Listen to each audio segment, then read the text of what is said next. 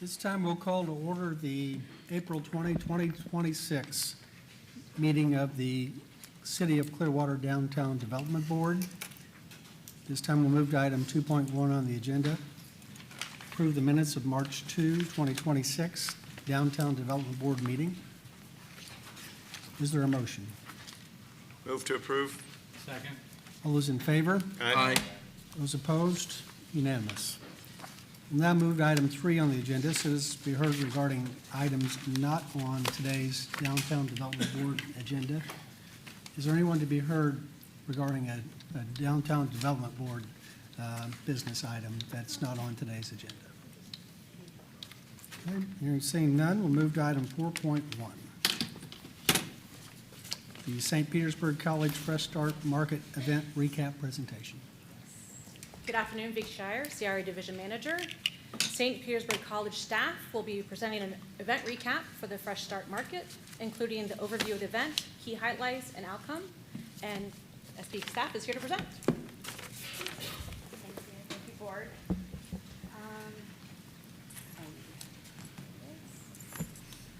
We have a beautiful presentation here for you, but St. Petersburg College would like to thank you again for your partnership in doing the Fresh Start Market for the Friday nights. We had January and that first weekend of February. But what we did find out is that after marketing the event, and we had great reception to businesses and our students, we had engaged SPC students, and we had a good turnout on the nights that it was pleasant out. But what we did find out is, let me see, tracking attendance was a little difficult because there's so many ways to enter into the event. But we did have a high attendance in that 400 and 500 block. Primarily, I think it was the 400 block that was a little bit further away from the water. Tended to be a good place where the music was, and we had the entertainment. So we had a good attendance those nights. We had a great media and marketing event efforts by our partner here in Saturday Shops. She's here as well to support me in this report out. And we did a lot of reporting through the Titan Hub and Titan News.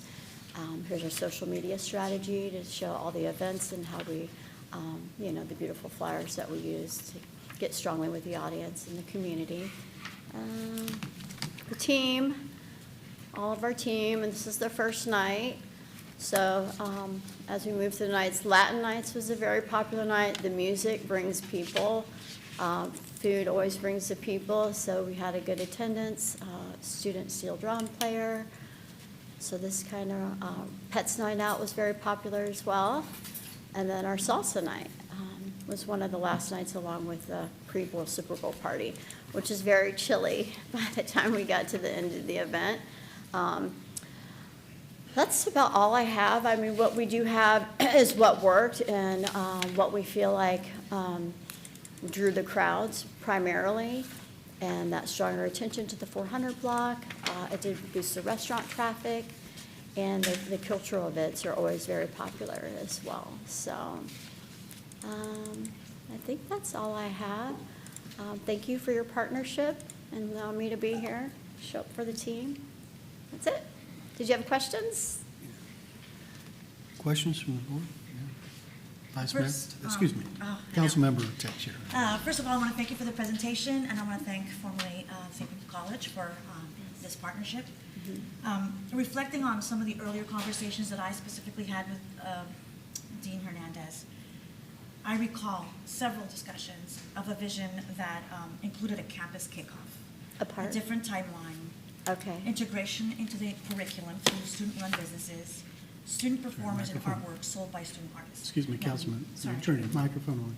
Thank you. Yeah. And naturally, from experience, I understand that plans naturally evolve, right? You have to adapt to the circumstances. I just simply wanted to note that I think if those initial actions were implemented, I think that the turnout would be better, and the success would be at a higher level. With a more student focus. I agree. Thank you. Any other board member comments, questions? Yeah.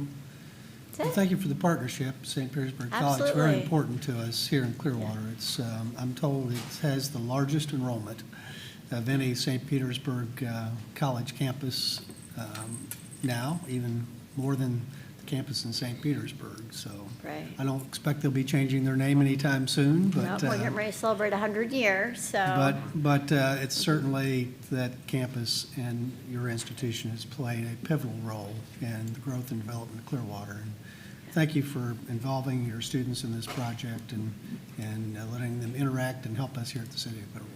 I appreciate that. All right, thank you. Thank you.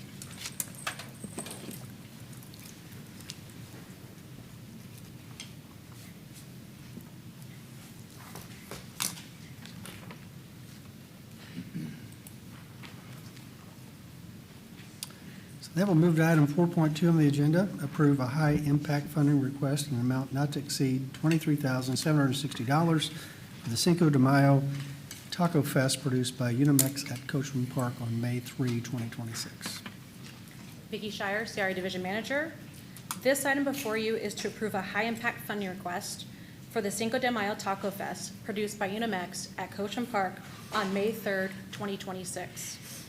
Cinco de Mayo Taco Fest is a free family event that will include live performances, contests, and a variety of vendors. This event is expected to attract approximately 2,000 attendees. Placer AI data shared last year's event had approximately 4,000 attendees. The total event budget is $29,700 with projected revenue of $5,940. The applicant is requesting $23,760 in DDB funding. The staff recommends approval of funding not to exceed $23,760. The applicant is present to answer any questions at this time. I would like to note that staff did receive an updated map this morning, so I'd like to present this.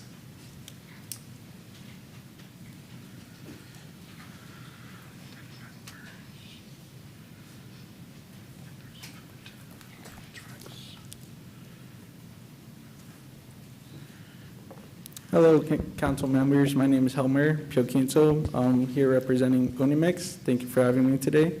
I'm here with my partner, Cecilia.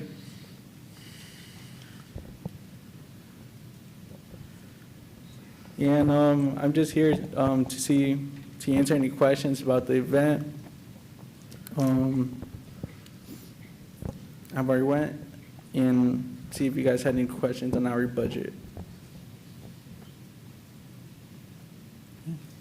Board members? Yeah, Councilmember Teixeira. First of all, I attended your last event and I thoroughly enjoyed myself. The numbers make sense. I thought it was more like the 4,000 range. I am kind of curious why you're estimating 2,000 this year. Are you being modest?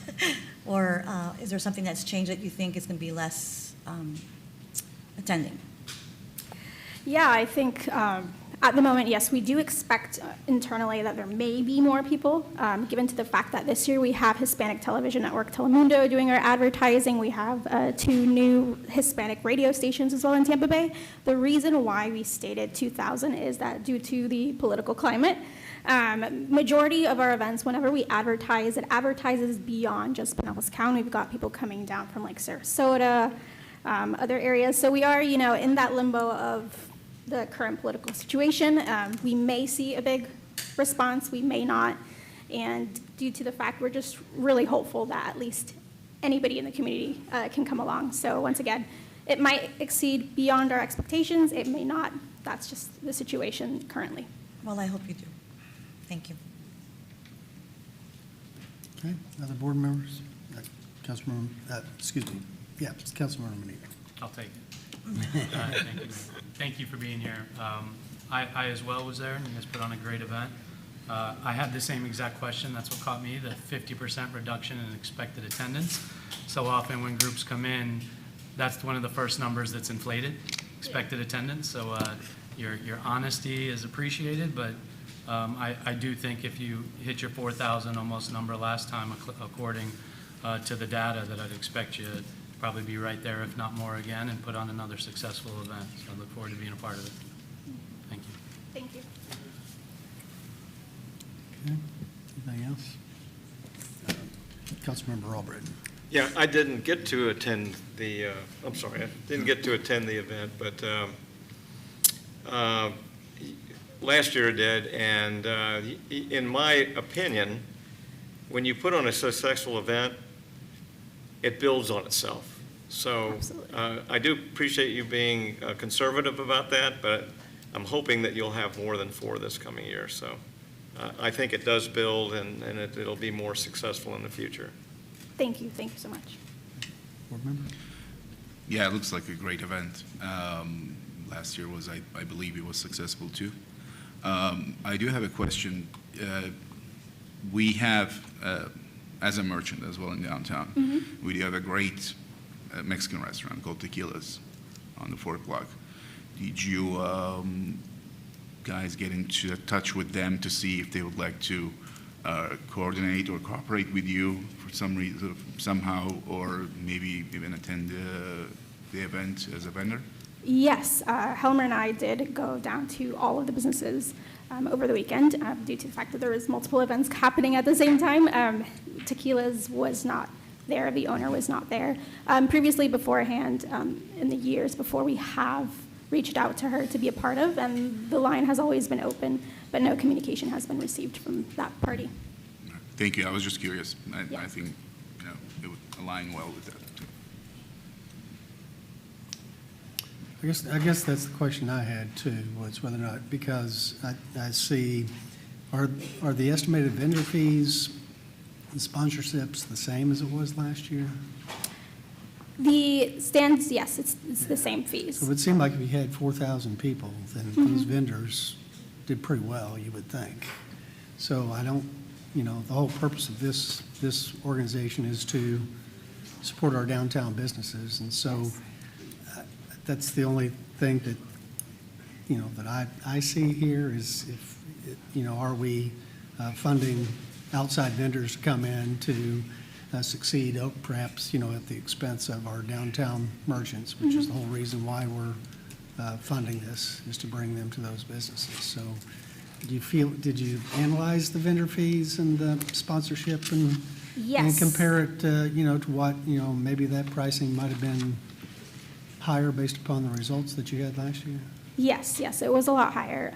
This time around, we did increase the vendor fees slightly above more than what we've predicted last year in order to cover everything. I think we're on a really good track at the moment. Obviously, if we don't spend that entire budget, we're not going to ask for it. But we definitely feel that the results has been high. We do have high participation, but obviously, we want to ensure that there is enough space, that everybody has the priority. Those local Hispanic vendors in the area are given priority, because that is, the whole point is not only just the downtown, but all the way up to the gateway, to continuously support them.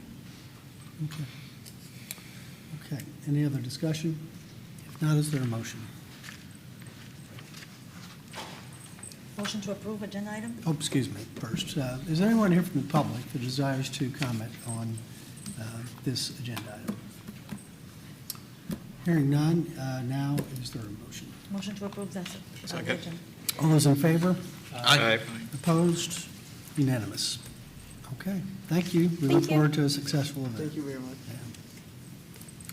Move to agenda item 4.3, approve a high-impact funding request in an amount not to exceed $30,000 for the Market Marie at Goshen Park, occurring monthly from June 2026 through May 2027, with a presentation to include an event recap of Market Marie from June 2025 through February 2026. Vicki Shire, CRA Division Manager. Staff will make sure they connect Tequila's manager, Amanda, with the applicant so that they can get in conversation, if that's okay. Okay. This item before you is for the Market Marie to provide a report out on the previously awarded grant for 25-26 market season. In addition, the applicant will be requesting a high-impact funding request for the 12-month series running June 2026 through May 2027. The Market Marie is a monthly market held on the second Saturday of each month at Coachman Park. The event features 130-plus local vendors and helps activate downtown Clearwater. The applicant requested $39,040. and staff is recommending $30,000, consistent with the eligible program criteria and last year's funding support. Staff recommends approval of a high-impact funding request not to exceed $30,000 for the Marker Marie at Cochin Park for the 12-month series running June 2026 through May 2027. At this time, I have Blair Valentine to provide you with her presentation.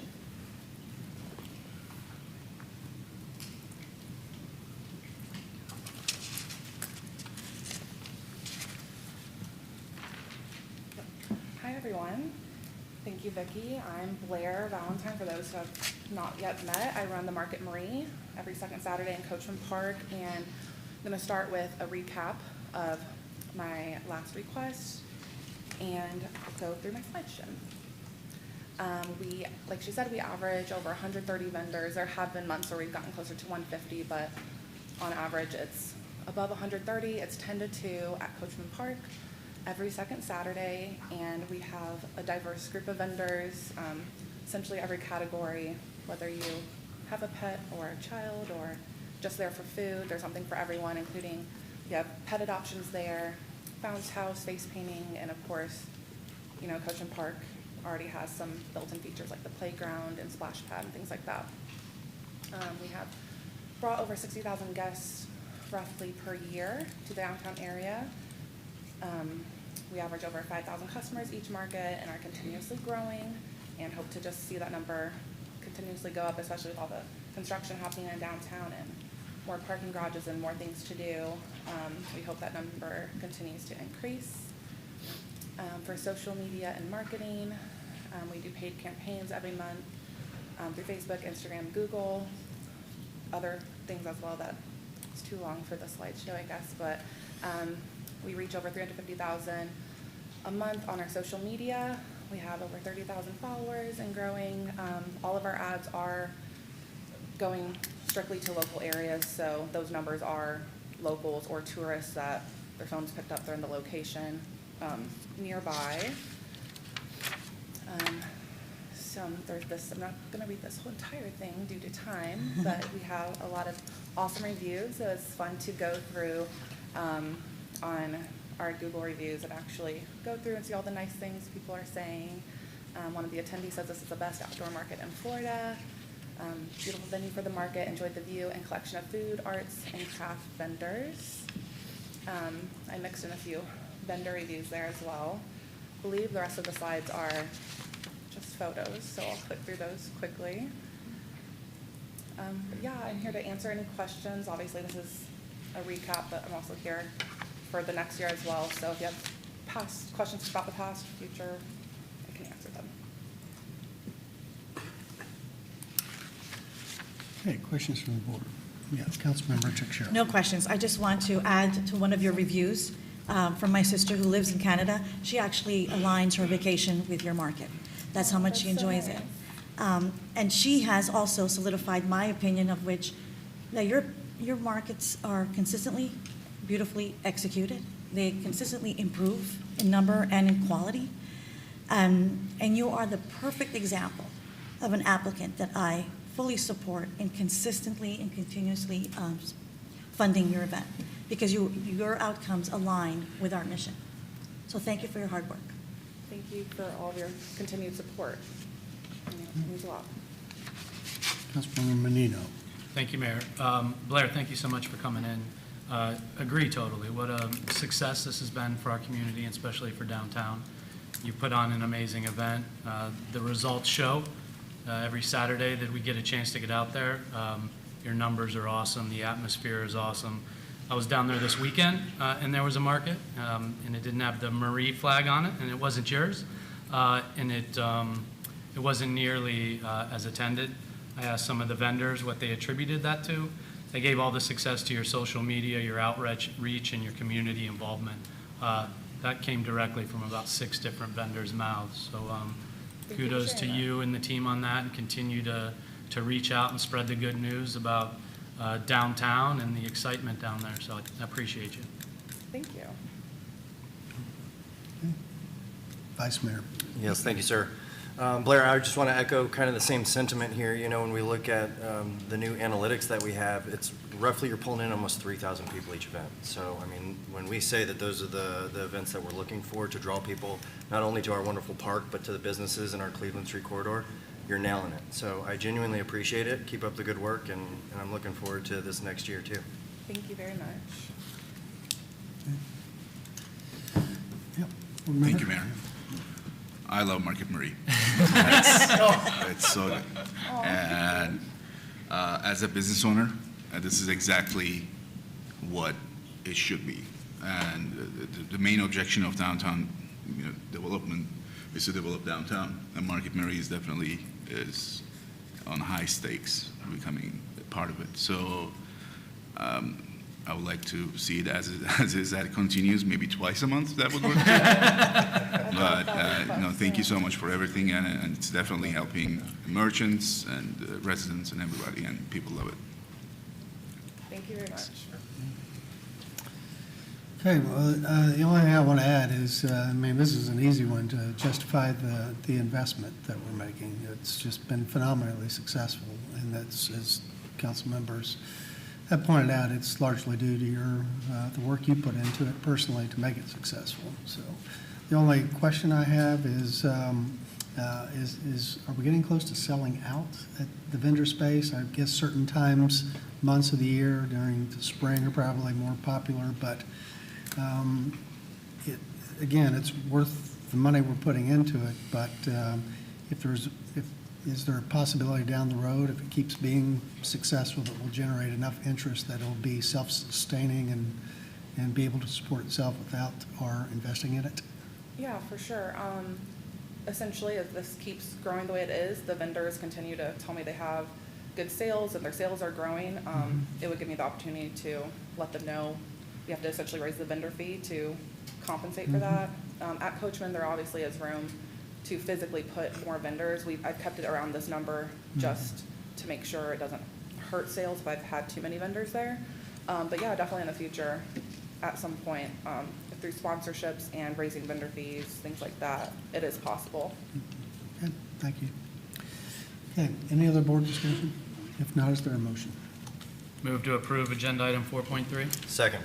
All those in favor? Aye. Opposed? Unanimous. Thank you. Agenda item 4.4, approve the February 2026 financial statement for filing. Good afternoon. Jesus Nino, CRA Executive Director for the record. Staff is requesting approval of the February 2026 financial statements, and I'm here to answer any questions if you have them. Okay.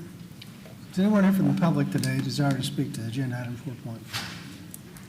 Hearing seeing none, is there any board discussion? If not, is there a motion?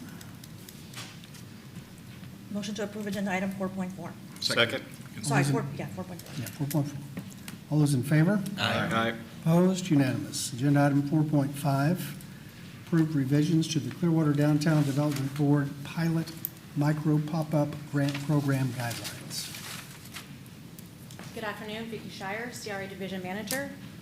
This item before you is to approve the revisions to the DDB Micro Pop-Up Grant Program Guidelines.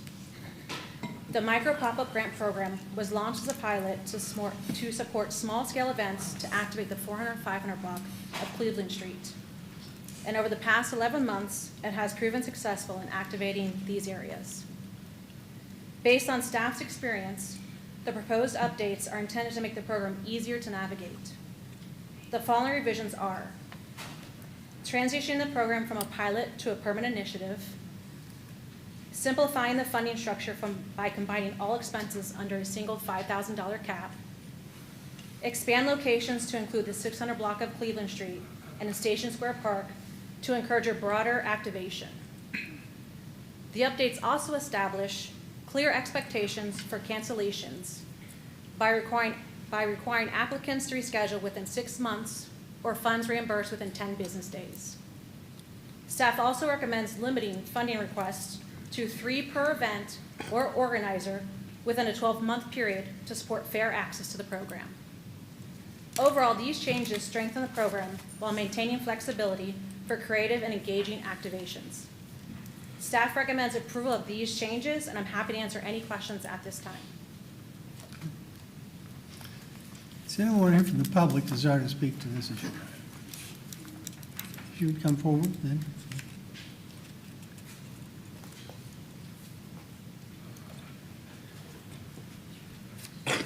You state your name for the record and then fill out a comment card as well. Dan Mahoney, the colorful shirt, appropriate, it was concert related. I just, can you hear me? Yeah, just face Okay. us and speak to Yes, us. Yes. Sure. All right, a little closer, sounds good. Well, first, just a thanks to the whole staff for the micro grants that we've been utilizing for the concerts on Cleveland Street. I think they've been highly successful, and that couldn't happen without all the support that we're getting. The one request that I'd make is we transition, hopefully, from a micro grant setup to something more permanent, because I think we've proved the case without taking up too much time. We just be given enough time to transition from a micro grant setup to something larger and more permanent. But we're working with staff on that on a very soon basis, and we'll try to accommodate that as quickly as we can. That's the only thing I wanted to register, Thank you. other than thanks. All right, thank you. Thank you. Does anyone else desire to speak to this agenda item? Hearing seen none, is there any board discussion? Councilmember Menino? Thank you, Mayor. Ladies first. I'm always first today, so you All right, appreciate it. Yes, as Mr. Mahoney said, these concerts and events down there have been extremely successful, well-attended. I did just want to take a minute to give kudos to our brick and mortar merchants down there, especially in that 400 block that are truly collaborative and working together to make this downtown area successful. That wasn't necessarily happening in the past, and it's making a big difference to us. So all the business owners and their teams down there, it's greatly appreciated, the work they're doing, the communication they're doing, and doing the lifting together for that common goal of being alive and revitalized down there. So it's nice to see. Thank you. Councilmember Teixeira. So I support all the amendment suggestions except for one, and that is limiting 3 microgrants to 1 recipient. And I really thought about this, and so I kind of jotted things down so I can make sense when I speak about this, because I'm quite passionate about it. So I believe in supporting proven success rather than limiting funding arbitrarily. We should be prioritizing applicants who have demonstrated interest, commitment, and success. I would like to understand the rationale behind this, and I kind of understand what you're saying, that we should open it to more people. But should we restrict support to those with proven success track record for the hopes of getting somebody new? We might be unintentionally suggesting that grants are a form of reward rather than something to accomplish our mission, or worse, continued participation is something to be curtailed. Our mission is simply to promote and stimulate economic growth and vitality in downtown. So in other words, we should assess each initiative. Is it going to be successful? Is it going to achieve what we want? And then progress to how much should be funded to. And I guess, I just can't identify any model that does not support continued support of a successful initiative in the hopes of something new or more, especially when we have over $592,000 in unallocated funds, and it's already the end of April. And that's roughly about 118% of our revenue, right? So it's not like everybody's beating down our door for this. So I don't want to curtail anyone that has shown consistent participation and commitment and success. One of the things I do want to discuss and maybe expand on is maybe if someone is coming to you repeatedly with microgrants, give them the suggestion of giving a long-term, I guess, award for consistently doing things like they're doing. But I'm not ready to send out that message that, hey, you're only allowed to do this 3 times. If you're willing to do it with the time and energy that it takes, I want to at least have the opportunity to evaluate it and not stop them. Okay. Vice Mayor Cotton. I don't disagree with a lot that Councilmember Teixeira said, but, you know, when it comes to having an allotment in our budget that's over, I don't see that as, let's, you know, try and just give it all away. In other words, let's revisit our budget and what we're taking in from those business owners, and maybe we don't have to take in as much money and allow them to spend their money the way they want.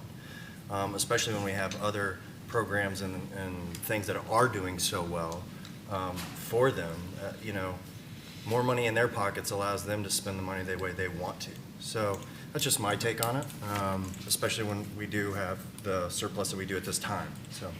So with the, Can I respond to that? Mayor, can I respond to that? Sure. The revenue comes from property owners, not necessarily business owners. And ultimately, I know it looks good on paper to have such a huge reserve, but ultimately, right now, the only person that's benefiting is the bank. So I would rather be a good steward of our taxpayers and actually utilize the funds to achieve our goal rather than always wanting that big, huge reserve and just waiting for something that's just not coming. And so maybe one of the solutions is for us as a board to have an initiative and we control something that we would want. It's like, if we have a person that wants music every Friday, instead of making that person apply over and over again, maybe we, as a board, can contract with an event planner or a talent agency and get that done. So reduce the workload, be more effective, and think outside the box, and make those tax dollars work for us. with the revision suggesting the three, this is not intended to limit successful events, but by the second application cycle, staff will begin discussing with the organizer the event's performance, sustainability, and long-term goals. If the event demonstrates strong outcomes and continued community value, staff would ask whether the applicant is interested in pursuing a larger, more formal funding request to support its continued growth. So by the second, if this revision was to go in effect, by the second application, staff would sit down and review and study the numbers, the marketing, their event, the outcome and everything to see if it's something that would be wanting to take in front of the downtown development for a larger ask.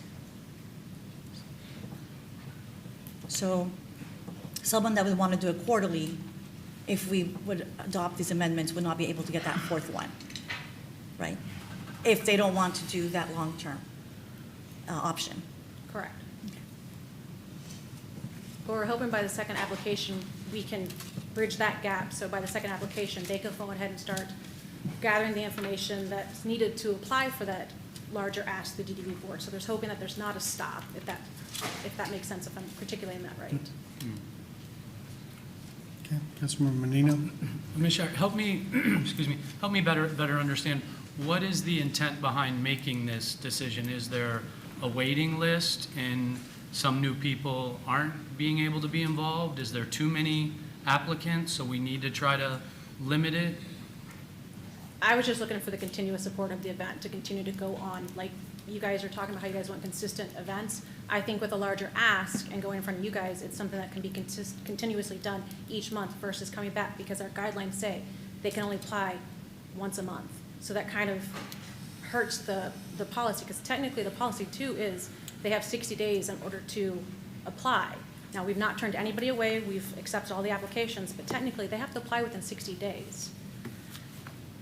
So my thing is this will help benefit the future of the event. If it is successful, I would love to take them in front of you guys so that they could be set up like Market Marie, where they continue just through this series of 12 months, and it's just one ask, versus them having to apply month to month to month to month. Because it is hard on staff sometimes when they don't meet that 60-day policy, because we want to make sure we're doing our due diligence, providing great customer service, making sure we have the supplies that they need. Special events permitting too as well. So there's a larger kind of behind the scenes you don't get to see, but I'm fine with whatever you guys decide today. I understand both sides. I just was hoping to have someone who, Hello Cleveland Street is starting to be successful. I'd love to take it in front of the board so that it can continue on successfully and it's planned. So for the next 12 months, you're going to see Hello Cleveland Street, and there's no ifs, ands, or buts about it. That kind of makes sense versus having to apply each month. This program was intended when we created it as a staff team for those new events, for like Gimmick Art Walk. He was a first-time event applicant. We weren't sure if it was going to be successful or not. He's on his second one. We talked about the other day about, okay, what's that look like now coming in the future? Because he is going to apply for another micro grant, because the second one, kind of the weather, we couldn't kind of gauge it then. But we've already talked to him about coming to make a larger ask, and he's excited about that too, so that we can activate downtown and not just have him apply month to month to month. Because like I said, there's things that staff have to do behind the scenes to make sure that they are successful and they have everything they need. If I may, Mayor, Council, so staff is really trying to outline what I think are kind of that sweet spot of, as Vicki said, these initial events, the idea, and then supporting them in the short term. As you also know, we have other grant categories for events. So you have high impact, and you have another event category when event attendance is not as high as a high impact. So the hope would be is that if someone goes and graduates from a micro grant, they grow to a high impact type of thing. So that's really what she's getting at, is that after that second event, if it's so successful, let's graduate them up to a different type of grant. Or maybe we need to retool and come back with something else that fits a different sweet spot. So we're trying to right size, right fit, at the same time, use this for the original intended purpose for those startup types of events, but there's not, she's not trying to hedge bets in terms of a line at the door, if you will. This is more or less, let's tweak it in the 3 a month, allow somebody to get 3 events approved without having to come back each particular time. So they're trying to be a little bit efficient at the same time. We want to graduate people up, if that makes any sense. He said a lot better.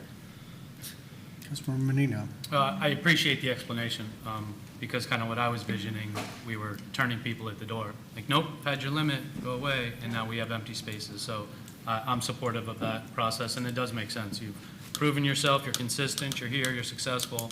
Here's that next opportunity for you, and can we move you in that direction versus, I'm supportive. Thank you for the Yes, clarity. Mr. Battle said it much better than I did, so No, thank you. both did a good job. It was my poor listening. Okay. Board member? Thank you. As a business owner in downtown, I just want to say the process from our end, how it works when we apply for these micro grants. We are 4 restaurants on the 4th block. The majority of it, I would say 99% of the work, Dan Mahoney here actually does it, and he puts so much time and effort and work into it while running his own business. Just to give you an idea of what happened last weekend, Friday, Saturday, we had sound events and Capitol Theater events, which is a good problem to have. But at the same time, we're running our own businesses, and that's the priority. Now, from my understanding is that the main objective of Downtown Development Board is to help develop downtown Clearwater. And what we've been seeing with these micro grants, we were able to take advantage of it and actually bring on consistent events into downtown. But I can say from our end, we've actually been putting money from our bank accounts to on top of it to keep the consistency, because we know we want to develop downtown. We want to have developed downtown. Maybe if we can, come up with a different plan, at least for merchants on the 4th block or the 5th block, to help us continue this, because the paperwork, when it comes to, from my understanding, if we want to apply for the long-term grants, it's very different. And that's why we kept doing the micro grants, because we've already done it, we've seen the success, and we continue doing it. But out of that, let's say 5,000, every time we have a musician come in, at least 1,000 or something like that. I think like Dan knows better. That just goes to the stage. And then you have to do the marketing, and then you have to pay for the musicians. You have to pay for the city fees and all of that. So we are trying our best to continue this, because that's our objective too. We're all in this together. But I don't know how it will help if we want to go towards the special events and how the paperwork is going to be. If we're going to hit our own timeline, because everything that we've set up, we have to know beforehand the musicians. We need to book them. We need to manage a lot of things from our end too. So just wanted to put it out there for you so that you guys can understand from our perspective as a merchant, as business owners, like what we're dealing with too. So, yeah. We do have a meeting on April 24th with CRA staff and Parks and Recs to try to see how we can continue with the Hello Cleveland Street program and make sure it's successful for the longer run. So on the 24th, Dan Mahoney, Frank Mahoney, and myself and Parks and Rec staff do have a meeting on the 24th to discuss this. Good. I'm comfortable. Thank you, Mr. Battle. You really explained it very well, and it actually makes a little bit more sense to me. But I was wondering if we could do a compromise. Can we continue to counsel the applicants to what fits best for them without officially curtailing the macro grants to 3, at least to 4, so it's quarter? Was that something that we could consider like a compromise? So we can continue to counsel applicants like Dan to a better model that actually would work better and improve the process and decrease all that repetitiveness, but still give that flexibility to a person who wants to do it quarterly.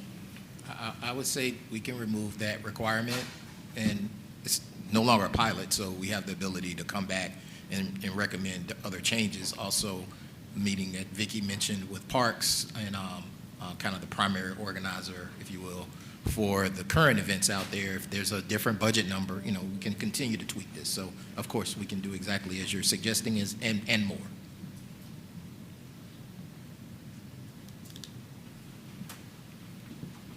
Okay, any other discussion?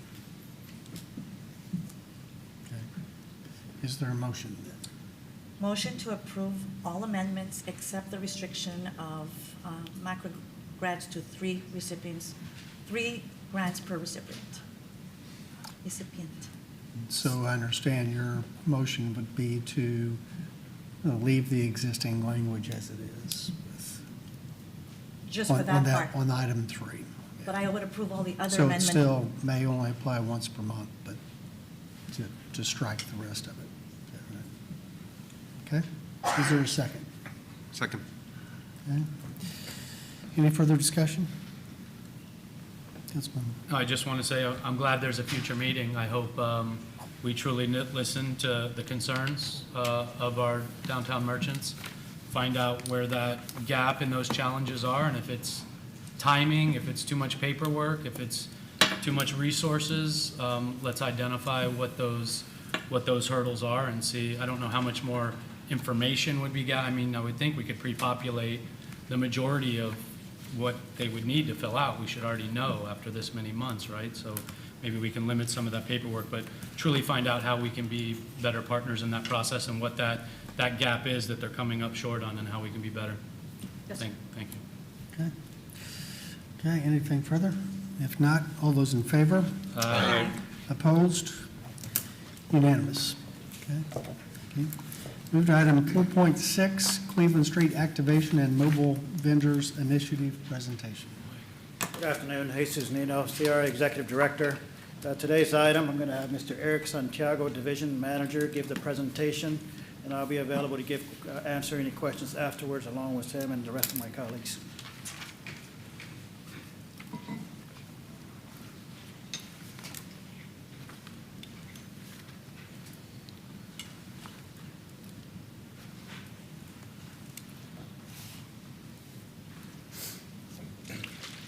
Hello, Eric Santiago, CRA Division Manager, and I'm here to provide an update on the Cleveland Street Activation and Mobile Vendings Initiative. This initiative brings new energy and momentum to the Cleveland Street District through a coordinated approach to revitalization. It focuses on supporting economic growth, enhancing cultural vibrancy through events, public activation, and strengthening community engagement by creating a more welcoming place to gather and connect. Built on collaboration across city departments, this effort advances a shared vision for a more active, connected, and resilient downtown that benefits residents and visitors alike.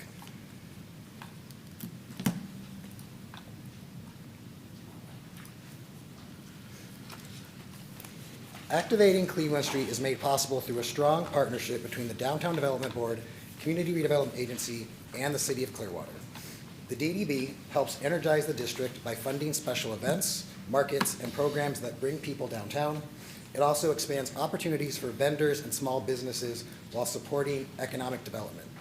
The Community Redevelopment Agency focuses on improving the physical environment through public art, lighting, infrastructure, signage, wayfinding, and public art, making the district more recognizable.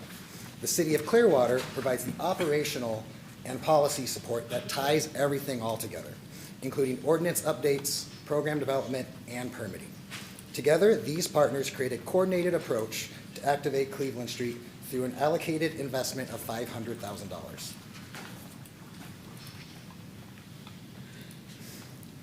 When we say Cleveland Street District, we specifically are focusing on the 400 and 500 blocks.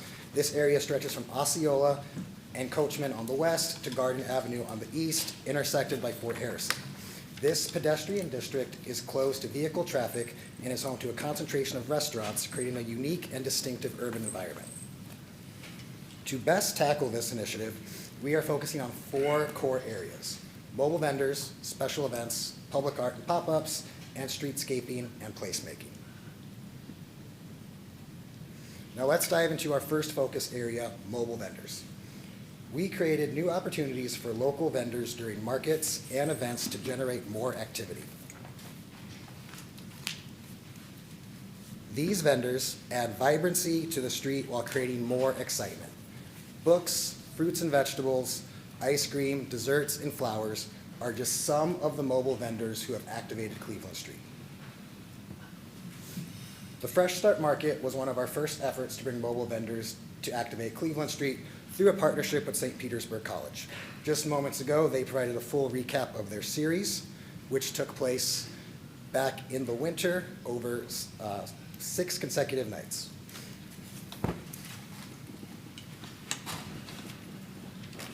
Building on the opportunity for mobile vendors, our next focus area is special events. Events play a key role in consistently activating and drawing people downtown for new experiences. Markets also provide a reliable platform for vendors to reach new audiences and to grow. By introducing regular programming, we can build pathways for mobile vending success. To support the next phase of activation with our city partners at the Special Events Division, we instituted a policy change, the Downtown Activation Zone Special Events Permit. This new permit is designed specifically for the 400 and 500 blocks to include updates that make it easier to host events. It streamlines the process, makes it simpler to plan, schedule, and keep events ongoing. Also, to increase special events, we launched the DDB micro grant program. This was a pilot initiative, and just moments ago, you extended that to run even further. To date, 11 micro grants have been issued. On the 400 block of Cleveland Street, these events have included a diverse mix of programming spanning arts, music, and cultural experiences. The Hello Cleveland Street series has had 7 concerts that support the local nearby businesses. The Gimmick Art Walk and Show presented 2 engaging events highlighting live arts and creative expression. Clearwater Sister Cities hosted International Bazaar, featuring cultural performances, arts and crafts, as well as a variety of vendors. Cultural programming and live music also brought energy to the 500 block, beginning with a vibrant dance performance presented in partnership with the Office of the Mexican Consulate. Music kept the momentum going with salsa and bachata in the district, a vibrant monthly event that is held on the last Saturday of each month that transforms Cleveland Street into an open-air dance floor. St. Pete Cornhole League brought consistent recreational energy through an 8-week organized cornhole competition back in the fall. The First Friday Lunchtime Market launched a new monthly series designed to specifically energize downtown during the daytime hours. This series brought consistent midday activity the first Friday of the month over 7 consecutive months from October through April. This event featured a mix of rotating local vendors, food, dining specials from local merchants, live entertainment that turned an ordinary lunch hour into an exciting atmosphere for residents, visitors, and our daytime downtown workforce. To reach new audiences for this series, it was promoted through a variety of local media channels, as well as we gained local TV interviews. The DDB Community and High Impact Funded events support a vibrant downtown by partnering event organizers to deliver consistent special events and community programming throughout the DDB boundary. This includes the full Cleveland Street corridor, Station Square Park, and Coachman Park. These event organizers come forward at DDB meetings to request this funding. Events are considered in two tiers: community events, which anticipate 300 or more attendees, and high-impact events, which draw approximately 2,000 attendees, from organizers who are experienced in hosting large events. Since April 2025, 11 of these one-time events have occurred, involving music from salsa to jazz to ukuleles, holiday programming, food, family fun, and even the world's largest rubber duck. The Market Marie is one of our outdoor markets held in Coachman Park every second Saturday of the month.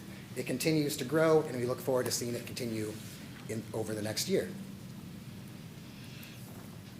We also look forward to two events coming soon to downtown, from Sharks to the Symphony, with the Florida Orchestra moving their performance from May to the future date of June 6th. We invite all event organizers looking to bring their ideas to downtown Clearwater through either the recently streamlined and enhanced DDB Micro Pop-Up Grant Program or the DDB Community and High Impact Grant Program to please visit our website, myclearwater.com/DDB, and to apply to bring your events downtown.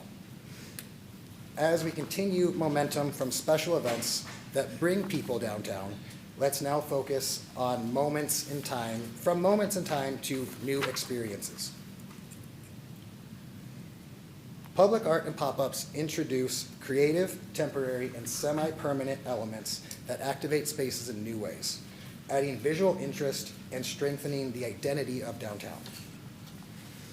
Our first example of art in action is the Grad Chalk Walk event from 2025. This colorful chalk art activation transformed the 400 and 500 blocks through vibrant temporary art gallery that celebrated graduates from 12 Pinellas County high schools. This is a great example of how temporary art can create meaningful engagement in activating our public spaces. Another exciting activation is the Gimmick Art Walk and Show. As a grant recipient of the DDB Micro Grant Program, this event highlights how strategic partnerships can empower entrepreneurs. Continuing with something that had a larger impact, the Clearwater Arts Alliance has brought 3 new art sculptures to the center medians of the 400, 500, and 600 block through the Art Sculpture Series.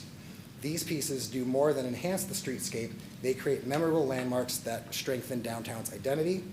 These art sculptures were installed back in spring 2025, and they will be on display through fall 2026. Arts Alliance also offers a guided way to experience all of the art across downtown. Through docent-led tours on select Saturdays, visitors can explore all of the art installations that are available throughout our downtown.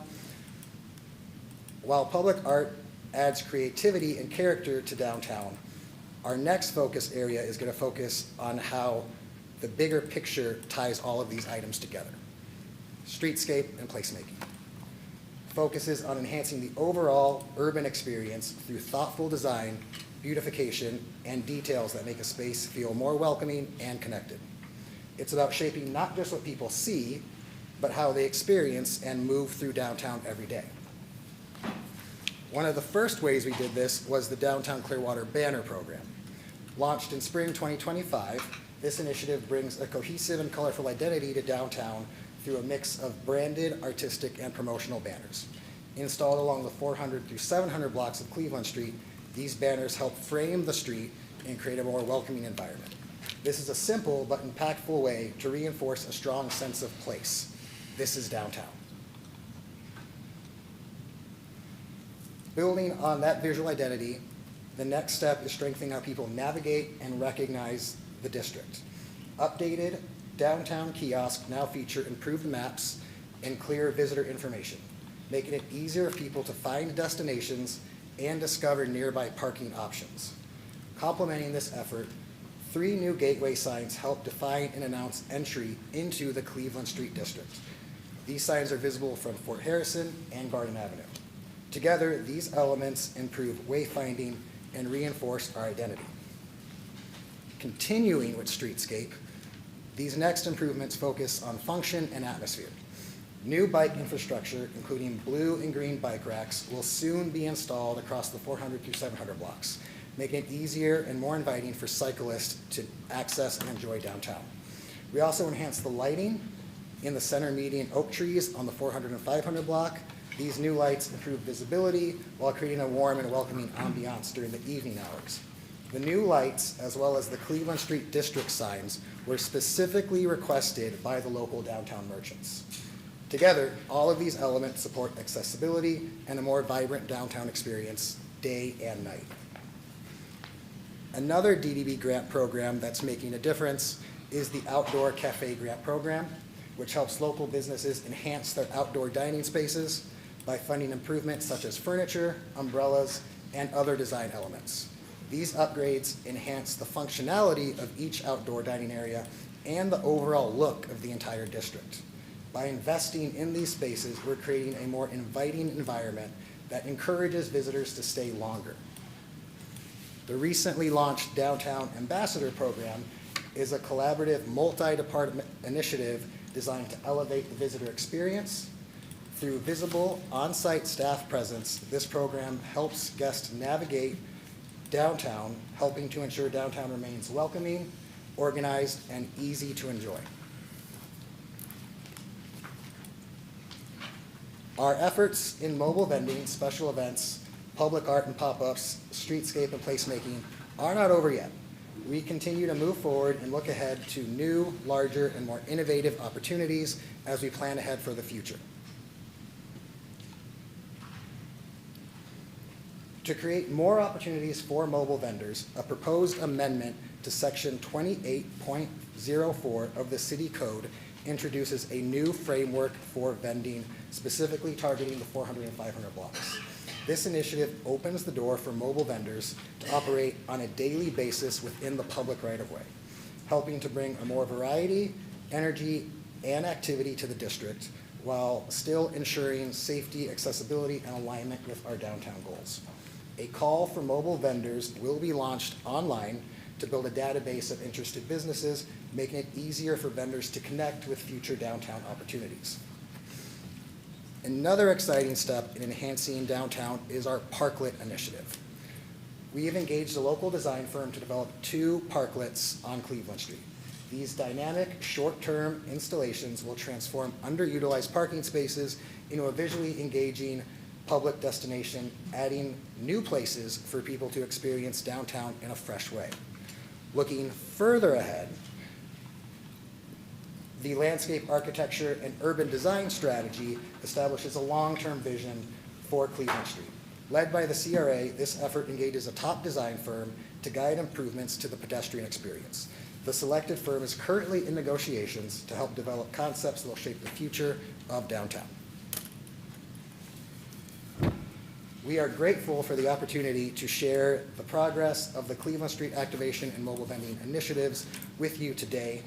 From mobile vending, special events, public art pop-ups, streetscape and placemaking, from completed to future initiatives, each of these efforts contributes to a more vibrant and dynamic downtown. To learn more about all of these initiatives, to view our grants, to view this presentation, please visit myclearwatercra.com. Thank you to the DDB Board, City Council, and the CRA Trustees for your support and leadership. A very special thank you to our city partners across lots of departments, including Parks and Rec, Planning, Public Works, Economic Development, Cultural Affairs, Legal, the City Manager's Office, and of course, the CRA team. Your collaboration and commitment have been essential to bringing all of these ideas to life.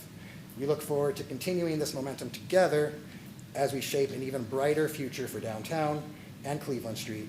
CRA staff is here today, and we're happy to answer any questions that you might have. Any questions from the board about the presentation? Glenn? Councilmember A Teixeira. comment and then a question. I want to thank all the staff involved in developing that new necessary framework, and anyone's involved in this project. I know it was something that we started a few years ago, and so I'm very happy to see it progress. I know it wasn't an easy feat, so I really wanted to officially thank all the staff involved in this. In terms of the design firm and the parklets, we're talking about coming up with concepts. Does the staff have any idea where to start? Are we looking for something that's more zen with vegetation? Are we looking for more of a, reserved traditional parklet, or that look of innovation where the artwork is actually part of the seating? Do we have any direction at all, or are we about to discuss that? Yeah, so for the parklets, we're actually working with a design firm right now. And the idea is we pitched one spot on the 400 block, which is the parking spot just east of Chiang Mai. That spot there, it's, as a spot that could be more of an active space that would be a good use to the surrounding restaurants, but not a dining space, but something that could still be utilized for people to enjoy. And then on the other block, the 500 block, the spot that we have suggested for them to look at is the spot right when you come out of Gaslight Alley, and try to figure out how to maybe incorporate that into an extension of the alley and the walkway that takes you down there. So both are going to be different, and the idea is because these are pilot parklets, we can then figure out which ones people like more. Do people like the 400 block one more, the 500 block more, what people like to see more of in the future? And then this initiative then is how we'll be able to kind of further extend the work we're doing with the landscape architecture firm. So that's why they're coming on next. So we'll kind of have these in place first. As a pilot, we'll see what people like, what works, what doesn't work. And then with the next firm, we can figure out how to make something that's a little more long-term, how to expand on it, how to build on it further. So that's why it's kind of a two-phase approach. If I may, Jesus Nino, CRA Executive Director. The design firm, the landscape architectural firm, that's going to be a multidisciplinary firm. They're going to come in, they're going to talk to the merchants, they're going to talk to the community, they're going to talk to you, they're going to talk to us, to try to put together a good vision for the district, as we're calling it, the 400, 500 block, and the rest of the little area around it.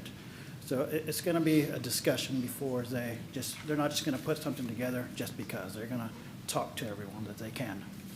So it's not necessarily a permanent structure, because we want that flexibility to change if changes are needed, correct? Yeah, the parklets are going to be like a pop-up temporary thing. And then once what the landscape architecture firm is going to do, which is a bigger picture, they'll be able to kind of propose some things that are going to be more long-term. Okay, thank you. Councilmember Menino. Yeah, no question. Just a comment. Thank you for the presentation. That was a lot, long-winded. You all right? Catch your breath? Yes. Well, it's definitely not because of lack of effort. I can say that. So on behalf of, council, thank you and your team for all the work you're putting in to making this work. My only input is let's ensure a lot of moving parts we're discussing today about a lot of different types of grants and events.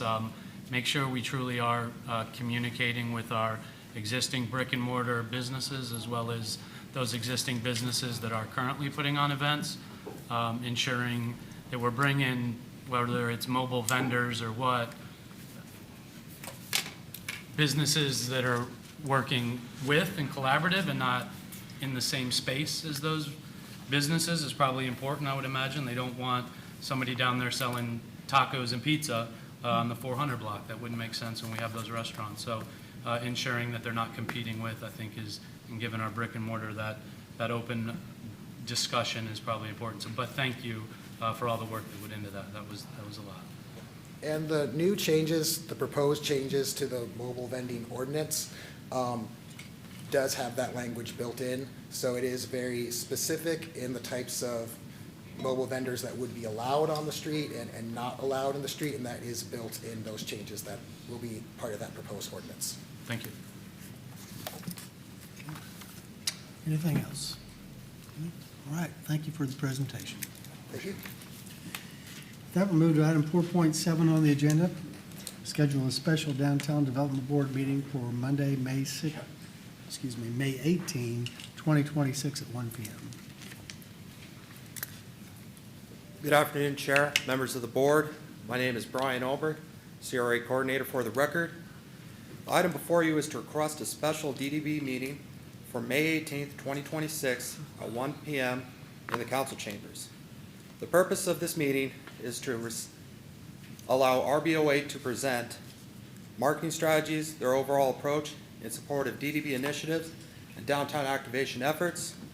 This is dedicated meeting to allow the board an opportunity to review RBOA's strategic direction, ensure alignment with DDB priorities, and offer feedback to help guide ongoing future marketing efforts.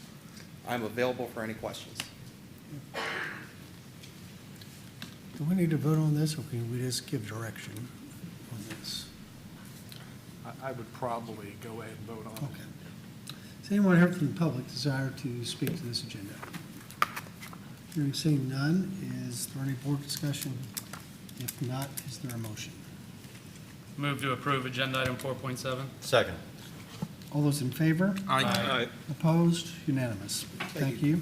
Agenda item 5.1. Director's report for April 2026.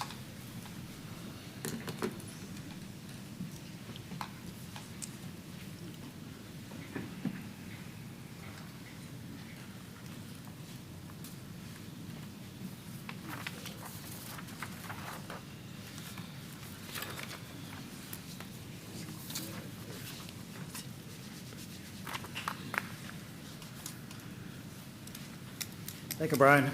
Jesus Nino, CRA Director. This is our monthly Director's Report for the Downtown Development Board.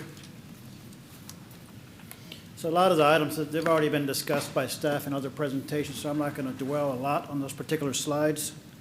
But I do want to mention before I do get started that all the programs that we do have in place currently, we do sit down and do retrospectives for all of them.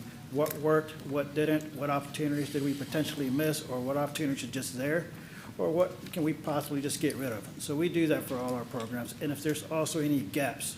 So if we need to create new programs, we also talk about that.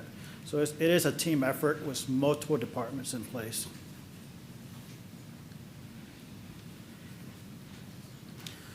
So like Brian discussed, we do have a special meeting. Thank you for scheduling, for approving that, for coming up on the 18th to talk to RBOA.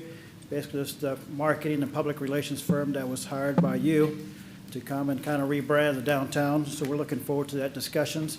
They're continuing to engage stakeholders in the downtown, including yourselves and us, to make sure that the deliverables that they provide you at the special meeting are on point for you. I'm not going to go into detail with this either, since it was already kind of discussed, but the first Friday, I thought it was pretty successful. Yes, we could do better, and yes, we will do better in the future, but it was a very fun type of series of events that occurred. Then we have the statistics there for you to review. So these were also discussed already, but I still want to kind of just do it again, just because we want people to come to the downtown more. So we do have the Symphony by the Sea. This has been rescheduled to basically allow Country Thunder to come to the downtown with their events. So this is going to take place again June the 6th, 2026 at the Bay Care Sound. This is presented by the Florida Orchestra, and everyone from the community is invited to attend. Market Marie, again, Country Thunder, to make sure that Market Marie can continue their operations. We helped them move to the 500 and 600 block in Station Square so they can continue until Country Thunder is kind of wrapping up their events. Sharkapalooza, we're starting to get a lot of excitement for this one just because of the name itself. It's just cool. People just love it. That's going to take place Saturday, May the 16th from 10 a.m. to 4 p.m. at Coachman Park. That basically concludes the presentation, but I did want to put this on the overhead here. If it can be turned on. So if city administration or someone else wants to say some comments after I'm done, they can as well, since they were more intimately involved than I was. But on May the 8th through the 10th here in Clearwater, the Country Thunder is coming to the downtown, and we're pretty excited for that. We're starting to share that on our social media. The city's starting to do the same. We're just trying to spread the word as much as possible, and just works with all our teams and other departments to make sure the operations just kind of go pretty smoothly as far as parking and transportation, all those particular items that all work together. Wasn't sure if anyone wants to say anything about that. So, other than that, yes, ma'am. To the end of your report, or? Yes, sir. Okay, thank you. Yeah, any questions or board discussion? If I may. One thing I wanted to add, especially for the benefit of the DDB, that we've worked out with Country Thunder is that while it is a festival-type venue, they are allowing one re-entry. So that way, the guests of the Country Thunder can come in and out and visit our downtown businesses and stuff like that while they're here. So I want to make sure we spread that word. And to add to that, all staff from the CRA, other departments, I think, too, we're going to meet with all the merchants and just kind of relay that message so they can get ready. Okay, that's good. He was first. Councilmember Menino? Thank you, Mayor. Just one comment regarding this event. I just wanted to thank City Manager and our entire staff. Events of this size, that the last minute, less than 30 days out, that get moved to your downtown or any piece of real estate in your city, takes a lot of heavy lifting, and I know you and your staff have been working nonstop, especially when it first happened, and it's appreciated and it's recognized, so thank you. Thank you. Yeah, I wanted to echo that as well. I was sometimes present with the city manager at an event, and I would see her on the phone constantly trying to make this incredible opportunity a reality. She could have just easily have said, oh, it's too much, but she didn't.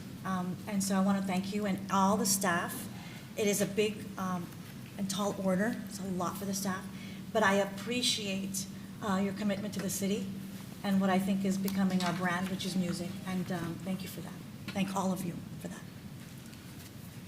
Any other board discussion? Okay, thank you. That will move to item 6, board members to be heard. Any board members to be heard? No? I think you've been heard enough. All right. And we got some folks waiting out here for another meeting, so I'm sure they appreciate that. So with that, we'll move to item 7, which is to adjourn the April 2026 meeting of the City of Clearwater Downtown Development Board. For those of you waiting on the next meeting, we take a 5-minute break so that we can switch some nameplates and positions up here, and then we will convene the meeting of the Community Redevelopment Agency in 5 minutes. CRA first. Yeah.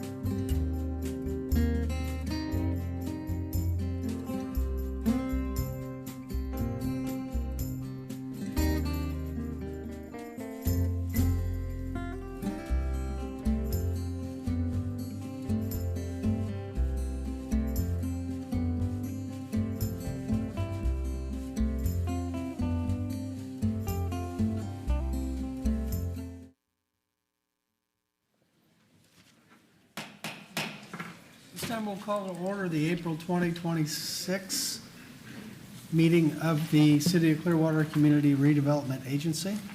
This time we'll move to item 2.1 on the agenda. Approve the minutes of the March 2, 2026 CRA meeting. Is there a motion to approve the minutes? Motion to approve the minutes. Second. All those in favor? Aye. Opposed? Unanimous. This time we'll move to item 3 on the agenda.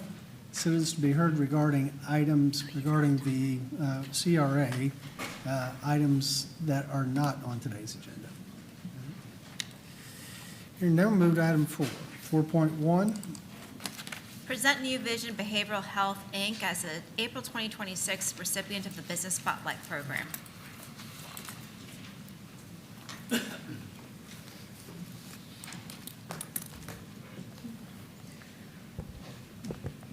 Good afternoon. My name is Tasha Hatley, CRA Specialist, and I'm pleased to recognize New Vision Behavioral Health as our April 2026 Business Spotlight winner. Operating from the Willa Carson Health and Wellness Center at 1108 North MLK, the practice delivers counseling services that support mental and emotional well-being in North Greenwood. Founded by Zenaida Ellison McGraw, New Vision Behavioral Health was created with a clear purpose: to expand access in communities where it is needed the most. Through counseling and life coaching, the practice helps individuals navigate life's challenges, build resilience, and develop tools needed to move forward with confidence. The organization also received an ARPA grant to support its location and expand access to behavioral health services in North Greenwood. To help share their story, the CRA and Public Communications created a video highlighting the impact on the community. The video has been shared across all of our CRA platforms, and you can find an article on myclearwatercra.com. New Vision Behavioral Health supports the city's and CRA's shared goals of strengthening communities, expanding access to essential services, and promoting overall well-being within our redevelopment areas. At this time, we invite you to view the video. My name is Zenaida Ellison McGraw. The name of my practice is New Vision Behavioral Health Incorporated, and we have been here in Greenwood since 2023. New Vision Behavioral Health is a outpatient group practice, private practice. We see individuals, families, and we provide group counseling services. We serve those who are dealing with mental health as well as addiction and just kind of need that support.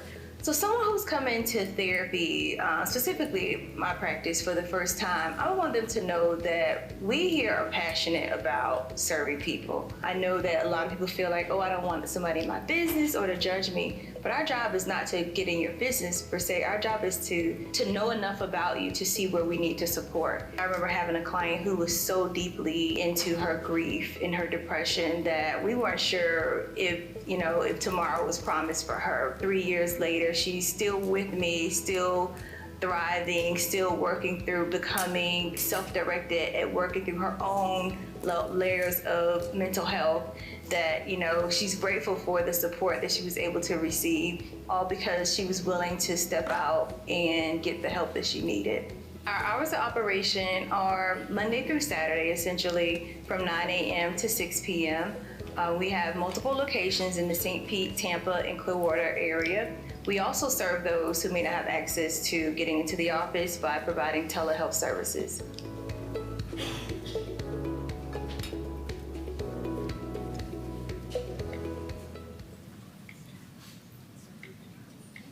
Very good.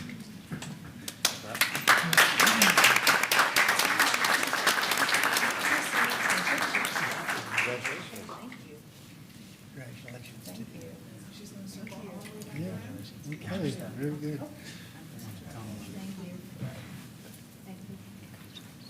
She's gonna come back. And let's do a group picture, There we please. go.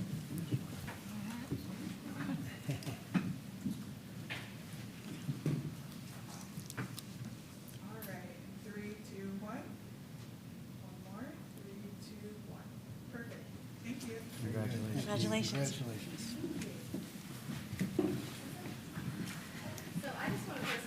Tasha for seeing the value of highlighting our organization and the work that we not only do in communities, but in the lives of individuals, children, and families. We have been able to support the Willa Carson and the great work that they do with providing free healthcare services for the last 3 years, with our ability to secure grant funding to provide free mental health services. So these mental health services are free for any Pinellas County resident by way of not Bayfront, but I can't remember, Baycare, yes, they'll kill me. Baycare's grant, and so we are so grateful for the opportunity to serve children and families, and we want more people to know that we're there. The Willa Carson is there. The Willa Carson has been great with serving those who are uninsured or underinsured or just don't have access to health care. So thank you again for the opportunity. Thank you.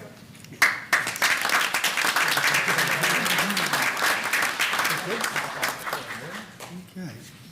That moved to item 4.2 on the agenda. Accept a proposal for the redevelopment of 706 North Missouri Avenue from St. Benedict Holdings LLC and authorize CRA staff to negotiate an agreement for development, purchase, and sale of property with said entity. Good afternoon. Jesus Nino, CRA Executive Director. Today I'm here to provide you with an overview of a proposal for the redevelopment of 706 North Missouri Avenue. I'm going to show you some maps here as far as the property. So 706 North Missouri Avenue is more commonly known as the Armory site.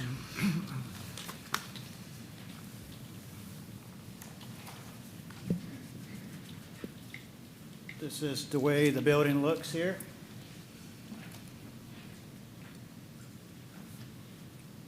And these are from other views of the building.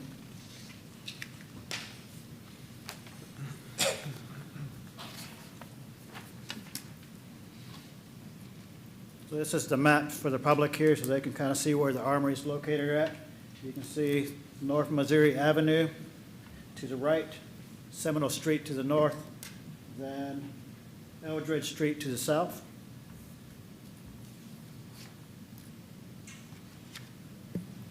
Then as far as the location of the Armory site, again, this is for the public that's watching. You can see the boundary for the North Greenwood Community Redevelopment Area in yellow. You see the property here highlighted in green or blue. So it's right by the boundary of the CRA. Just to give a little bit of background, on August 27, 2025, the state of Florida transferred the property to the city of Clearwater. Then on January 26, 2026, the city transferred the site to the city's Community Redevelopment Agency to support redevelopment within the North Greenwood Community Redevelopment Area. So currently, the property is being used by the city's Parks and Recreation Department for storage and limited office space. This has been a tax-exempt property for decades now, basically. So it's been generating no ad valorem revenues. So following the transfer to the Community Redevelopment Agency, in accordance with Florida statute, the Community Redevelopment Agency issued a public notice on February 22, 2026, inviting proposals for the adaptive reuse of the site. So that notice did establish minimum requirements for submitted proposals, including a minimum purchase price of $2 million, along with a project description, financial details, and a development schedule. So this solicitation period closed on March the 24th, 2026. The Community Redevelopment Agency did receive one proposal from St. Benedict's Holding Limited Liability Company, which is an affiliate of Yo Mama's Foods, which is already headquartered in the North Greenwood Community Redevelopment Area, right across the street from the site. So the proposal was reviewed by staff and determined to be responsive to the advertisement or the notice, and it meets all the minimum requirements, including the required purchase price. So at a high level, the proposal includes a $2 million acquisition offer and focuses on adaptive reuse of the existing Armory site and building. So rather than demolish the building and the structure, all the structures on the property, which is not our preferred choice, the applicant proposed to repurpose the site into a logistics, warehouse, and light manufacturing hub, integrating with their existing business across the street, which is Yo Mama's Foods, St. Benedict's Holding Limited Liability Company. So this project will create a consolidated campus supporting distribution, e-commerce fulfillments, and continued business growth. This is in alignment with the North Greenwood Community Redevelopment Area Plan, particularly the vision for this area. And from an eye-level economic development impact standpoint, the project is expected to generate additional jobs while also converting a long-time tax-exempt property, putting it back on the tax rolls to start to generate revenue. So the revenue that will be generated, that's called the increment. That increment ad valorem taxes from the city of Clearwater and Pinellas County will be deposited into the North Greenwood Community Redevelopment Area Trust Fund. And those funds will be used to reinvest back into the community. From a redevelopment perspective, the proposal aligns again with the North Greenwood Community Redevelopment Area Plan by activating an underutilized site, supporting job creation, and advancing private reinvestment. More specifically, and just to put this on the record for the public and those that are watching, this is from the plan, the North Greenwood Community Redevelopment Area Plan. Goal number 1, public safety, which is page 93 of the plan, activates an underutilized site and contributes to reducing conditions associated with blight.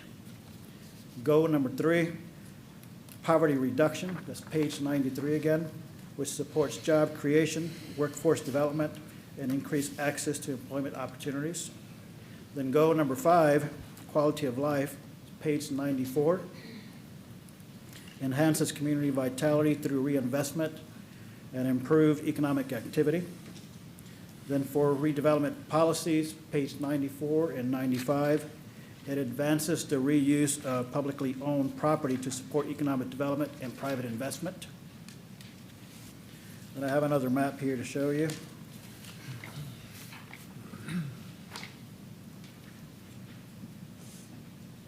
So this is a map that comes out of the redevelopment plan on page 108, page 108. It's called Area C, the CSX industrial area and armory area. So if you can see on the slide there, it shows that the armory site is contiguous to the existing redevelopment area industrial zoning district, shown here in purple. Then the armory site shown in blue is contiguous to that zoning category. In addition, you also see a boundary around all of that that's called the emphasis area for industrial purposes. You see it here in brown, the little dotted line there. So that section also states that if the armory were ever to go out of use for the city's purposes, that it was recommended that it go back out as far as for industrial purposes and for job creation. So in addition, it also aligns with the city's broader strategic plan priorities by strengthening public-private partnerships and supporting business growth within the community. This proposal is tied to an existing operating business, Yo Mama's Foods, St. Benedict's Holdings Limited Liability Company, which has its presence in the North Greenwood Community Development Area across the street from the Armory site. They have identified that they need additional space for increased capacity in the area. And for the record, I would also like to highlight, and I do want to stress highlight, that the North Greenwood Citizens Advisory Committee, or CAC, they held a special meeting on Wednesday, April 15th, 2026 at 7 p.m. at the North Greenwood Recreation Center. The purpose of that meeting was for staff and the applicant to present the proposal to the community that was in attendance. So there were approximately 89 individuals that attended the meeting. At the conclusion of the meeting, the Citizens Advisory Committee made a motion recommending that the trustees reopen the solicitation period to allow for additional proposals to be submitted and considered. That motion passed by a vote of 5-0. So many of those Citizens Advisory Committee members and other community members are here in the audience. I saw them when I looked over. So at this time, your agenda material also outlines potential actions for your consideration. And again, they're just for your consideration. One is accept the proposal submitted by St. Benedict's Holdings Limited Liability Company as responsive to the public notice and compliant with the minimum requirements. Two, authorize staff to negotiate a development, purchase, and sale agreement along with any other associated legal instruments. Alternatively, as the trustees, you can choose any other direction you may decide today. So with that, that concludes my staff presentation. So Mr. Habib, the applicant, and Mr. Battle, we're all here to answer any questions, and if you wish, Mr. Habib has a presentation ready to provide you, and it's loaded up here on the screen. That'll be up to you. And I'm not sure if Mr. Battle wanted to add anything else. Those are the trustees, but I'd like to hear the presentation from the applicant. If there's no objection, so I'd like to invite the applicant, the proposer.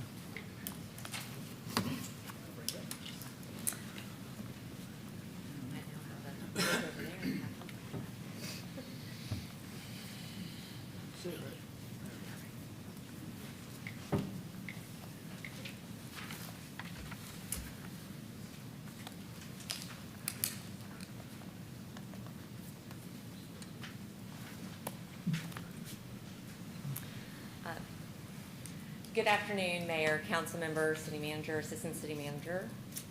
Mr. Kohler, nice to have you on the dais. And Ms. Call, thank you so much. Katie Cole with the law firm of Hill Ward Henderson, representing Mr. David Habib and the various entities that make up the Yo Mama's food company, including St. Benedict's Holding, which is the respondent to this RFN.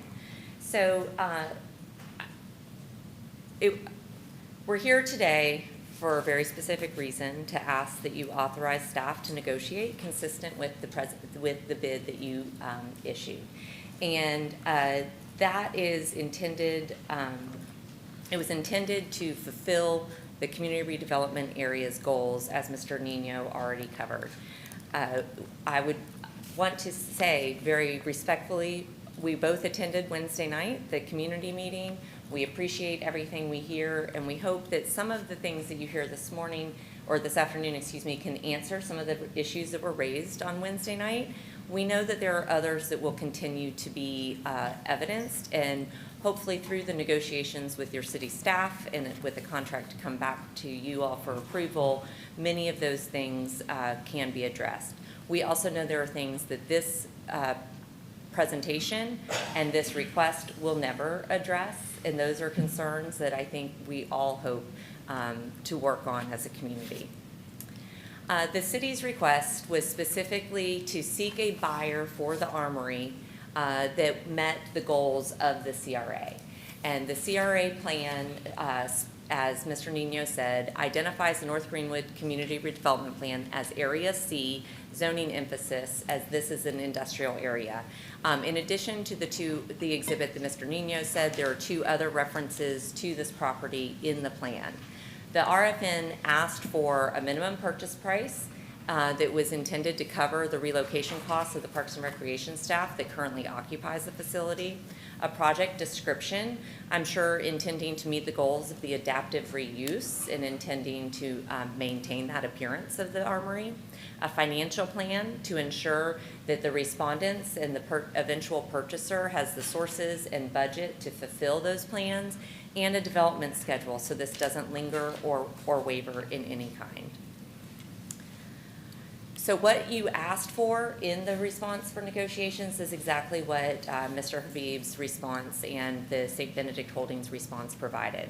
It required a local business headquartered in Clearwater, a warehouse distribution and light manufacturing, because that was something that, despite the institutional zoning, could be supported and was reflected in the plan.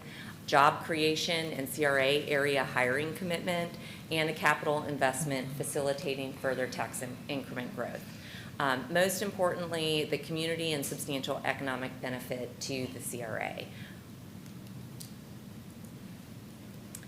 Why this proposal fits in the plan and how it delivers exactly what you thought and what you asked for. The private investment and job creation in the corridor increases the employment employment above the density which was called out in the plan. There is a proposal to increase employment by 20 to 30 members. Currently, Mr. Habib employs about 24 employees on site. This would more than double his employment numbers with a $65,000 median salary. As we heard on Wednesday night, it was important to the community and I think important to Mr. Habib that those jobs vary from the stock and warehousing jobs to the executive jobs. And of course, all employment opportunities are available. It takes a tax-exempt property that was previously owned by the state until recently and converts it into a tax-paying owner. This would generate between $45,000 and $55,000 in tax increment financing to the CRA immediately, and that's an annual increase. Obviously, the way tax increment financing works is as property appreciates because of investment, those dollars increase, creating more opportunity for reinvestment into the community. There's Mr. Habib's commitment to first access hiring, working through St. Petersburg College through the pipeline. He already has a hiring partnership with Homeless Emergency Project, or HEP, and he also is committed to providing summer internships within the community. The CRA plan calls for the adaptive reuse and preservation of historic assets, which this does. Within the response was a draft flexible development application that's been submitted pending this outline, which shows what the plan for the Armory is, including the restoration of the original building. Aesthetic improvement of underutilized properties, the facade and site improvements that were proposed show a visibly better building on a visibly better block, accompanying the parcels across the street with which Mr. Habib's entities own, where Yo Mama's currently operates.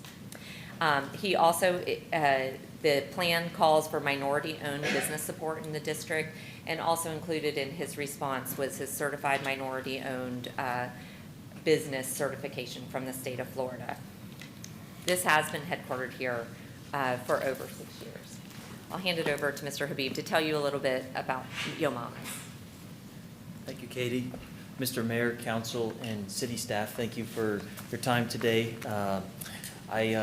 I want to share with you a little bit about our history for those who don't know, but really this is at the heart of our Clearwater origin story, and this is a project that we've been working on for over 6 years. Our company is 9 years old. We were launched on Mother's Day in 2017 in my parents' dining room here in Clearwater, Florida. What this picture shows you is our first headquarters, which was a storage unit off of US 19 in Clearwater, off of Nursery Road. So, we're a Clearwater born company, we're a Clearwater raised company, and we very much want to stay here in Clearwater. As Katie mentioned, we've also been in North Greenwood for the past 6 years.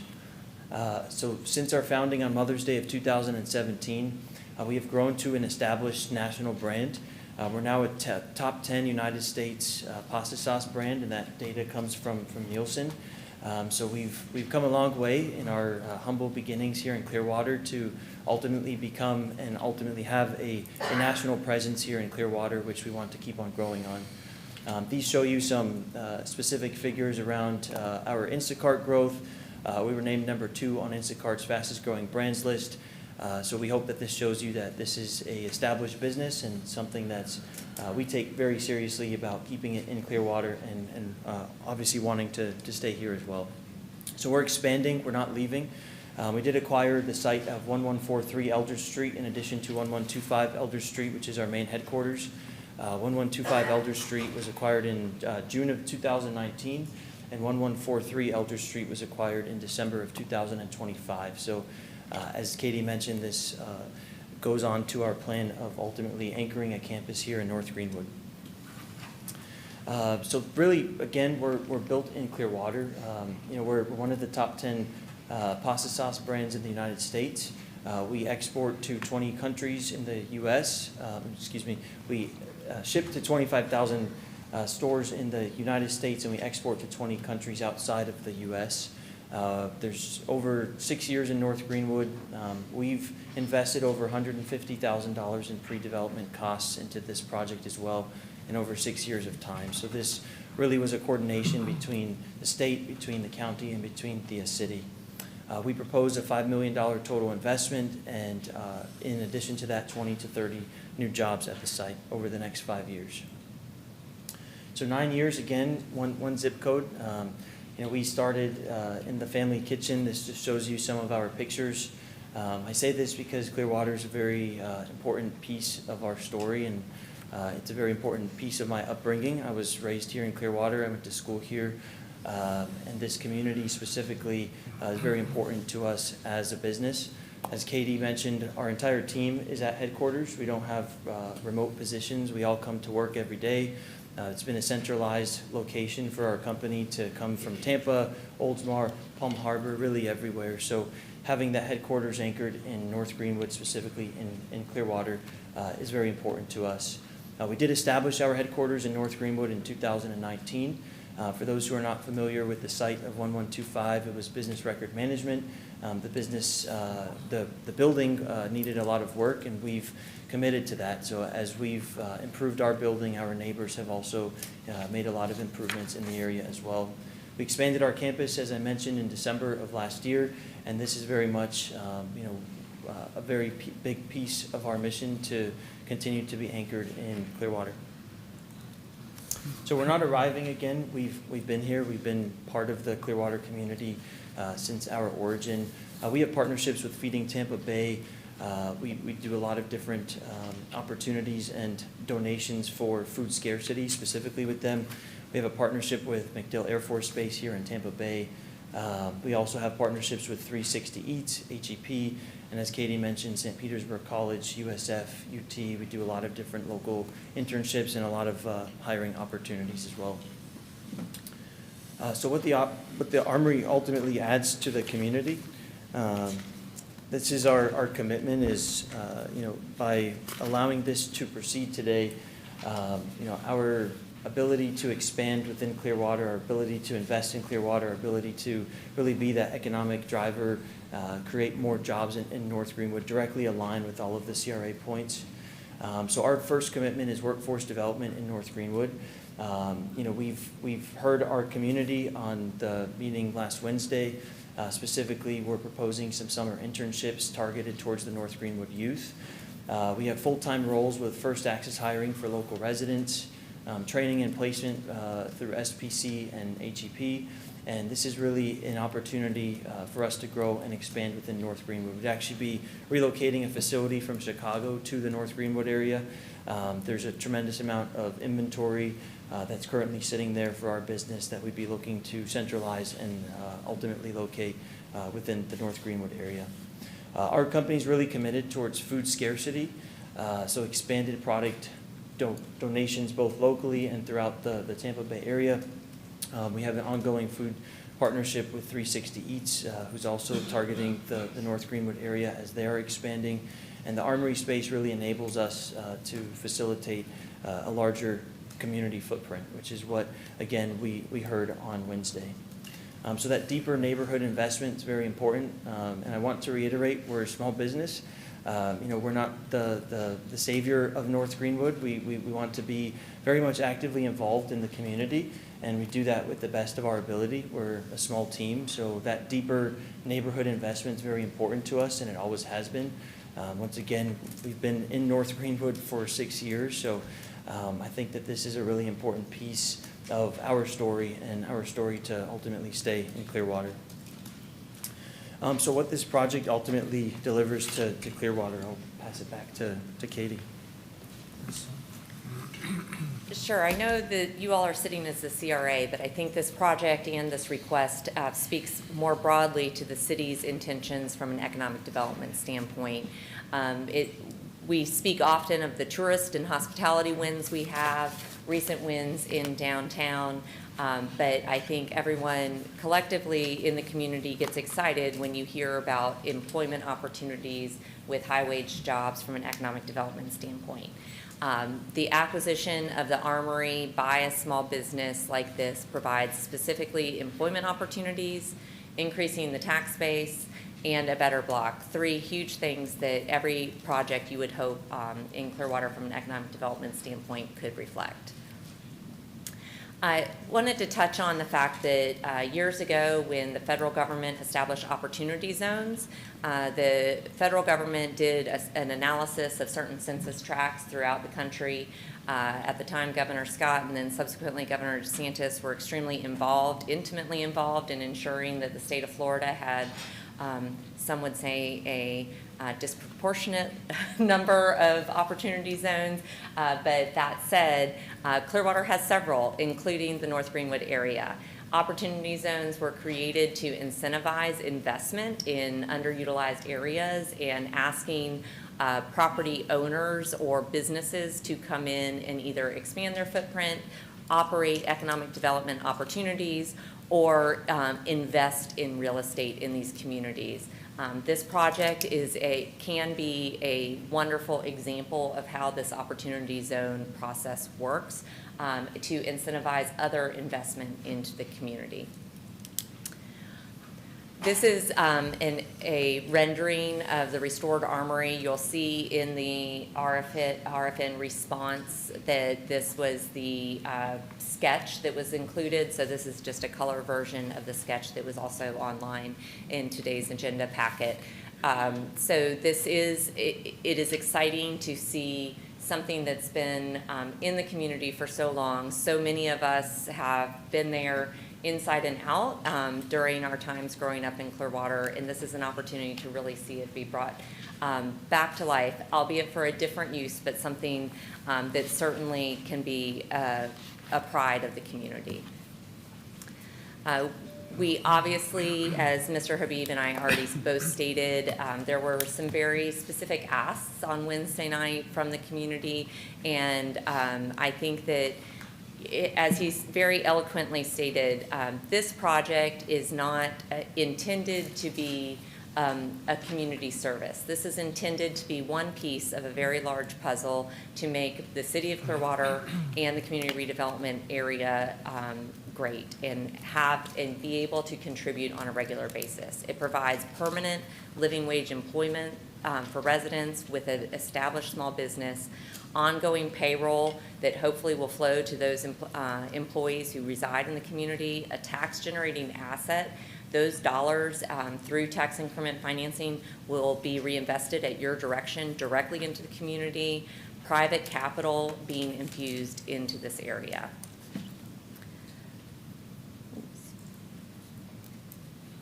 This was a coordinated effort. No secret here. Years ago, Mr. Habib said he wanted to make this his home. He started his business in Clearwater. He needed to expand. He wanted to expand. He reached out to the city and asked if the armory was an option. The city said no because the city didn't own it. And so at which point, as any entrepreneur would do, he went to the state and said, is the armory an option? Would you ever consider parting with it? Through the coordinated effort with Representative Burfield and Senator Hooper, the state worked on an appropriate opportunity to either sublease the property or lease it directly from the state because of certain restrictions that the state had. The end result was that the state would transfer this property to the city of Clearwater for economic development uses. And so that was what generated the RFN that was issued in February and why we're here today. Through this time, both in establishing his own business and an opportunity to expand, Mr. Habib has worked with Pinellas County Economic Development and has received small business dollars from it as well to support increased wages and increased hiring in Pinellas County. City of Clearwater Economic Development obviously worked with him hand in hand back even when Ms. Sanderson was here, looking at how he can hire employees, how he can better grow his business in the city of Clearwater to keep a successful household name brand as a city of Clearwater business. This is a plan in motion as evidenced by the response. There's bank financing secured. There's already an operational campus that this would supplement. This would facilitate the relocation of a portion of the business from Chicago to the city of Clearwater. Mr. Habib is willing to obviously pay fair market value and fair market value the $2 million purchase offer. I will discuss that. The city did obtain 2 different bids for this, or appraisals for this property that was more than the $2 million, but the $2 million threshold, plus the financial investment into the restoration of the building, plus the hiring of the employees, creates an opportunity for the city to be made whole in this situation. I will note that the state did transfer the property to the city for no consideration. So this is a national brand and community pride, and it's wonderful to see a business with such pride be located in a community that also has that same level of pride. And the importance of this decision is not lost on Mr. Habib or his team. It's evidenced by the full room that was there on Wednesday night and here today. This decision today is about the city of Clearwater. It's about the North Greenwood Community Redevelopment Area. It's about economic development. It's about supporting small business. It's about the adaptive reuse of the Armory Plan. And most of all, it's about a first step in implementing a very thoughtful and very specific community redevelopment plan that the community and the city work together to establish. This opportunity meets the goals of that plan, and we would respectfully request the opportunity to negotiate a contract with the staff and bring that back to you for further discussion. Thank you. And we're happy to answer any questions. All right, with that, let's take public comment first. So this time, is there anyone here from the public, I believe there are, who would like to speak to this agenda item? If you would, when you come to the podium, if you would identify yourself and then also fill out a comment card. Comment cards are located here to the right of the dais and also in the back of the room. And if there are multiple, you can come on first, and then if the others, if you line up over here to the right side. Good afternoon, councilman, mayor, and city employees. I'm a Clearwater Beach resident. I was born and raised here as well. Ma'am, could you state your name, please? Oh, Angelina Calkins. Sorry about that. Thank you. I do commercial real estate. I've done that for over 20 years. I'm in full support of David Habib and Yo Mama's newest headquarters. I've known David Habib, the founder, CEO, and owner, for 4 years plus now. I'm honored to call him my friend. He is a local, humble philanthropist that is absolutely extremely generous, especially not in public. He anonymously gives to schools, multiple homeless initiatives, feeds at-risk residents, the Homeless Empowerment Project. Not only does he show up for all of these events, he shows up with his product, whatever you ask, times 2. He serves the people, he cooks the food, he stands shoulder to shoulder with you. He is definitely somebody that we want to keep in Clearwater, and I'm so proud to know him as a friend, and I hope everybody in this room chooses to try to be a friend to him. He's definitely our local success story, and we definitely want to keep him here. Let's see what else. Oh, if you call David Habib and you tell him your great aunt's sister's friend just got out of the hospital, he will drop off anonymously homemade food to them and take care of them. So regarding this, my vote is yes, in full agreement for Yo Mama and David Habib, as well as our community. He has given back, and he's never given up on his dream for 6 years.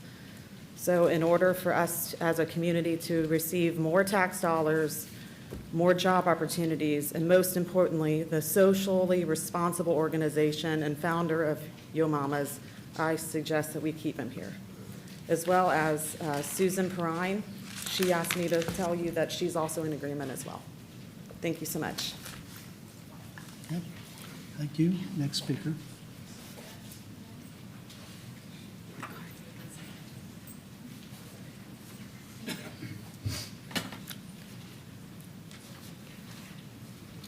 Good morning. Is my time going to restart, or do I just take her time? Oh, okay, all right. Yes. It's a good question. Good afternoon, I should say, I'm sorry. Good afternoon, my name is Kimberly Brown. I am a Clearwater resident, and in the North Greenwood area, I think we can all agree that is a special type of community.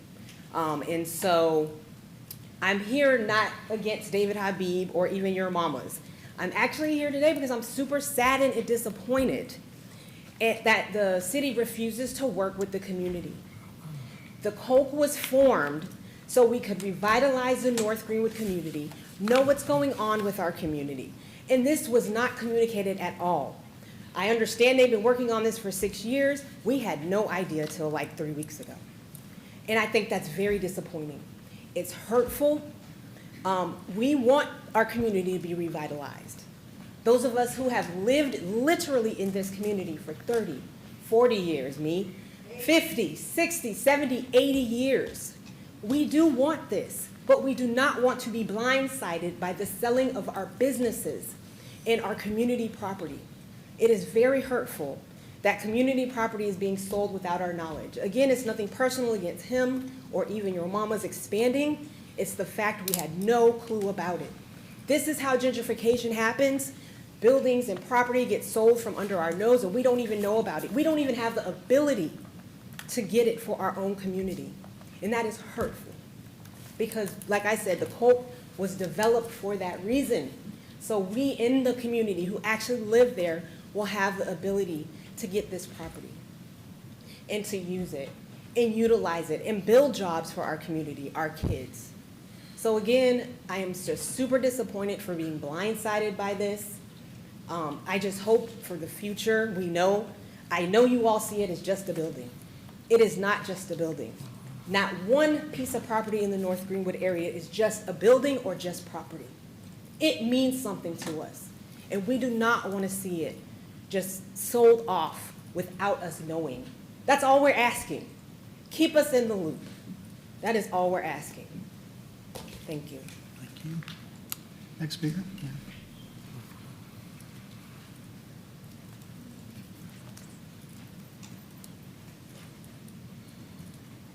My name is Pastor Carlton Childs with the Upper Providence County Ministry Alliance and the Clearwater Leadership Coalition. How you doing, Mayor, City Manager, Council, to all of you? Yeah, we are very disappointed. We got to quit meeting like this. Every time we come down here, we are disappointed about something that has happened without not knowing about it. Nothing against Mr. Habib, nothing against his business. I don't even know what your mama's is, so I'm not here against him. But I'm here representing the pastors and this community. He said he's been there for 6 years. I've been there 70 years. So, and the Army has been a place for us ever since we were kids. And to hear about, I first heard about it, Mayor. I was at a dedication across the street at the Head Start for my niece. They was naming it in her honor. And leaving there, I heard that it was being sold. And I remember when the hurricane come one time, we had to evacuate the kids over at the Armory. Mm-hmm. Now it won't be there for that purpose. But it's sort of like this affordable housing thing where all these buildings are being built and nobody in North Greenwood can afford them. It's like now, and the presentation was great. Everything sounds great. The numbers sound great, Mr. Jesus. But, you know, it's hard for us to believe that it's ever going to come to the North Greenwood residents. You know, we've been slapped 2 or 3 times, and it's tired, like we're tired of being slapped. Let us know about these things. I got a call from Mr. Marino a couple weeks ago, a month ago, and I appreciate the call. But things like this, the pastors need to know about. The pastors are really upset that this has happened and nobody knew about it. And all we're asking, let us be at the table. Let us be involved when these things happen. That's all we want to know. This is our community. We grew up there. We lived there. And it'll be good if some of the jobs come, but who's going to promise us that the job's going to be available to the residents in North Greenwood? Thank you, Pastor. Yeah. Next speaker. Yeah.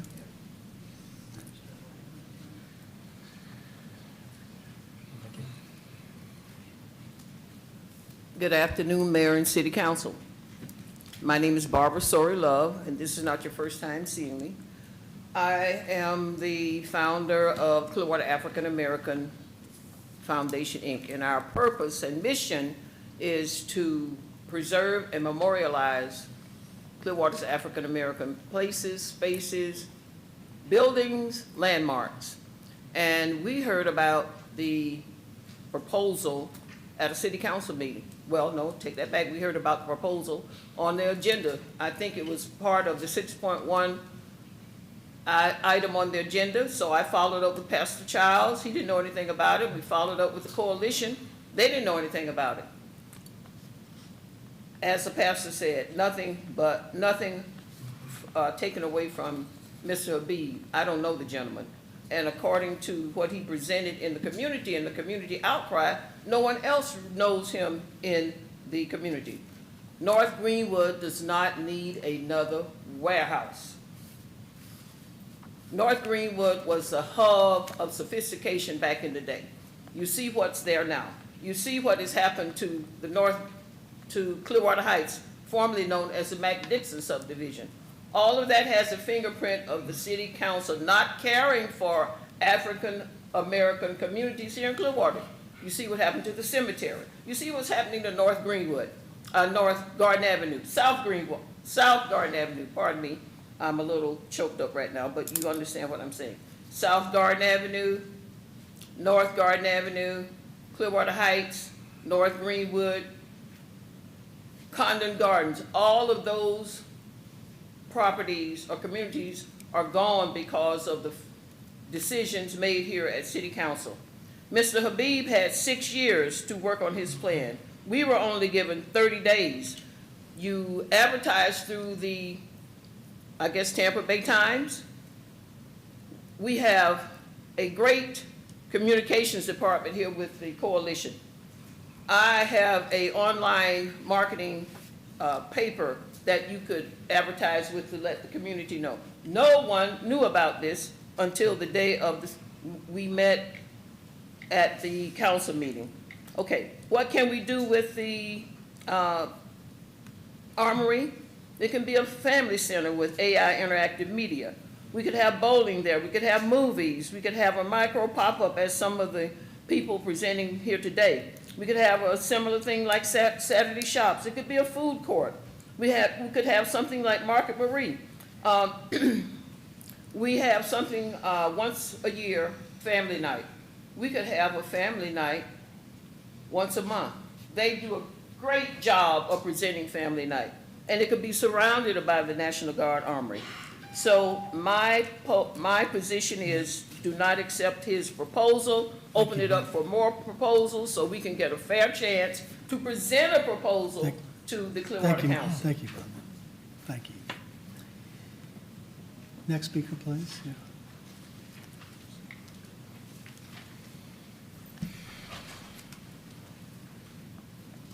Thank you, and thank you for Brian for letting me move. I was going to get in line, and then I realized the line was way back there. So my name is Gloria Campbell, and I am the Executive Director of the Clearwater Urban Leadership Coalition.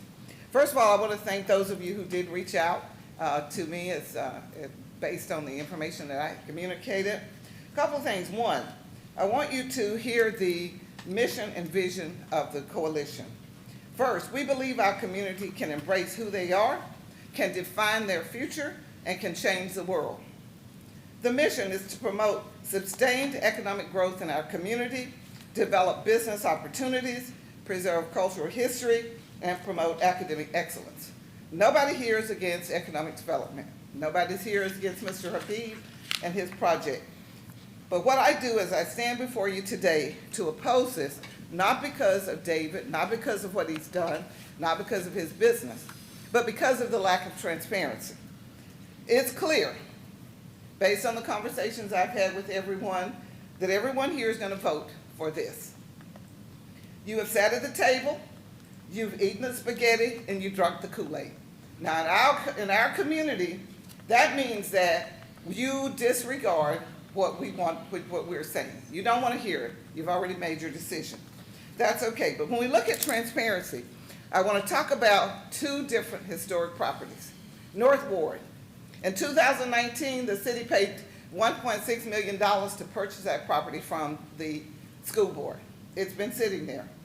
In 2005, the city decided to lease from the state the Armory. The North Ward On last month, I believe it was January and February, there was a call and tour for developers to come out, take a look, and come up with a recommendation.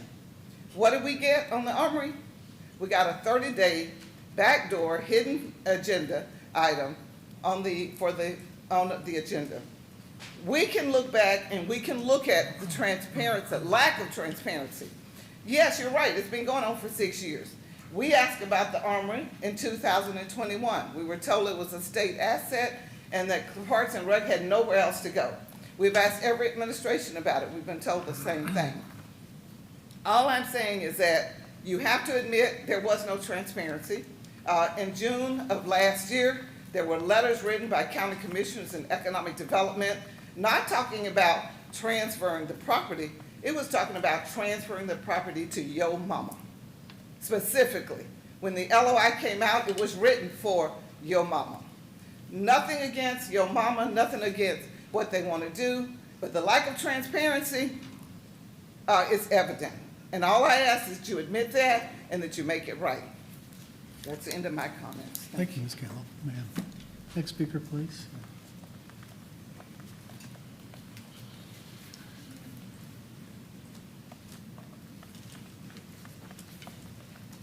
Hello, Council. My name is Brian Beckman. I'm here to ask you make this a fair process for the neighborhood of North Greenwood and open up the bid process for more opportunities from the community. As you're hearing today, and was expressed clearly last week at the CRA advisory meeting, the process so far disenfranchised the North Greenwood neighborhood. The evidence uncovered so far clearly shows not only a complete failure of engagement with the neighborhood and the CRA advisory, it shows long behind-the-scenes actions that deliberately went around the neighborhood and created a situation where only one proposal could succeed. To make matters worse, our local current elected leaders are at the center of it, including State Representative Burfield, Pinellas County leadership, and city leadership. Now, to be clear, I understand Mr. Habib's desire to expand his business and the desire of local officials to help businesses. I support business development in our community as well. But our local elected leaders should know to involve the community, especially when it is public property within this new aspiring CRA. Elected officials knew that neighborhood leaders had been interested in the same property. They know the history here and how residents have been stepped over time and time again. Yet knowing all that, the only conversations they felt were important to have with city officials, state officials, and Mr. Habib. Neighborhood leaders had requested tours of the property and meeting multiple times over the last year, 0 responses in return, all while plotting a course for one preordained outcome. This is not only bad governance, but a huge slap in the face to the community. This looks like favoritism. People are expecting a fair and equal opportunity, and they're not getting it. It's incumbent upon you, the Clearwater Council, to take a step back, talk to the neighborhood leaders, and give them a seat at the table for making decisions on this property. Thank you. Thank you, Mr. Beckman. Next speaker. Yeah.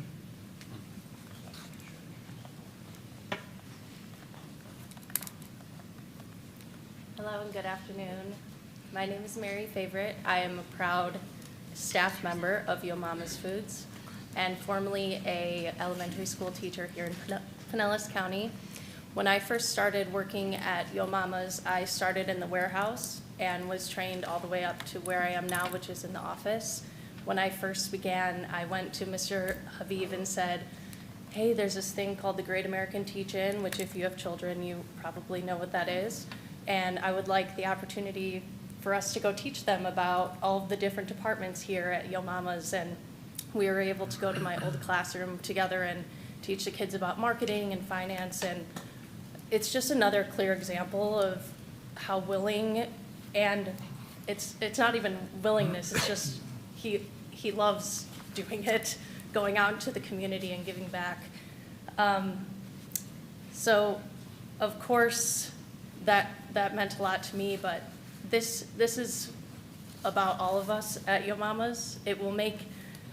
Getting the armory will make a lot of things much easier for our company. So being in charge of all accounts receivable at Yo Mama's, having a third-party logistics in Chicago is a bit tricky for us, and there's a lot of deductions that happen when you're not able to track the load all the way to the store. And by having it all on the campus here in Clearwater, we would be able to track exactly who signed off and who loaded it and who took the picture of it all the way to the store itself. So that's all I have to say, but I hope that you are considering in a positive way for us at Yo Mama's. Thank you, Ms. Favorite. Next speaker.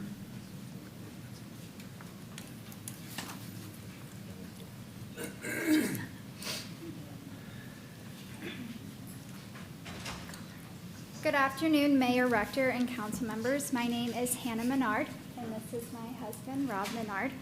We are both residents and business owners here in Clearwater. I am a proud member of the North Greenwood Citizens Advisory Committee. However, I stand here today speaking as a resident and business owner and not on the behalf of the CAC. We have all been following the proposed sale of the North Greenwood Armory.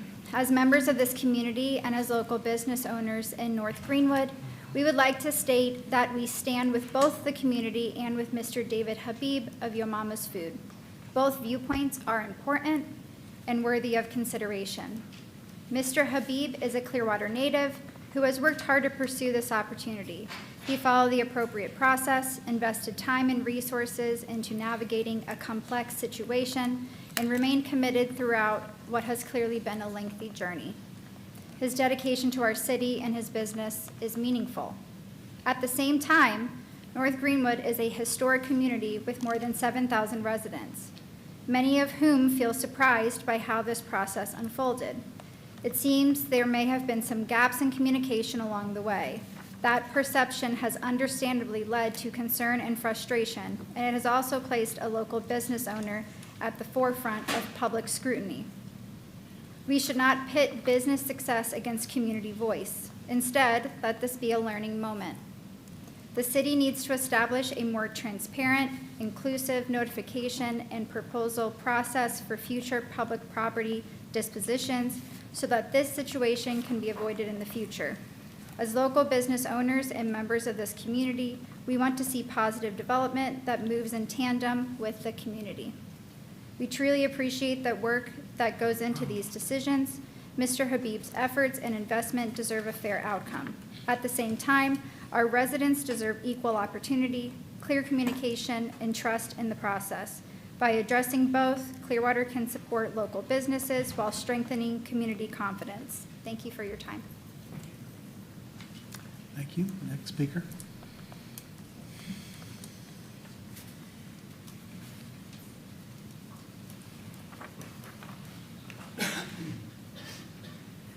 Good afternoon, Mayor, council members, city staff. My name is Amanda Payne. I'm the president and CEO of Amplify Clearwater.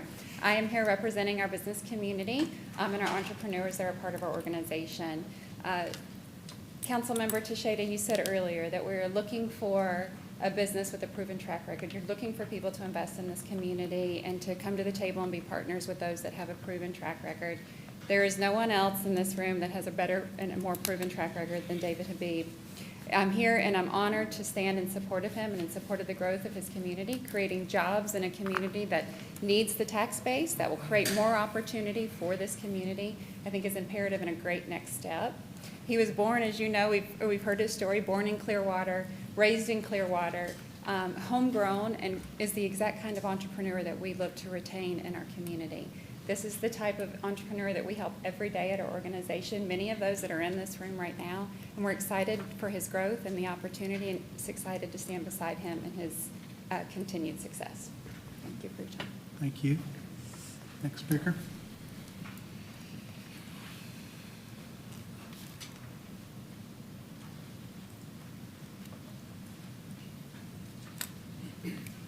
Good afternoon. My name is Ladrilla Jenkins. I've spoke several times before you all.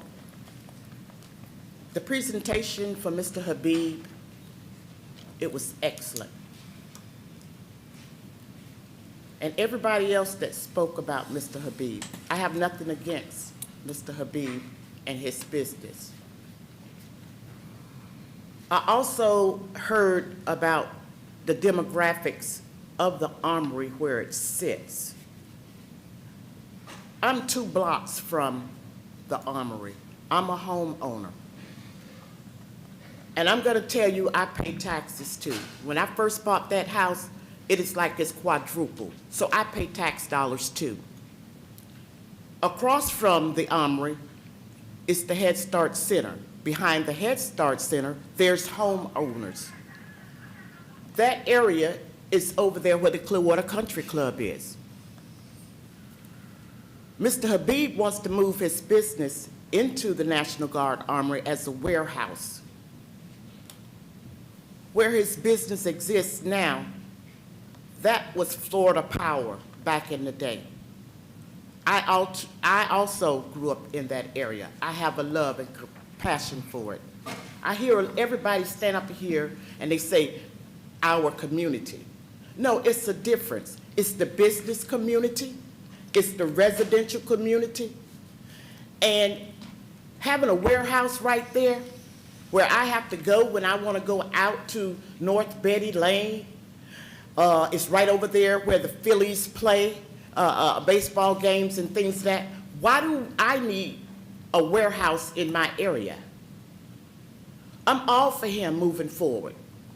And as far as some of the descriptions of the North Green area, it hurts me. It's like we're a destituted area, a blight. We're not a blighted area. We're a proud community.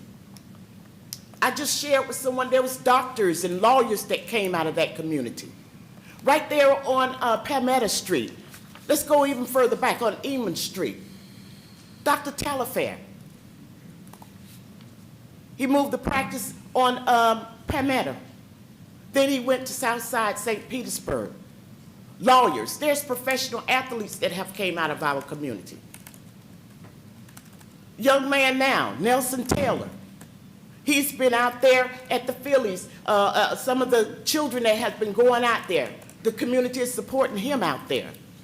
So my area and my community is not destituted. Put it back in the hands of the community so we can decide what we want to see. And as far as that Armory, I see it as being just like the Hale Center in Dunedin. Thank you, Ms. Jenkins. Yeah. Next speaker.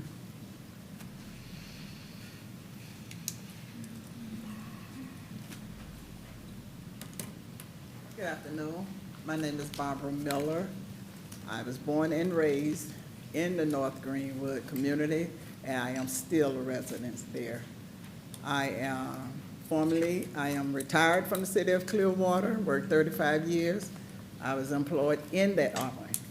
I worked in the armory for several years, and from 1 o'clock until 10 o'clock on Monday through Friday, it was full of kids. And like everybody, you know, the other ladies before me say that it is personal. Right now, I feel like I'm being pushed out of my own community. I got my phone ringing, people want to buy my house. Buildings are going down that I was born and raised to see come up. They're just tearing down.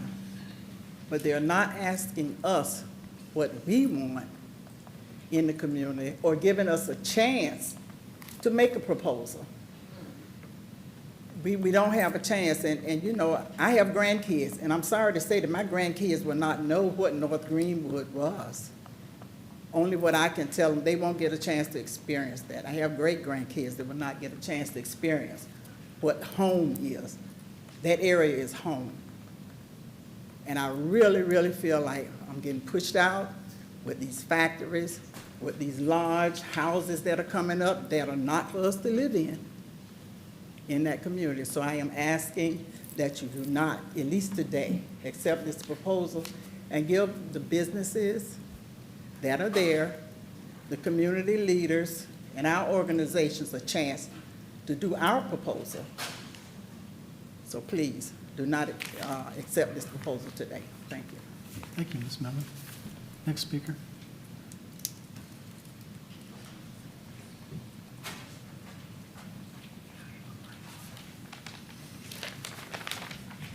Mayor, council members, my name is Ryan Burge. I live in Clearwater, I work in Clearwater. I appreciate the time today. I met David a few years back. David's all over Clearwater. I go to the pickleball courts, he's on the pickleball courts. I see him driving on my way to Costco over the bridge from the beach, he's out the new Hulk Hogan Trail. So he's always at Clearwater, he's wearing the weighted vest, he's participating in the activities in the community. I met him 5 years ago while I was with my family enjoying a sunset on Clearwater Beach, one of our, arguably best assets that we have. Today, David didn't ask me to come. He didn't know that I was going to come. My dad sent me an article about this meeting last night. I read it and I said I have to come here to support him.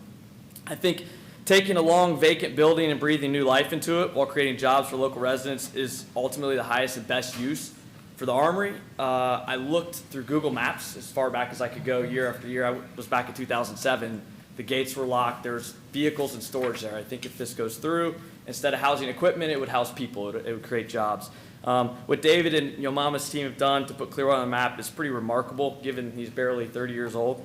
From the residential kitchen, like we saw earlier, to the headquarters, to now a full campus, everything he does is pretty careful and it's pretty planned out, and he spends a lot of time on it.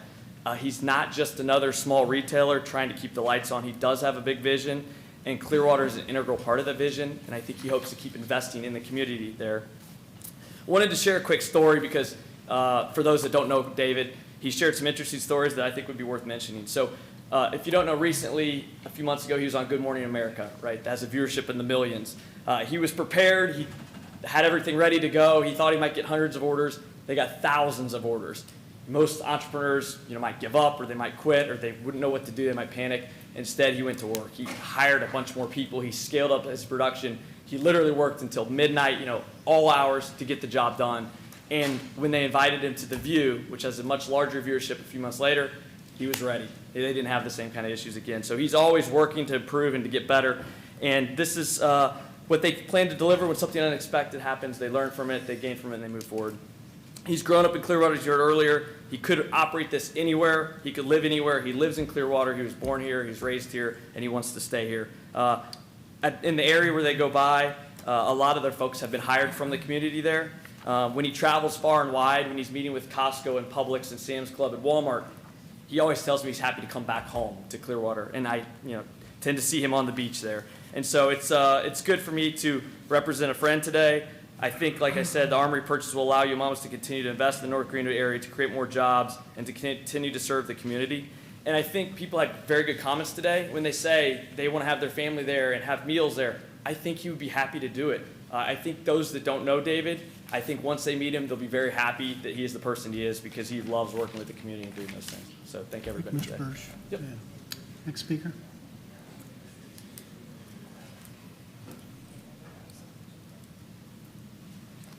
Hello, Mr. Mayor, Council. Thanks for having us today.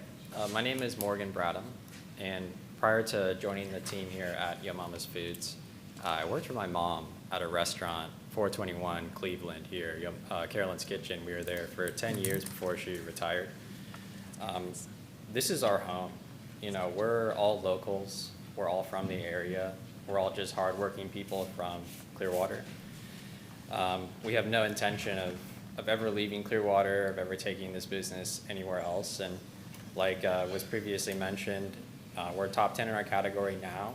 A couple of years ago, we were like 17, 15, and it was really, really hard. The past couple of years, we've had a lot of growth, which has just been a blessing.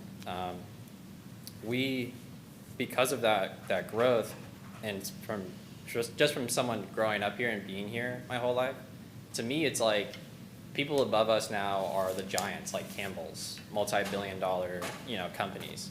The fact that we could even have a chance against them, and that headquarters is here in Clearwater, to me is just like the coolest thing ever, right? Clearwater has something that could potentially be the next Campbell's, right? Or reach that level, reach that status.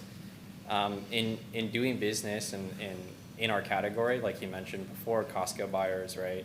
We have top high-level executives from all over the US flying in, coming to see the headquarters, coming to take tours, right? Kind of getting the attention of these big retailers to come and check out Clearwater and get in touch with the local area. Separate from that, we do certainly give back to the community. Feeding Tampa Bay was mentioned in the past. We have given over 50,000 meals to those in need, and we continue to amp that up as much as humanly possible. And just like with the building that we're in now, we've completely restored it, made it nice again. That's the intention with the Armory. We're not going to change anything. We're not going to ruin anything. If anything, it's going to be the best it's ever been.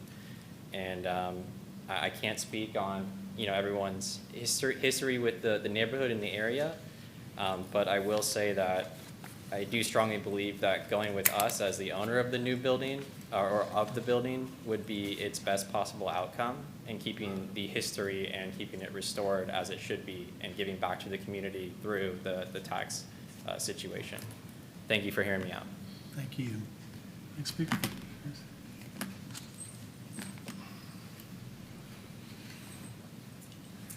Good afternoon, Council. I think this is the first time I'm seeing you in 2026, and I'm not here about Clearwater Point, which is my neighborhood.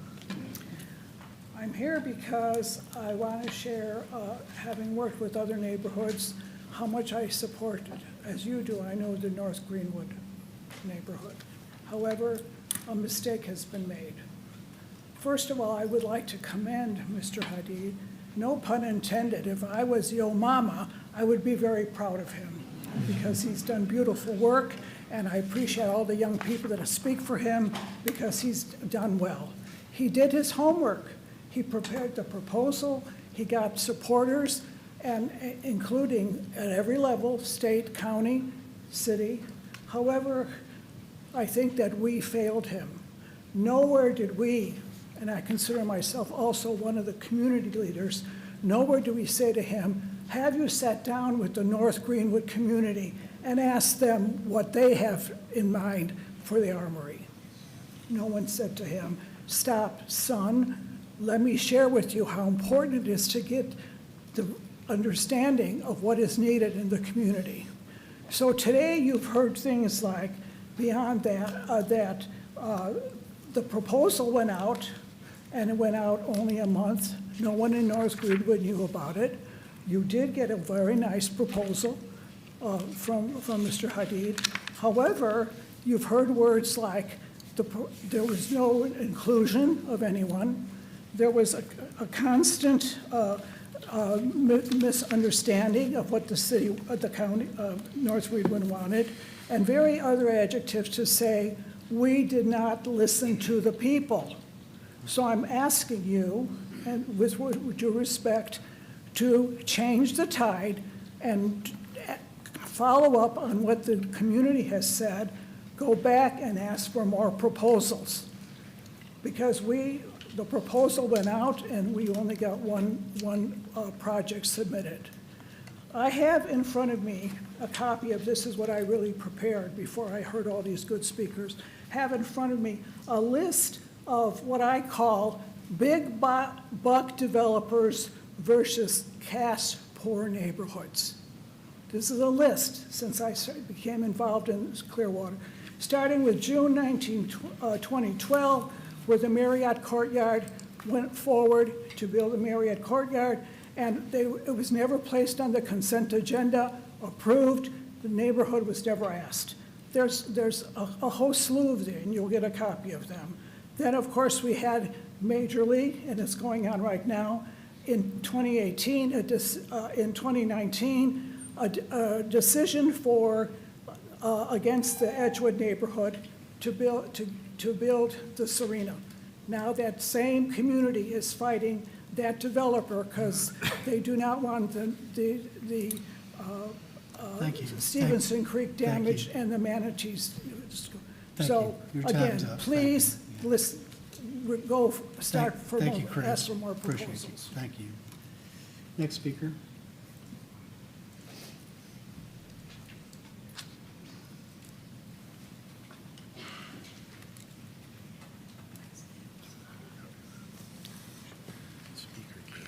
Good afternoon, Council Mayor. I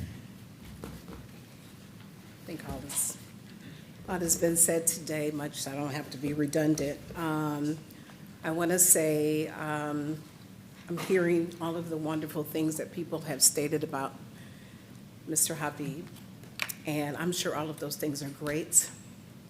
I'm sure he's done great things in the community. Just wish he hadn't excluded ours. Sounds like he walks on water, and he's done great things. I believe Katie said it was a collective effort, and with that collective effort, they gave him the opportunity to walk on water. He didn't come and have conversation with us, not because he didn't know us or he couldn't. He just chose not to because he didn't really have to, because he had enough people that were there supporting him from start to finish. Again, nothing against David Habib. I think he's a nice guy. I'm sure he is. Just wish I had more time talking with him and about how do we really make our vision for North Greenwood CRA to come to fruition, which would be inclusive of all of the people that live in the community. I am very hurt when I think about almost 7 years now we have been working to create the CRA, and that came from a grassroots effort from the community, and we worked hard to make that come to fruition. We created the North Greenwood Citizens Advisory Committee, so things concerning the CRA for North Greenwood would first come through the committee. And if everything was so, if it was so in alignment with what the CRA plan had, my question is, why did it not come before us? Why did it not come before the Citizens Advisory Committee before 30 days after we realized what was happening, right? That's what we're hurt about that. And I would just say that as you ponder or you make your decisions today, which I believe I already know how this is going to go, that you put some things in place in that agreement that allows, if he does not do the things that he says he's going to do, that will benefit the community when we talk about employment and jobs. I know in a conversation prior to last Wednesday, we were told he had 1 employee from the community. Then on Wednesday, we heard he had 4, maybe 6, 4 or 6, I can't remember exactly, I think it was 4. So I'm not sure, and that came from a staff member that said he had 1, and then all of a sudden he had 4. So I don't know if that was, if there was embellishment, I don't know. But the point is, if we're going to do that, let's just keep our word and let's put things in that agreement as you allow the staff to negotiate with him to make sure that it includes those things and he holds to that. All right. Thank you. Thank you. Next speaker.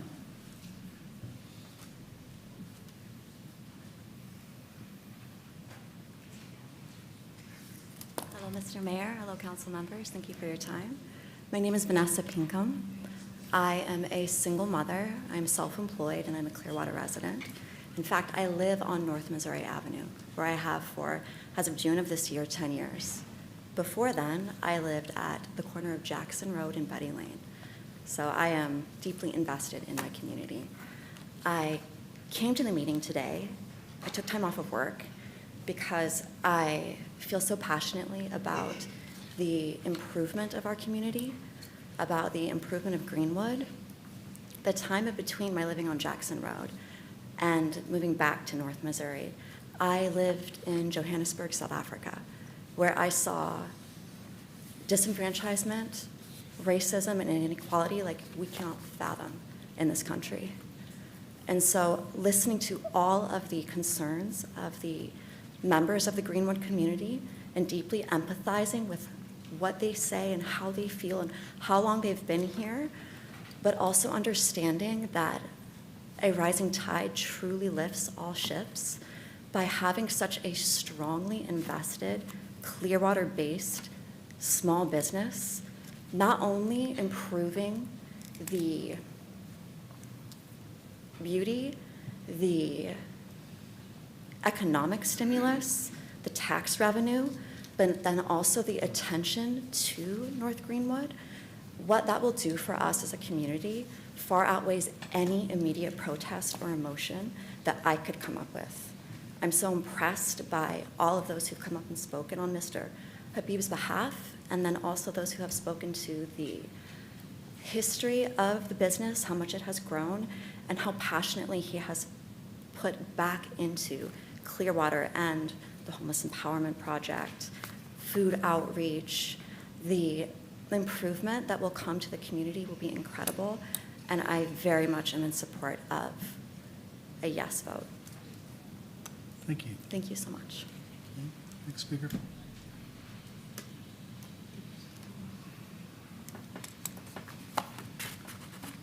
Hello, my name is Kevin R.T. Can we reset my clock? My name is Kevin R.T. Laughlin. Some of you may know me because I sit in the mayor's seat for the Clearwater Marine Advisory Board. My second year as chairman, but my 10th year on the board. Thank you for extending my term. You're usually only supposed to do 2 terms. I'm also a candidate for seat 5 on your council as of a week ago. I didn't expect to do it. I felt it was something I needed to do. And at the encouragement of the Beckmans and other people who I've supported for years, I've been attending these meetings. I went to the meeting for the landings presentation, and I don't want to use any of the words that I would describe it. I think I passed a note to somebody that says you can tell by the chance of success of a project by the quality of the presentation.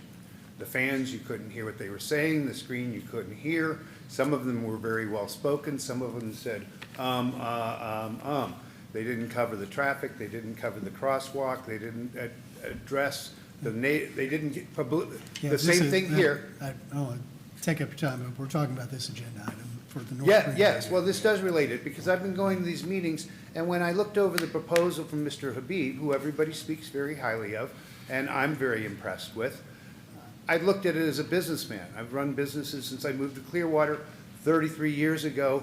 I started a vending company out of that same storage unit that he started his out of on US 19. I looked at the proposal, it looked great, let's expand there. We know that's an area that needs expansion, but then I went to the meeting and I saw the passion that the people spoke with. I saw near tears of what that building means to them. But what I also really saw was no demonstration of what he's given back. Sure, part of his taxes are automatically go into the CRA. I believe the number estimated on there was $54,000 a year. But he couldn't name one person from that community that he employed. I believe it was 10% of his employees are people of color. Maybe there were 4, some slightly larger than that. You heard them speak that they hear that he's a nice guy, but they hear it. They don't seem to know him. They don't seem to know, he hasn't been a part of Northwood. He's been a business taking advantage of the CRA advantages, and I think he needs to do a little self-examination. I do agree with Mr. Battle, who conceded that maybe we need a little more time on this, but I also think that maybe he needs to sit down with this community, not just give a presentation, talk to these people. I bet you they could bring him to tears too. That's all I have to say. Thank you. Next speaker.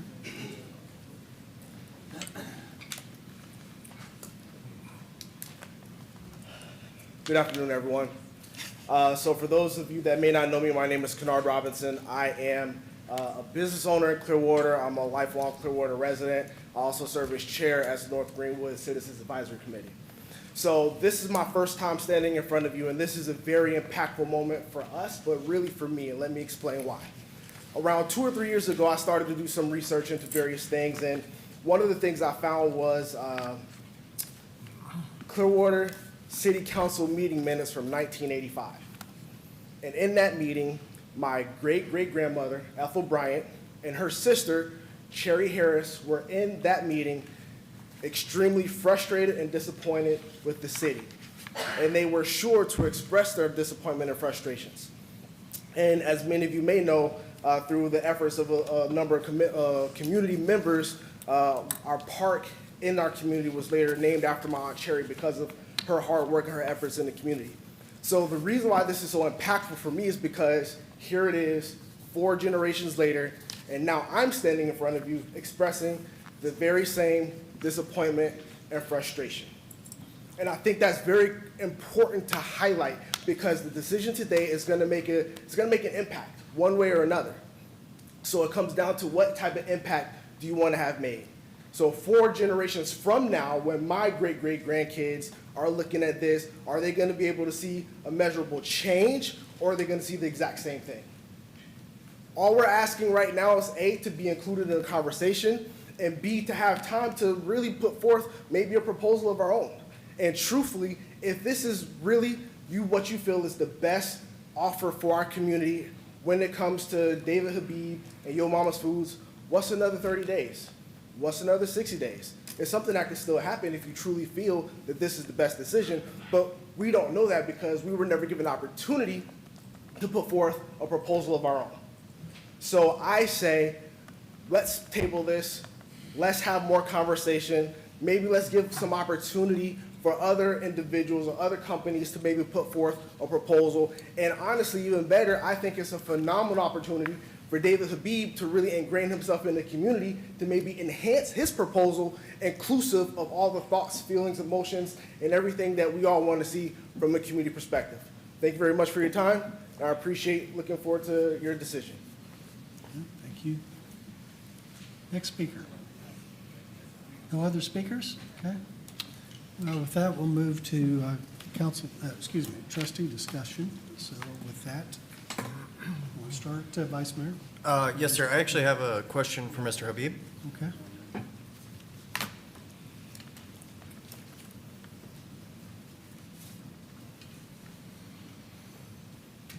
Hey, David, how are you? Thank you for being here today. My question is, if this doesn't go through, what would happen to Yo Mama's Food in Clearwater? What does that future look like? I mean, for us, this has been a 6-year coordinated effort, so our distribution would continue in Chicago. The plans to relocate and create more jobs here wouldn't happen. And ultimately, it would be a massive hindrance on our ability to grow and expand. I hope that you've seen that we've been a good community member over the last 9 years that we've been here, and I would really support that this proceeds today. Another 30 days or 60 days is a lot for us. Each day is time, each day is money. We've spent a tremendous amount of that already on this project, and in order for us to proceed, we would very much hope for a yes today. So does that look like you would still be able to have operations in Clearwater, or does that mean you'd be focusing elsewhere in the county, in the city? We would maintain our operations in Clearwater. We're committed to that. But the ability for us to relocate another facility in Clearwater would be hindered. Thank you. I've got more, but I'll let the rest of the questions happen. Thank you, David. I don't, do you have questions? I don't have questions. I just wanted to. Good. You have something? I want to go this direction. Yeah. I'm good. Thank you. Thank you for being here today. I have some stuff I want to say at the end, but just for purposes, I was at the meeting last week as well.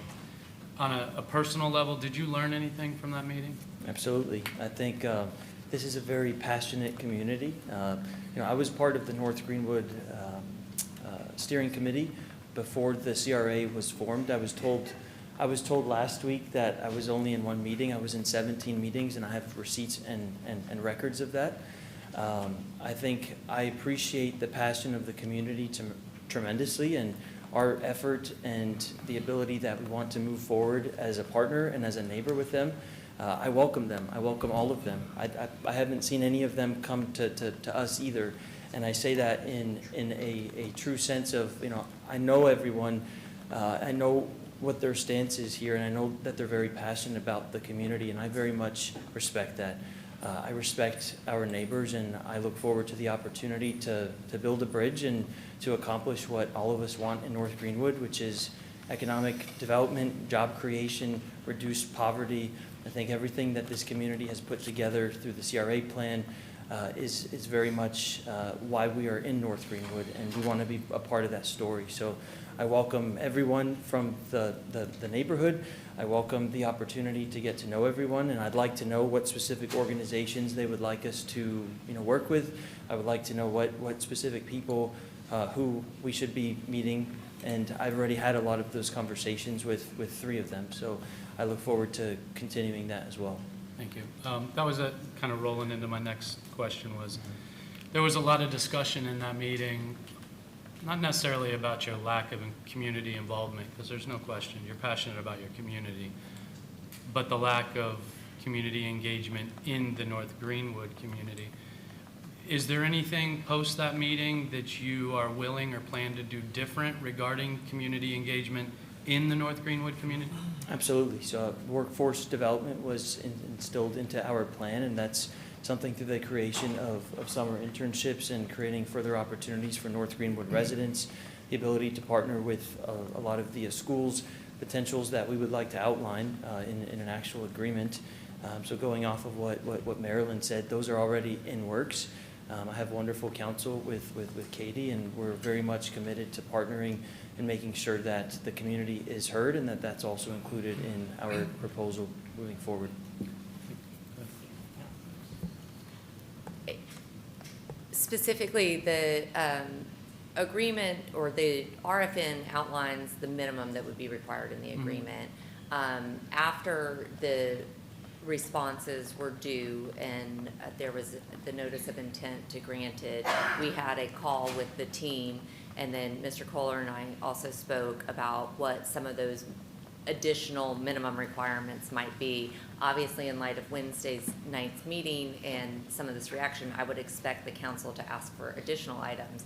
Things like a deed restriction for the use, the renovation of the property to maintain it in its historic format, whether some of the things that I think Mr. Habib is willing to do and are appropriate, like the internships or those things, might be appropriate in a separate agreement, or we bounced around a development type agreement that's independent of the conveyance. But our expectation would be your authorization today to continue negotiations or to enter into negotiations would be exactly that. An opportunity for you all to give input to staff, for the community to give input for staff, and for us to bring back a contract or a proposal that everybody can be proud of. Thank you. Just another, if you don't mind. Thank you for that. David, a question, and I appreciate you answering these questions. Commitments are one thing, and they sound great, and they, excuse me, look great on a presentation. What kind of assurances or safeguards can you give to the community that, for instance, my biggest fear is your head's been down, you're grinding, your business is crushing it, there's no questions about it, congratulations. You just outgrew your footprint in a handful of years. What happens in 3 years if you've once again crushed it, outgrew your footprint? What type of assurances or guarantees are there for the community that this beautiful building you plan to restore and preserve today doesn't all of a sudden get knocked down in 3 years to the highest bidder?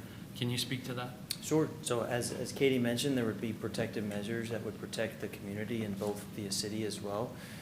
We're a growing business. We had we came from my parents' dining room to where we are today. There's additional space for us to expand at the Armory. Again, we're not looking to demolish that. We want to preserve it, but there is additional property adjacent to the existing building that we have plans for to ultimately create additional space if that's needed when that time comes. But once again, we're committed to Clearwater. I want to stay here. Our team is committed, and we're very much committed to the North Greenwood corridor. And as you've heard today, we could have gone everywhere. I mean, there's many other cities and other opportunities that we've explored, and I've made it very intentional that I want to stay here. So that's my goal, and very much want to see that happen. I appreciate that.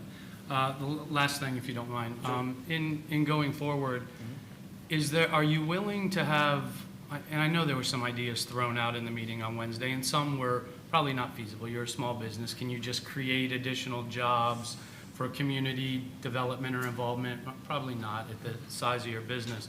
But are there discussions you're willing to have with the community, whether it's scholarship opportunities, certificate programs at Pinellas Technical Institution, maybe being an annual sponsor at one of their biggest community events down there to get more engaged directly in that and in our Greenwood community? Are those discussions you're willing to have? Absolutely. I look forward to having them, and I welcome all of them. Thank you. Thank you, Mayor. Councilman Albert, do you have anything? Yeah, I got a few things. Dave, I've known you for now 2 or 3 years. I know what kind of person you are. You're a man of your word. You know, my office was right across the street from where you are now.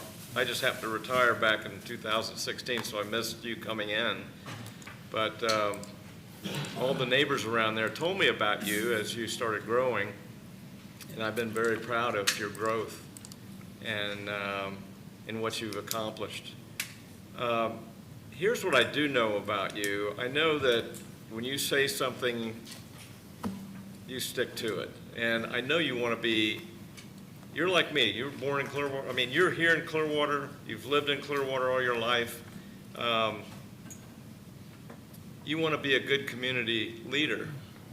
But first of all, when I'm looking at this whole thing, there was really nothing done backdoor on this at all. I mean, you didn't even know that you could get the auditorium. That was something that just came up. I mean, for a couple of years, we were trying to get the state to do some kind of something with us. We weren't even guaranteed that it was going to happen. Then it kind of happened real quick. I think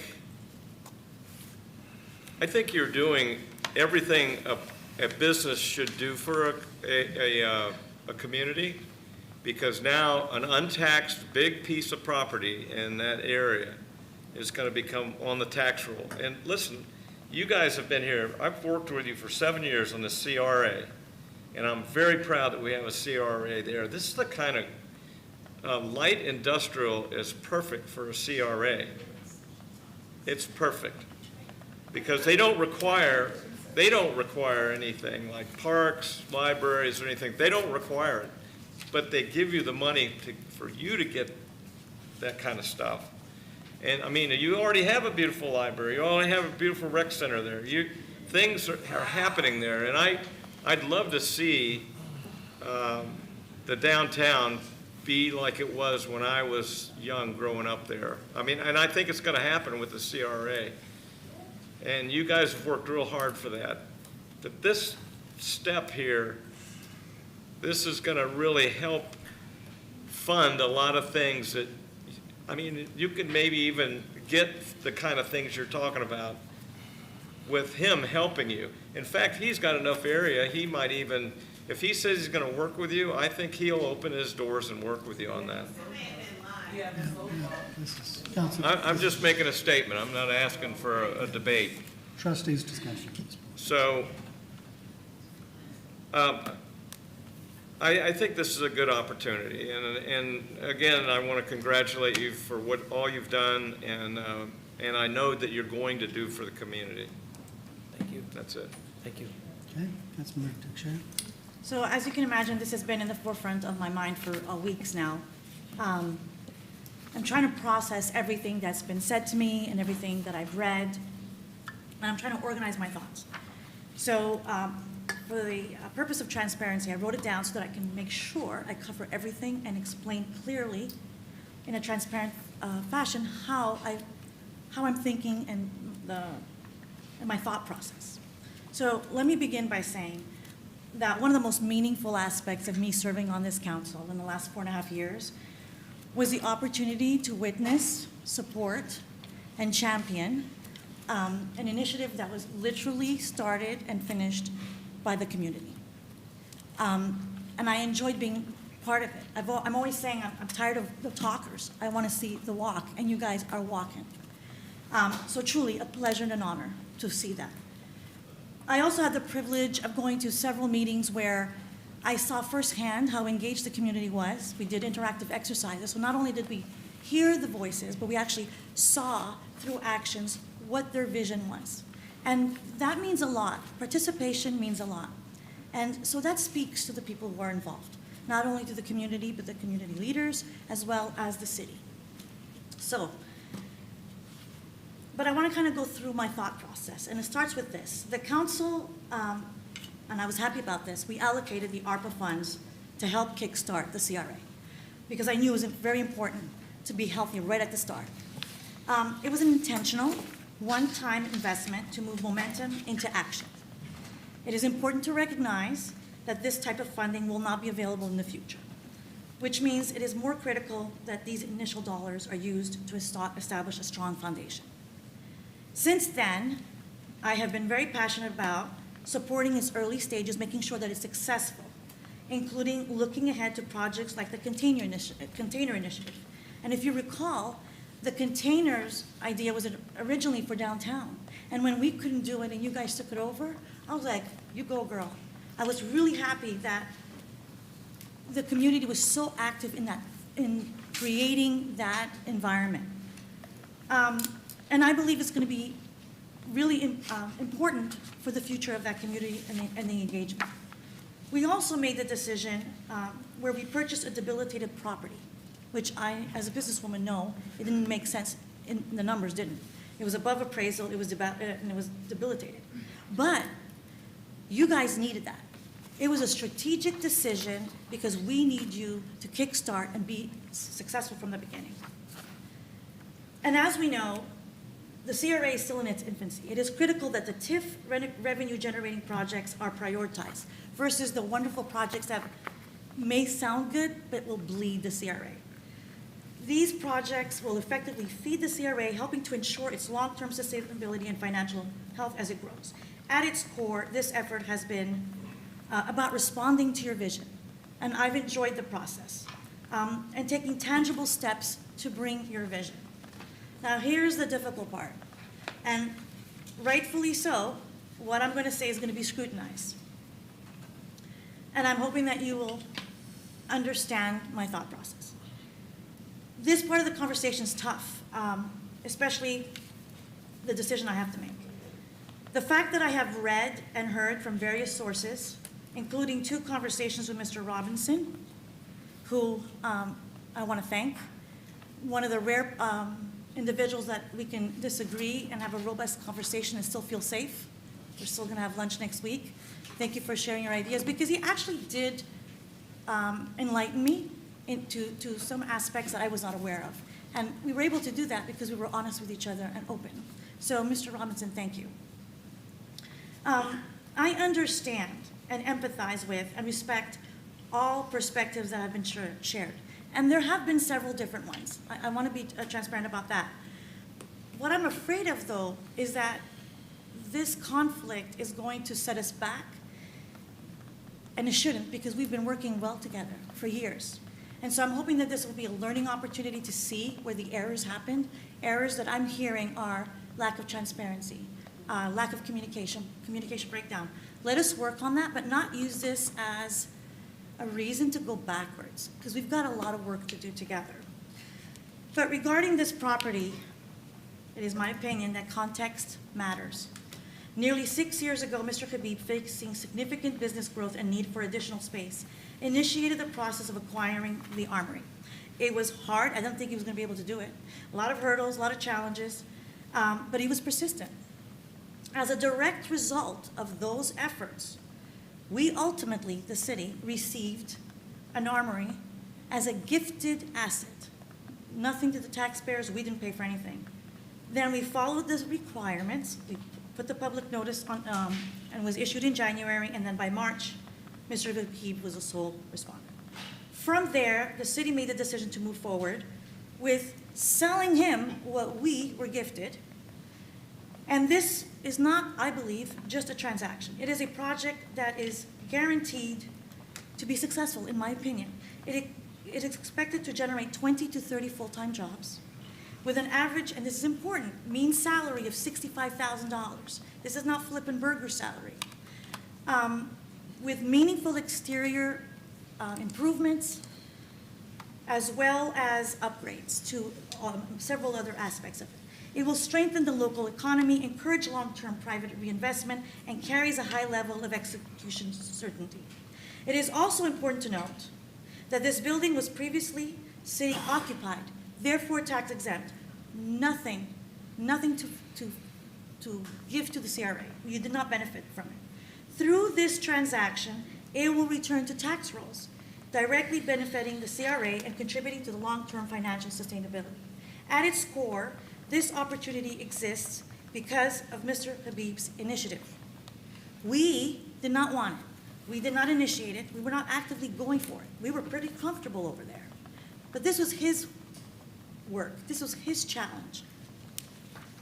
So quite simply, we would not be having this conversation if not for him. It would be a moot point. This is where my principles come into play. After years of work led by one individual to bring this opportunity forward, I could not, in good conscience, support receiving a gifted building, sell it back to him as a result of his efforts, and then actively redirecting it to another party. I find that difficult. I would never do it to you or anyone else. Working so hard for an objective and then having it taken away. And I'm sorry I've disappointed, my decision has disappointed you. But this shouldn't stop us.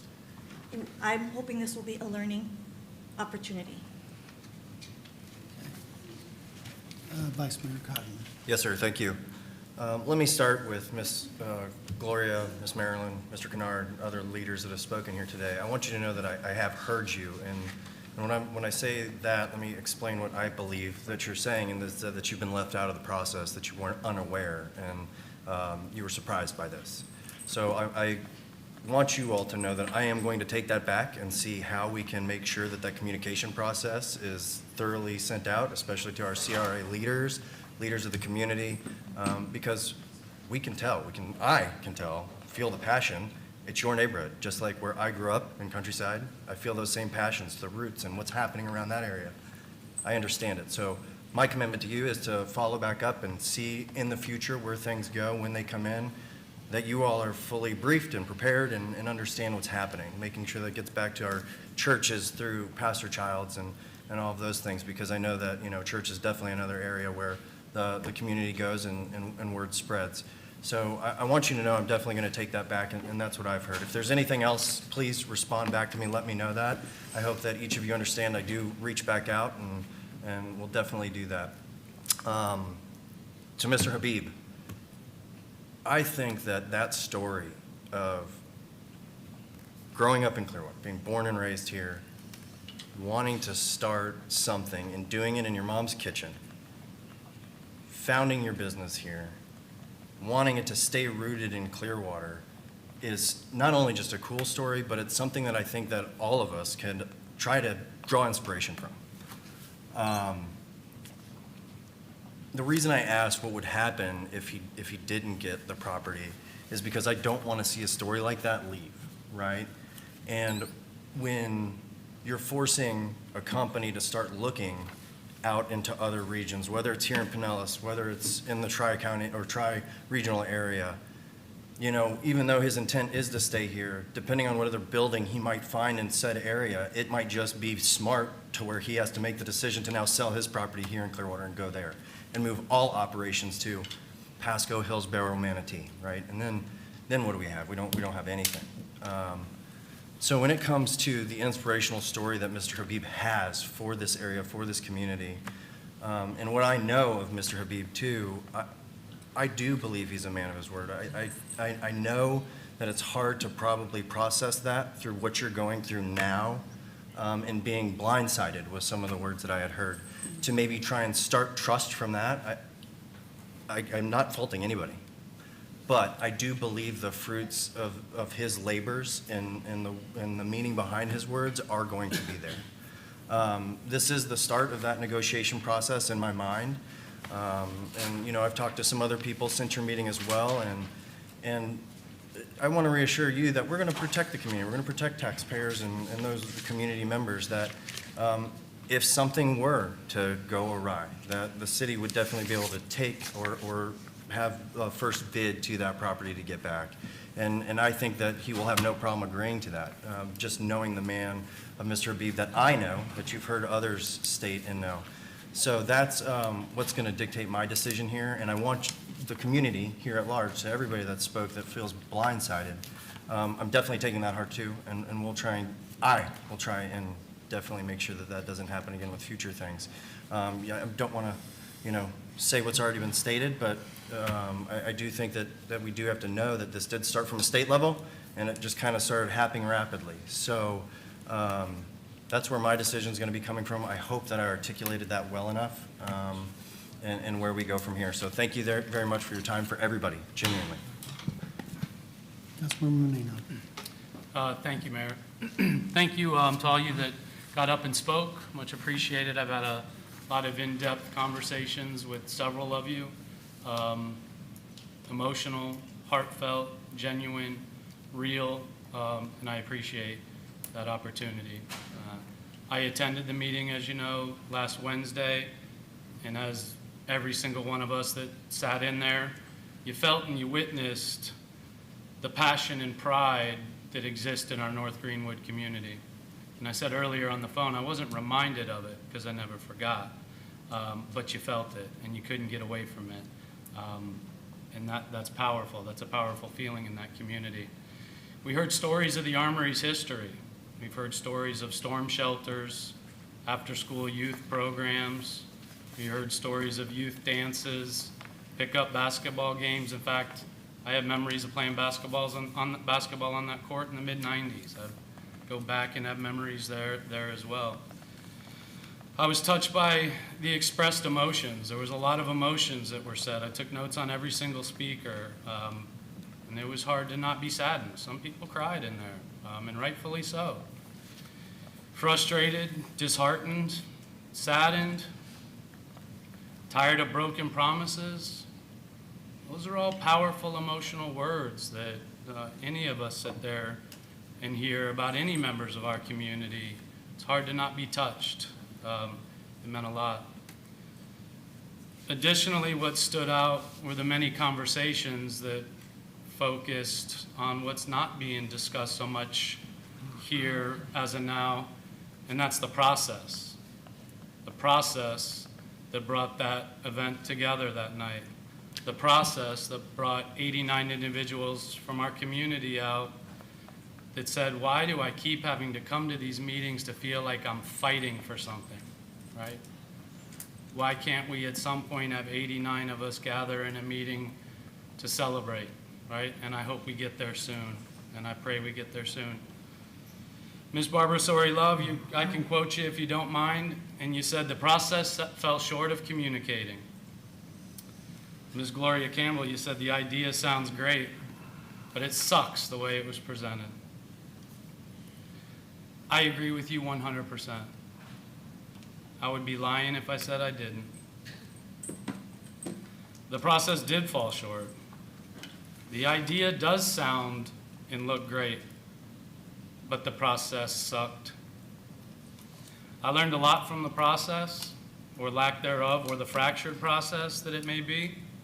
I think our staff did. I think they've already had, as a leadership team, probably pretty deep discussions on reevaluating or evaluating our processes, because everything that staff did was legal, it was by the book.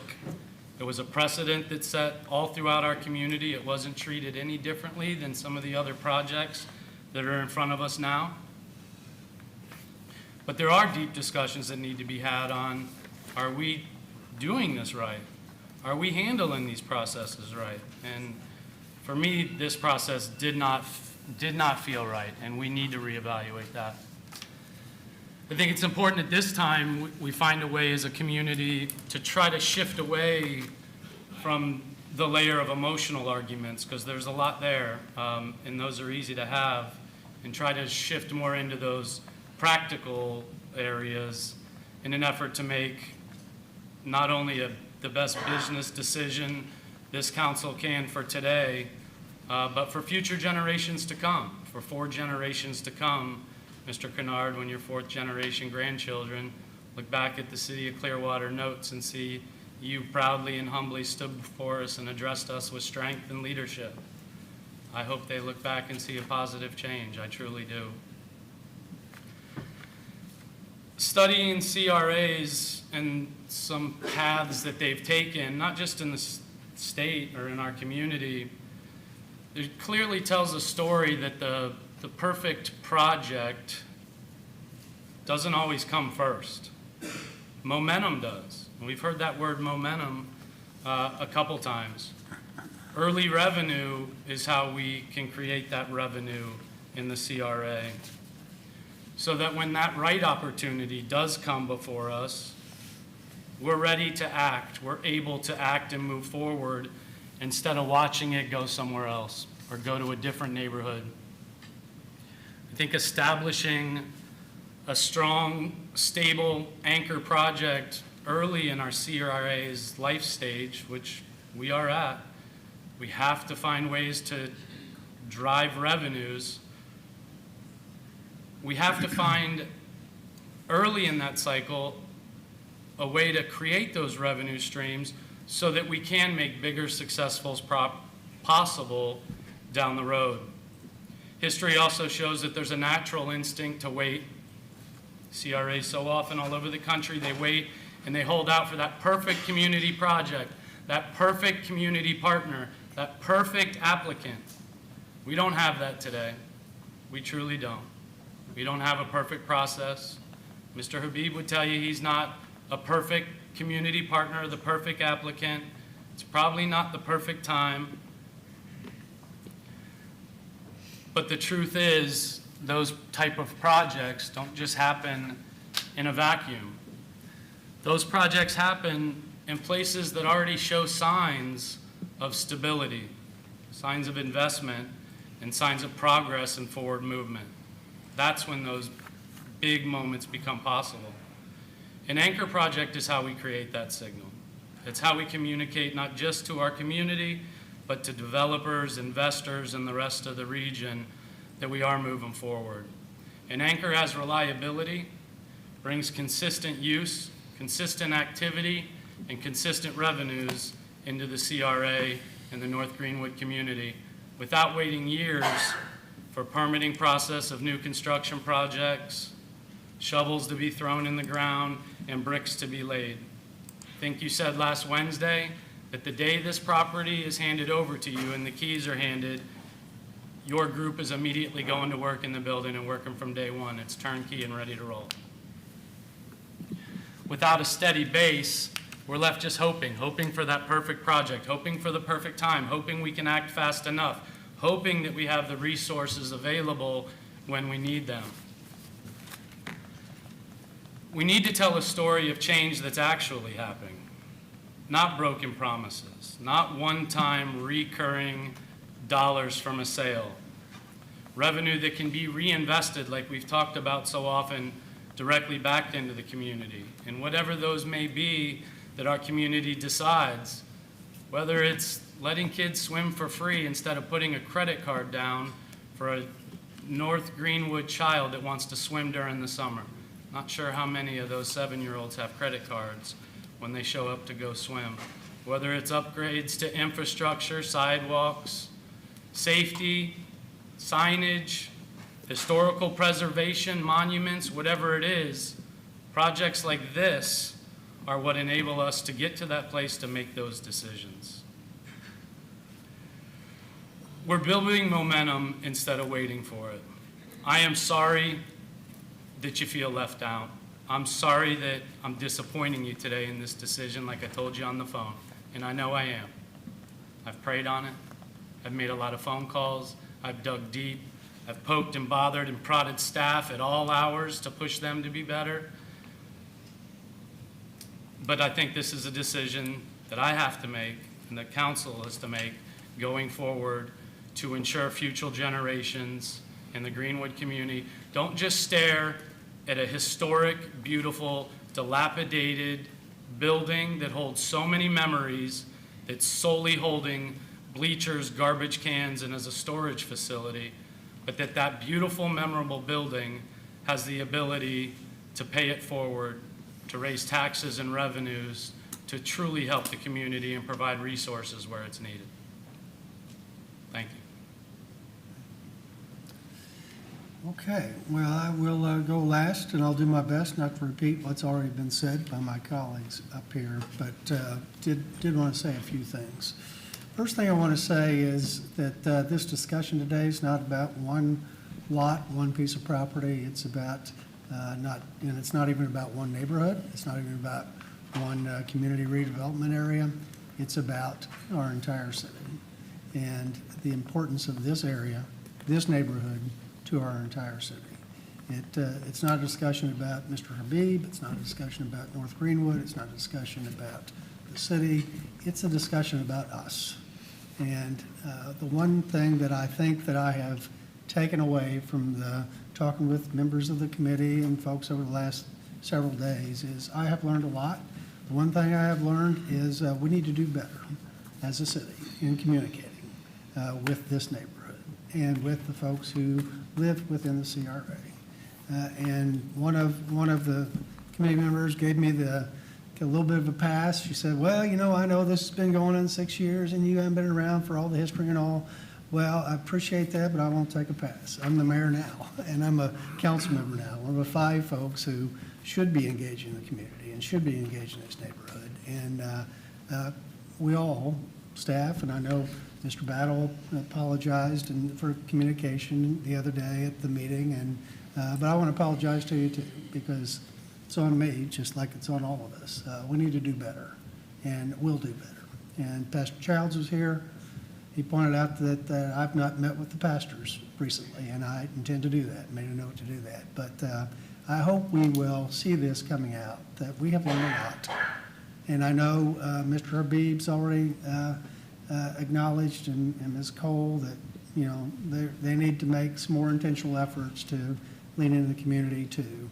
But I hope that we all know that this discussion today, it's about us. And the city has, of course, invested, you know, quite a bit of money, seed money to start the CRA.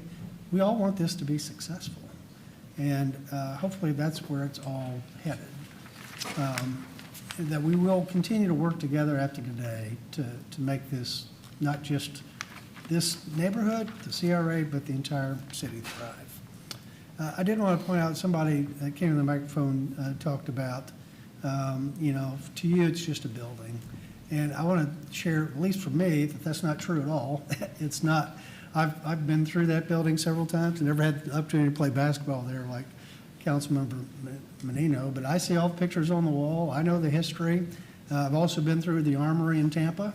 That Armory in Tampa is, you know, Elvis performed there 3 times, I think, back in the day.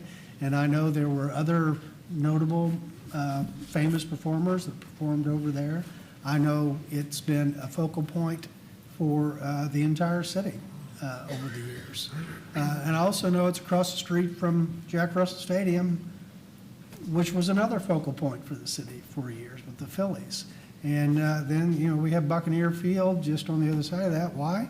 Well, the Tampa Bay Buccaneers used to have their preseason practices over there. And of course, we know the North Greenwood Recreation Center is on the site of where the original Clearwater Athletic Field was at, where the Brooklyn Dodgers first started the spring training in Clearwater 110 years ago. That entire area has incredible history. And I know there are many other activities going over there through North Greenwood that we want, as a city, we want to protect. And I hope that, you know, we are simply accepting the proposal today. I hope that we will engage Mr. Habib in conversations about agreements to make sure that this history is preserved. And some of these other things that the community has shared with me are very important to them, to helping the entire neighborhood and CRA thrive. I hope that we will negotiate those into the agreement to make sure that there are commitments as we go forward to making this property and the whole CRA successful. A couple other things I wanted to just mention briefly. One is Vice Mayor Cotton mentioned it earlier, and he asked questions to Mr. Habib. Folks, Mr. Habib's business has been incredibly successful.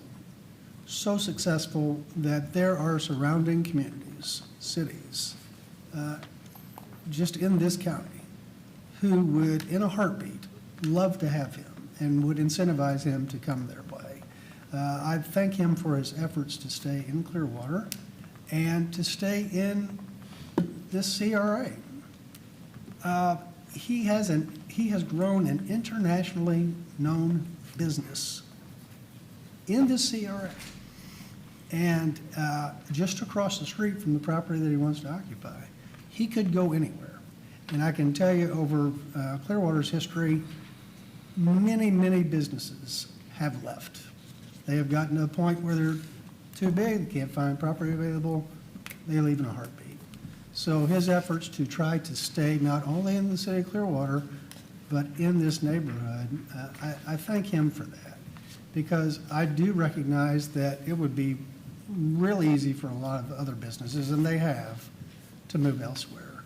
And I hope that him staying here and growing here, that the CRA will be able to use it to be very proud that this is the headquarters and location for an internationally known business, in that it will encourage others to come here and establish their economic opportunity. They'll bring jobs. They'll do these other things that we all want. I think one of the funniest moments I've had in dealing with the CRA was one of the initial forums, I think it was before we even officially became the CRA, was the residents came in and talked about the needs for the neighborhood and the CRA, and one of them was that it's a food desert. People don't have transportation to go get groceries, and there's not a grocery store within an easy distance for them to get to. And then the gentleman said, "Well, I've got an idea. I have a relationship with this supermarket company," and immediately everybody said, "No, we don't want that one. That's not the one they wanted." But unanimously, everybody recognized that we need economic inspiration into this area to get a supermarket in there to provide these essential services that we want. So that's what I'm hoping, that this will inspire more economic activity, and that we have other places, growth and possible growth, to provide some of these things that the neighborhood has wanted for so many years, that will only come by folks having confidence in businesses like this one, Yo Mama's, not only staying there, but growing there. They believe it's a great spot to be, and hopefully others will come and want to join them as well. So with that, I just want to thank everybody that I spoke with that shared the thoughts with me. Ms. Sori Love, I didn't get a chance to talk with you, but you gave me some time tomorrow. Hopefully we'll talk too, and I hear from the others up here too, and I am personally committed. I know the staff is committed to leaning in, listening to you more carefully, and doing better in the way we communicate with you and the folks that live in the neighborhood and the CRA going forward. So with that, is there any further trustees discussion? If not, is there a motion? Move to approve agenda item 4.2. Second. All those in favor? Aye. Opposed? Unanimous. Okay. Thank you all for attending and who came today to share your thoughts on that agenda item. This time we'll move to agenda item 4.3. Downtown revitalization. This is your item to discuss anything you wish. Any discussion from trustees? Okay, no, thank you. This time we'll move to 5.1, Director's Report for April. I'm going to keep this one short, but there is a few items on the PowerPoint that I do want to highlight. If you could put her up.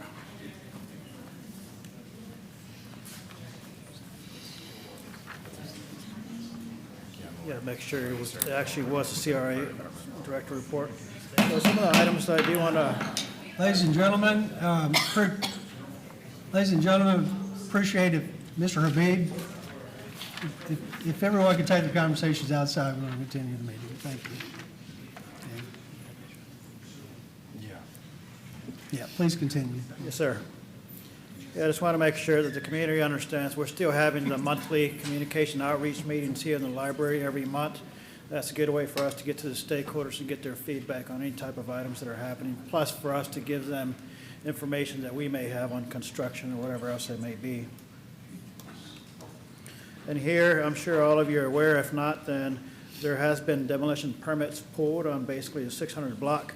You see the PowerPoint here before you, some of those addresses, and you also see some of the demo that's happening, in addition to down the street on Cleveland Street, where the old Hacienda restaurant was located. There's demolition going on there as well. This is the outreach meetings. As for the library, we still continue to move forward with our outreach to different entities and also give tours. And we're also going to send 2 staff members up north to Philadelphia to go to the American Alliance of Museums conference they have every year, and they're going to be doing interviews with entities and just getting information back, and plus us giving them information on our beautiful community. Grants, we continue to move grants forward in downtown. So for North Greenwood, and this was, I was hoping there was going to be some residents still here, but they left. That's why I was trying to get through it pretty quickly. So the North Ward Elementary School, we're still in the pre-marketing phase for that particular building. So what we want to do is we want to take it in June to the North Greenwood CAC so they can hear a presentation from staff as far as what we're doing right now. In addition, set up a tour maybe with the CAC at the North Ward. Of course, we would advertise it to make sure that we're compliant with, as far as how in the sunshine for all this wonderful stuff. But it has been shrink wrapped. I'm not sure if you wanted to add anything else on that. Not quite shrink wrapped. It is shrink wrapped. The wrapping is going up as you see. If you drive by, you see it looks like a big shrink wrap being applied to a piece of property. So a couple of things I just wanted to highlight. Appreciate Jesus, you pointing to me.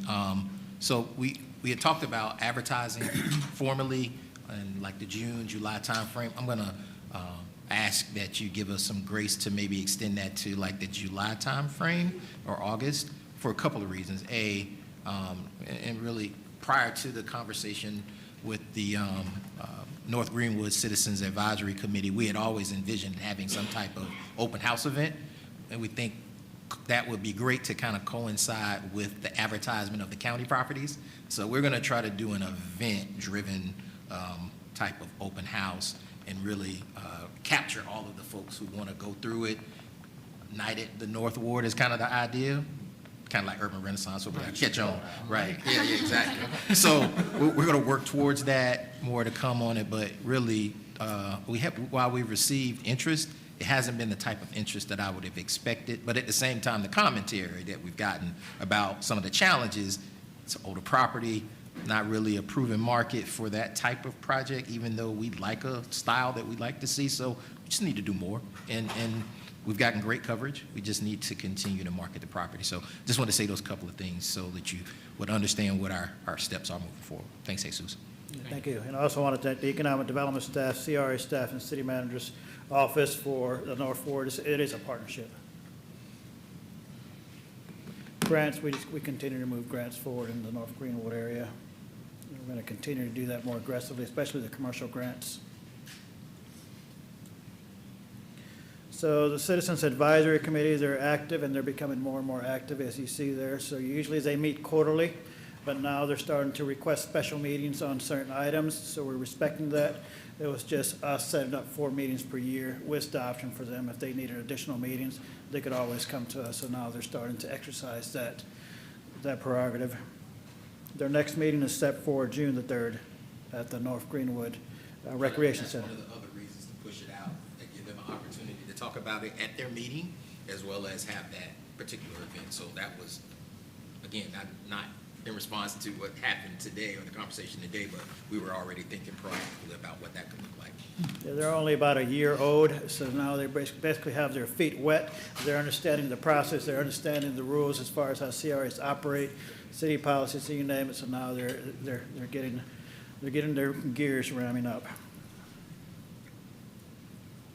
As far as property disposition, we do have a large section of property that's been advertised, that's here in the downtown, in the MLK, Martin Luther King Jr. Avenue area, and 7 parcels.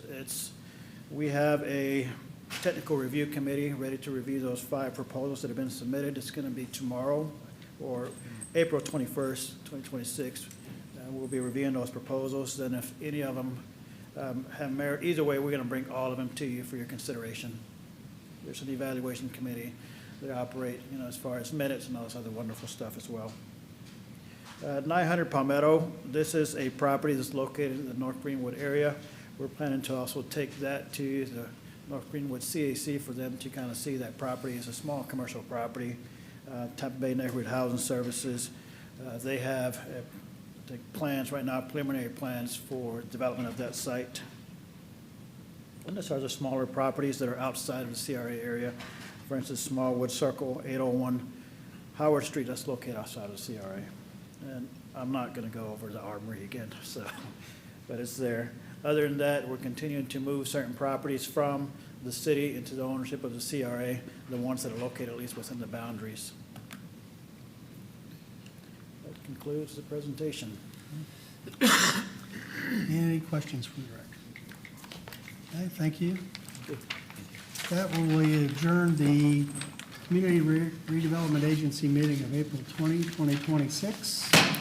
And we will take a 5-minute recess before we start the pension trustees. Quickly through that, and we'll get into the work session.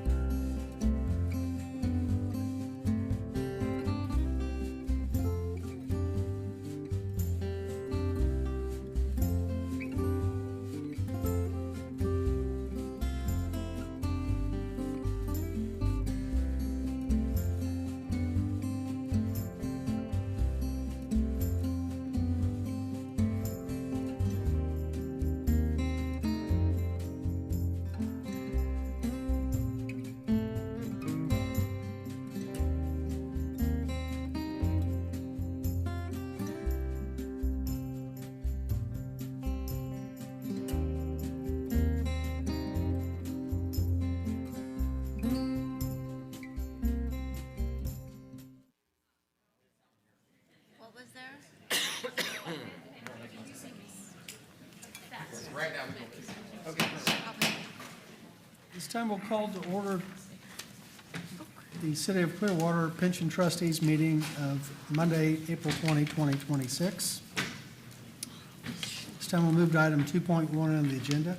Approve the minutes of the February 2, 2026 Pension Trustees meeting. Is there a motion to approve the? Yes, so moved, please. Second. All those in favor? Aye. Opposed? Unanimous. And we'll now move to item 3 on the agenda, citizens to be heard regarding items not on today's agenda. Are there any citizens desiring to be heard? Hearing seeing none, move to item 4.1. Approve the new hires for acceptance into the pension plan as listed. Good afternoon, Tiffany Macris, Human Resources Director. I'm here for any questions for the next 3 items. Is anyone here from the public today that desires to be heard regarding agenda item 4.1? Hearing seeing none, is there any trustees discussion? If not, is there a motion? Oh, move to approve agenda item 4.1. Second. All those in favor? Aye. Opposed? Unanimous. Agenda item 4.2. Approve the following requests of employees: Sherry Drigan, Gas Department; Michael Marakis, Information Technology Department, to vest their pensions as provided. Available for any questions. Okay. Anyone here from the public today that desires to speak to agenda item 4.2? Hearing seeing none, is there any trustees discussion? If not, is there a motion? Move to approve agenda item 4.2. Second. All those in favor? Aye. Opposed? Unanimous. Agenda item 4.3. Approve the requests of the employees listed to vest their pensions. Available for questions. I assume. Still Tiffany, still available for questions. Anyone here from the public desire to speak to agenda item 4.3? Hearing seeing none, is there any discussion? If not, is there a motion? Motion to approve agenda item 4.3. Second. All those in favor? Aye. Opposed? Unanimous. Agenda item 4.4. Annual review of the employees' pension plan investment performance for the calendar and plan year ending December 31, 2025. Good afternoon, trustees. Jay Ravens, Finance Director. This is the annual review of calendar year investment performance for the pension plan's investment portfolio. We've included with the agenda item a detailed summary of investment performance by money manager for each of the 22 money managers, as well as performance for each major asset category of the portfolio. Overall, the plan had a strong calendar year 2025 return of 11.45%, well in excess of the actuarial assumption of 6.5%. However, the portfolio did significantly underperform versus the benchmark index of 13.36%, largely due to underperformance in the small cap equity asset category. The pension committee has recommended, and the trustees have approved, 3 money manager terminations and respective replacements during calendar 2025. The committee continues to closely monitor the performance of each of the plan's money managers with the assistance of our investment consultant, Cap Trust. We will bring additional recommendations for terminations and replacements in the future as appropriate. I'd be happy to answer any questions. Right. Is there any trustees discussion on this one? We need to approve this report. I don't think we do we? Just presentation. Okay. Okay, thank you. All right. Agenda item 4.5. Determine trustees' expected rate of return for pension plan investments for current year, each of the next several years, and for the long term thereafter, in accordance with Florida statutes 112.661, paren 9. Good afternoon, trustees. Again, Jay Ravens, Finance Director. This item is requesting the trustees' determination of an expected rate of investment return for the current year, each of the next several years, and for the long term thereafter, as required by Florida statutes on an annual basis. Staff is recommending the plan's actuarial assumption of a 6.5% rate of return net of investment fees as the trustees' expected rate of return for the current year, next year, and for all years thereafter. Be happy to answer any questions. So you want to hear from the public tonight, desire, or tonight, I guess it's not quite tonight, it feels like it. This afternoon. Be there soon Desire to enough. speak to this agenda. Hearing none, is there any trustees' discussion? Not, is there a motion? Motion to approve agenda item 4.5. Second. All those in favor? Aye. Opposed? Unanimous. That moves to item 5, which is to adjourn the April 20 City of Clearwater Pension Trustees meeting.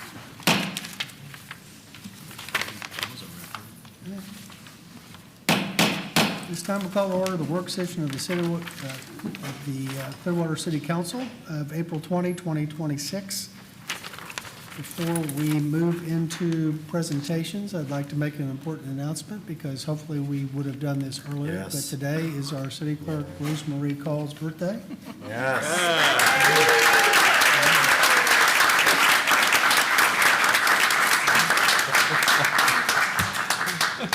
And we wish her a very happy birthday and promised I would not ask everybody to sing to her, so we won't do I that. appreciate that. But happy birthday to you.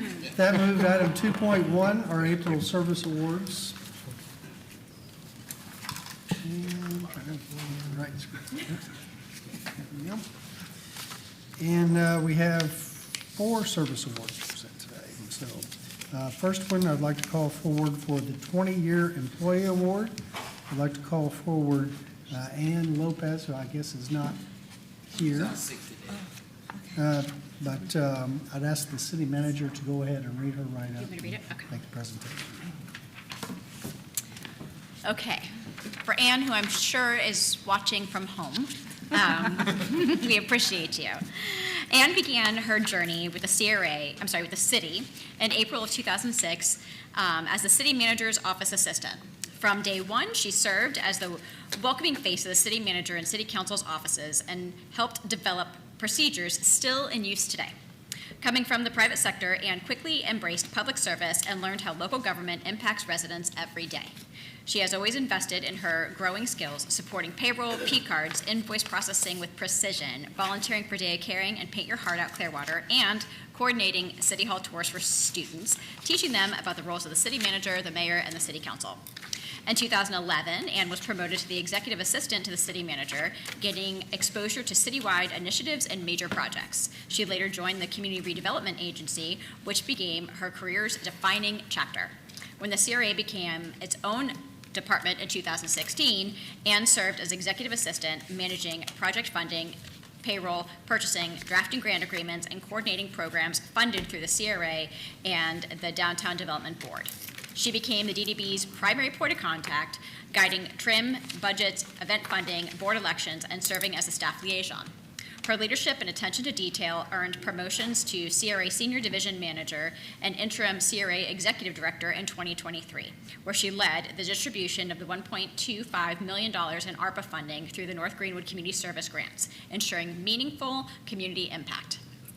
Today, as CRA Assistant Director, Anne advances city strategic priorities, supporting economic and housing opportunities, strengthening community well-being, and helping ensure CRA operates as a high-performing organization, delivering superior public service.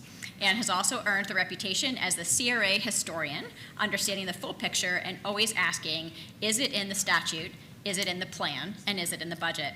She continues to invest in her professional growth, earning a digital media marketing certification, graduating from the Florida Redevelopment Agency as a Florida Redevelopment Professional in 2023, and joining the city's inaugural Executive Leadership Academy in 2024. Anne is also the proud mother to Noah and Skylar, who like to tell their friends that their mom works for the city and helps lead important projects and make a difference in the community. Anne has been steady, knowledgeable, and deeply committed to Clearwater's success. If something needs to get done, she's probably already reviewed it, approved it, funded it, and can likely tell you the budget code from memory. Thank you, Anne, for your continued commitment to the city and helping make Clearwater thrive, and we hope you feel better.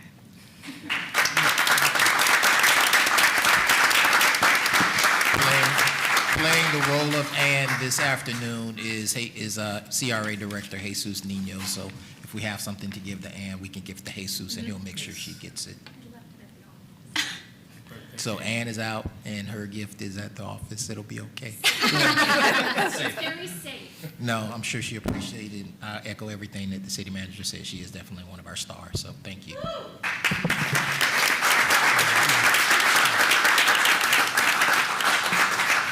Well, thank you, Ann, for your 20 years of service to the city. It's greatly appreciated, and we appreciate you. Next, we'll move to our 30-year employee award. I'd like to call forward Andrew Blevelt from the Public Utilities Department.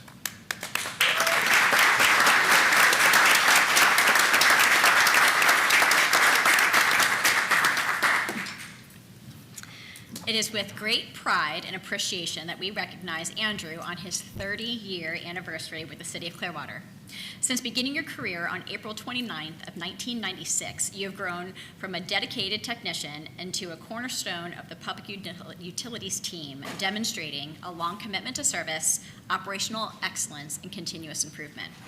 Throughout your 3 decades of service, you have successfully navigated many flows of city operations, starting in the wastewater collection division, transitioning to a construction inspector role within the Public Works, and ultimately returning to Public Utilities as assistant manager over the wastewater collection and reclaimed water divisions. While the work of wastewater services is often behind the scenes, it is critical to public health, environmental stewardship, and quality of life. You have consistently met those challenges with professionalism, adaptability, and a willingness to do whatever it takes to keep the city running safely and efficiently. Your career path is a true example of working your way up through the ranks through dedication, experience, and a commitment to learning.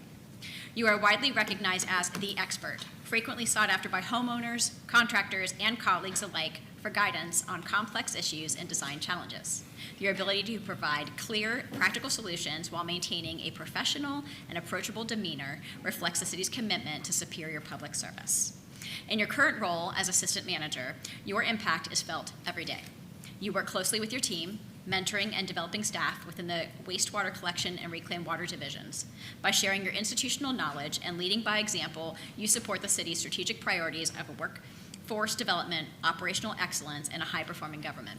Your leadership helps ensure reliable infrastructure, regulatory compliance, and long-term sustainability for the community. Andrew, on behalf of the Public Utilities team and the City Manager's Office, thank you for 30 years of dedicated service to the City of Clearwater. Your expertise, leadership, and commitment to excellence embody what it means to deliver superior public service and contribute to a high-performing organization. Thank you.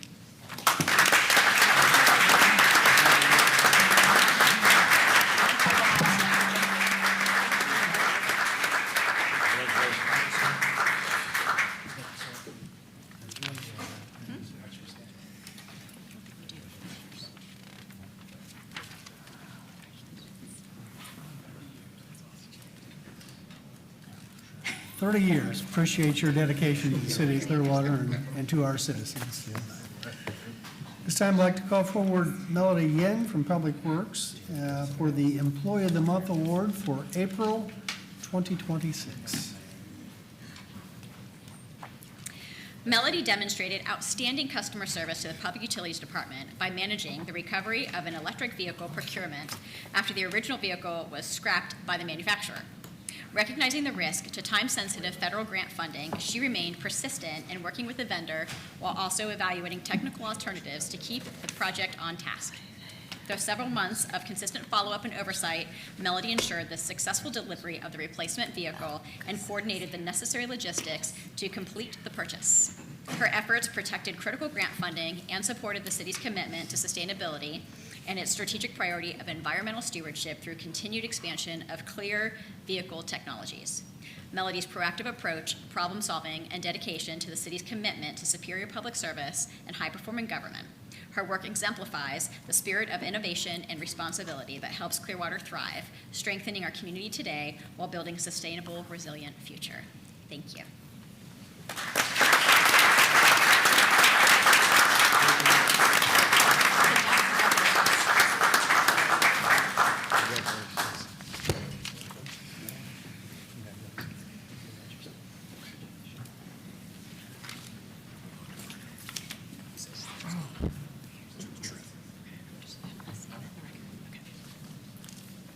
Okay, for next is the bi-monthly team award for March, April of 2026.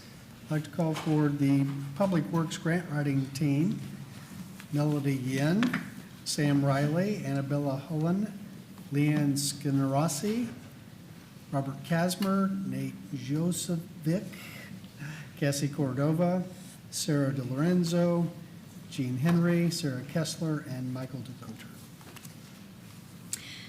The Public Works team, along with dedicated staff from other departments, demonstrated exceptional collaboration, perseverance, and expertise in developing and submitting grant applications and funding requests following Hurricanes Milton and Helene. In a very short time frame, this cross-departmental team produced 6 hazard mitigation grant program applications covering stormwater improvements, property acquisition, seawall upgrades, traffic signal hardening, and roadway elevation, as well as 4 Resilient Florida applications addressing stormwater, traffic signal infrastructure, roadway elevation, and long-term shoreline planning. In addition to these 10 competitive grant applications, the members of the team are simultaneously advancing 3 major state and federal funding allocations, including Clearwater Solar Projects, the North Beach Stormwater Improvement Project, and Living Seawalls. The combined efforts directly support the city's resilience, sustainability, and fiscal responsibility by reducing long-term risks from flooding and storms, improving critical infrastructure, and producing renewable energy. This team's outstanding achievement represents the highest level of public service, collaboration, and commitment to protecting Clearwater residents, infrastructure, and natural resources. Their efforts will bring in millions of dollars of outside funding, saving taxpayers substantial local dollars that would otherwise be required to complete these critical projects. Good job, team.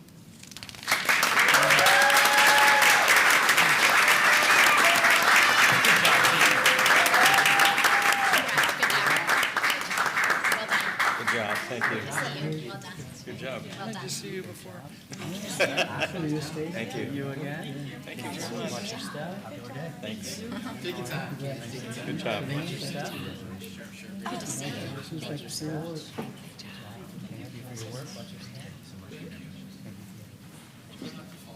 You don't have to fall. Thank you very much. No falling allowed. Go, Sarah. Yes.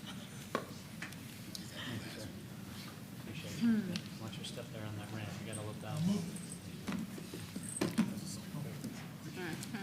Great job. Yes. Thank you.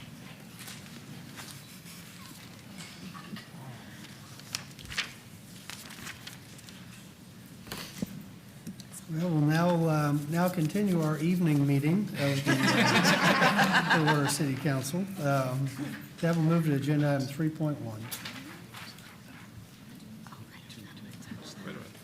2.2, excuse me, 2.2.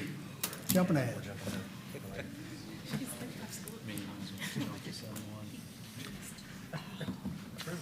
And I'd like to thank Ms. Crockett for her patience.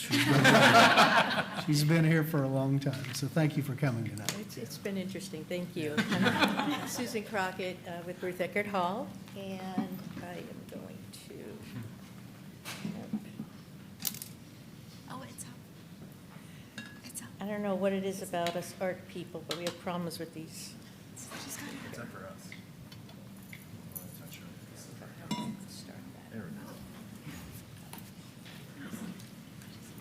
Thank you so much. It's a pleasure to be here this evening with you, and I know that this is, the intention of this was to give a quarterly update on the Sound, but I do want to share with you a recent economic impact study that we had done that includes all 3 venues, because the city owns all 3 venues and we're your operator for those pieces. The study was based on 2025 attendance. It was done by Johnson Consulting out of Chicago, which is a company that not only does economic impact studies and feasibility studies, but also specialize in arts and entertainment. So they know our business, which gives them a running start on knowing, what the right questions to ask are. The data is confined to the show activity. As you know, we also do rentals of the facilities for weddings and community events. We also do extensive education programming, but this is confined to people that attend events at the venues.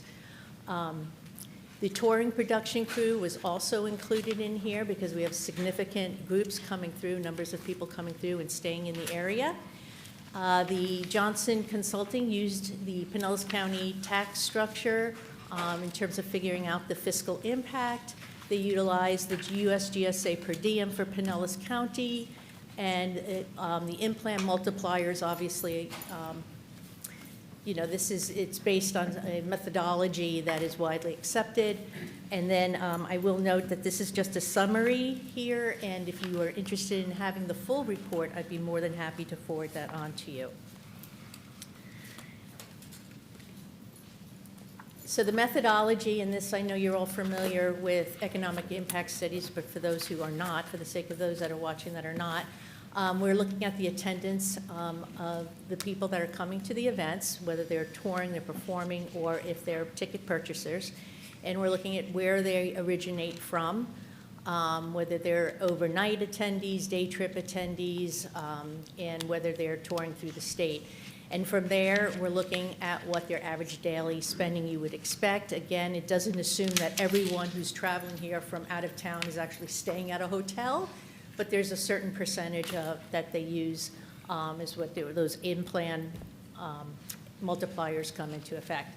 And so you're looking at what the direct spending they're doing while they're in town, also looking at what the indirect or the induced spending would be in terms of the amount of people that you're employing because of the activity, and what they're spending in the environment, as well as any indirect spending that, such as in this case, Ruth Eckerd Hall would be doing spending in the community in order to support our business. But the main thing I think we're probably interested in is what impact are these events having in terms of our attendance. So in 2025, we had 148 shows at Ruth Eckerd Hall, 114 at the Billheimer Capitol Theater, 65 at the Baycare Sound, for a total of 327 events that were specifically Clearwater-based. We did 9 events off-site of the venues. I would say about half of those were in Pinellas County. The attendance at the Clearwater-based events reached over 451,000, and Ruth Eckerd Hall on the road delivered about another 18,000, of which about 9,000 were in Pinellas County. If you look at the origin of where our ticket buyers are coming from, for all of our stages, there's about 11% that live within have a Clearwater mailing address. Another 29% are outside of Clearwater, but within the county. About half of the people that are attending our venues actually come from Florida outside of the county itself. Another 11% are from another state, and then we have about 1% that identify as coming from overseas or Canada. Interesting, I found, was that the Baycare Sound pretty much follows very close the same thing. About 50% were coming from coming from Florida, but outside of the county. And then about 11% were coming from the rest of the states, and then 1% from outside. I also thought it was interesting to note that a lot of times when an act is performing at the hall, at the Sound, but also in Orlando, and someone lives halfway between the two, they're coming to Clearwater, which I thought was really interesting. So I would assume they're coming because maybe they want to stay the weekend, and we're seeing that the people are talking about how they want to make a whole weekend out of it if they're coming. In terms of the tax base, the fiscal impact is about $7.8 million estimated for all of our activities. And then $1 million of that is for the tourist development tax, and then another $167,000 for county discretionary, the surtax that's charged from hotels. And if you look at the Sound itself, it's $3.6 million in terms of the additional tax revenue coming from the activities. Overall, if you're looking at the economic impact for all of our stages, you see that they're estimating that there's a total of $252.2 million, which obviously is significantly more since the Baycare Sound came alive. We're seeing that it also is increasing employment by 1,709 full-time equivalents.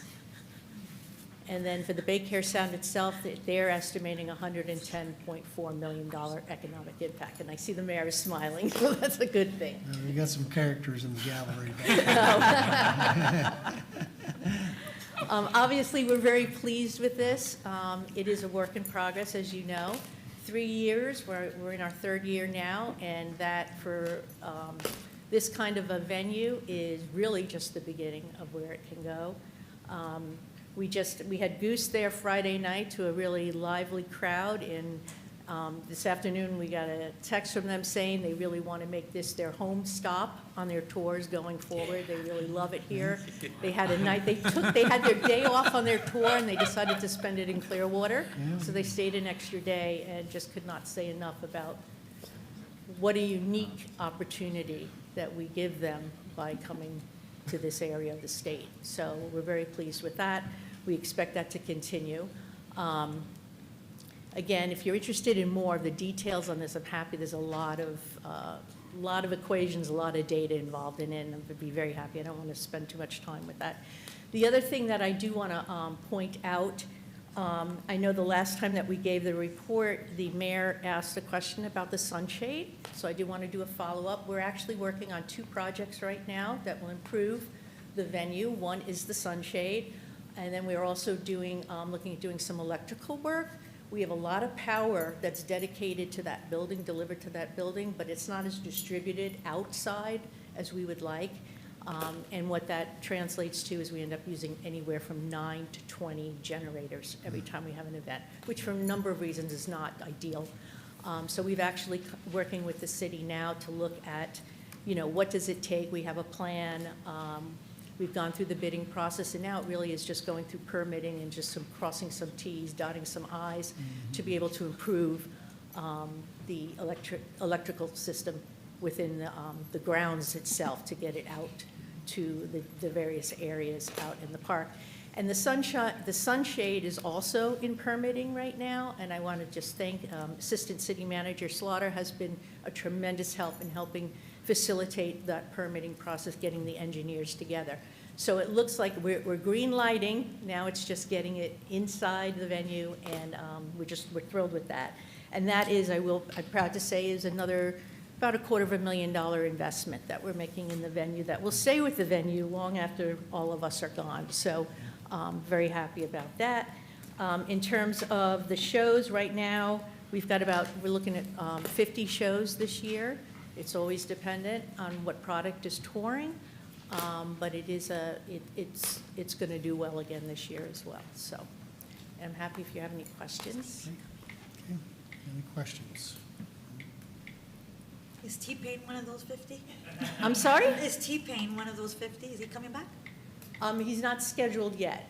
This is just through December 31st. And we haven't announced yet, Bobby is working on we're really interested in doing a few signature. We've been doing some festivals in collaboration with radio stations. Some of those are annual festivals that they've brought it here now to the Sound from another location. But we're actually looking at doing some of our own, and we're in the midst of doing one I believe right now it's in November. So our idea is to do something kind of like what Clearwater Jazz Holiday has, that we're establishing other types of festivals that are unique to Clearwater, that bear the Clearwater name, so. Councilmember Menino. And we think we say it every time you come in. Appreciate you and your staff, your entire team. What a beautiful venue. What a great job you do. Every event I think we go to, you can see and you can feel the investments that your group continues to make it a better experience every time for our fans and the travelers that coming in. Thank you for that. It's funny you said Goose. I'd never really heard of them, and I heard it was Councilmember Albritton's favorite band. So we went, and it was packed. It was an awesome show. But what amazed me, and my wife will kill me for this, but for 3 hours of this show, they never made eye contact with the crowd one time or said hello or hi, and all I kept asking was, please just say hi Clearwater or hello. Yeah. And I think it took maybe 3 hours in, and we got a Clearwater, Florida out of them. So it was that was a win for me. I would have went home having a hard time go to sleep with that, but they killed it. It was a great show, and it's good to hear they had such a good experience. They want to call it home base, and I think Councilmember Albritton will welcome that. Thank you. Okay. I'd just like to say, I'd like to see Goose come back when we have the duck at the same time. No, thank you for the charts that you showed. I think you know, we've talked about how you put these venues together.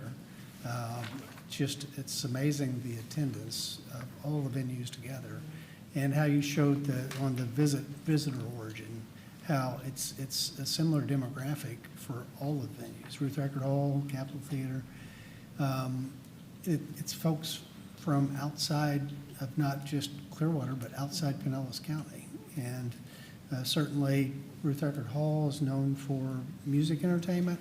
There are other things there, comedy shows and other things too, but primarily that. And one of the premier places in the region, even among Straz or Mahaffey, there are shows you can see at Ruth Eckerd Hall that you can't see at those other two venues. So appreciate all that good work. And I think it's important for the community to know that's an important role that you all play here, is attracting folks from all over. I mean, it's 68% or so.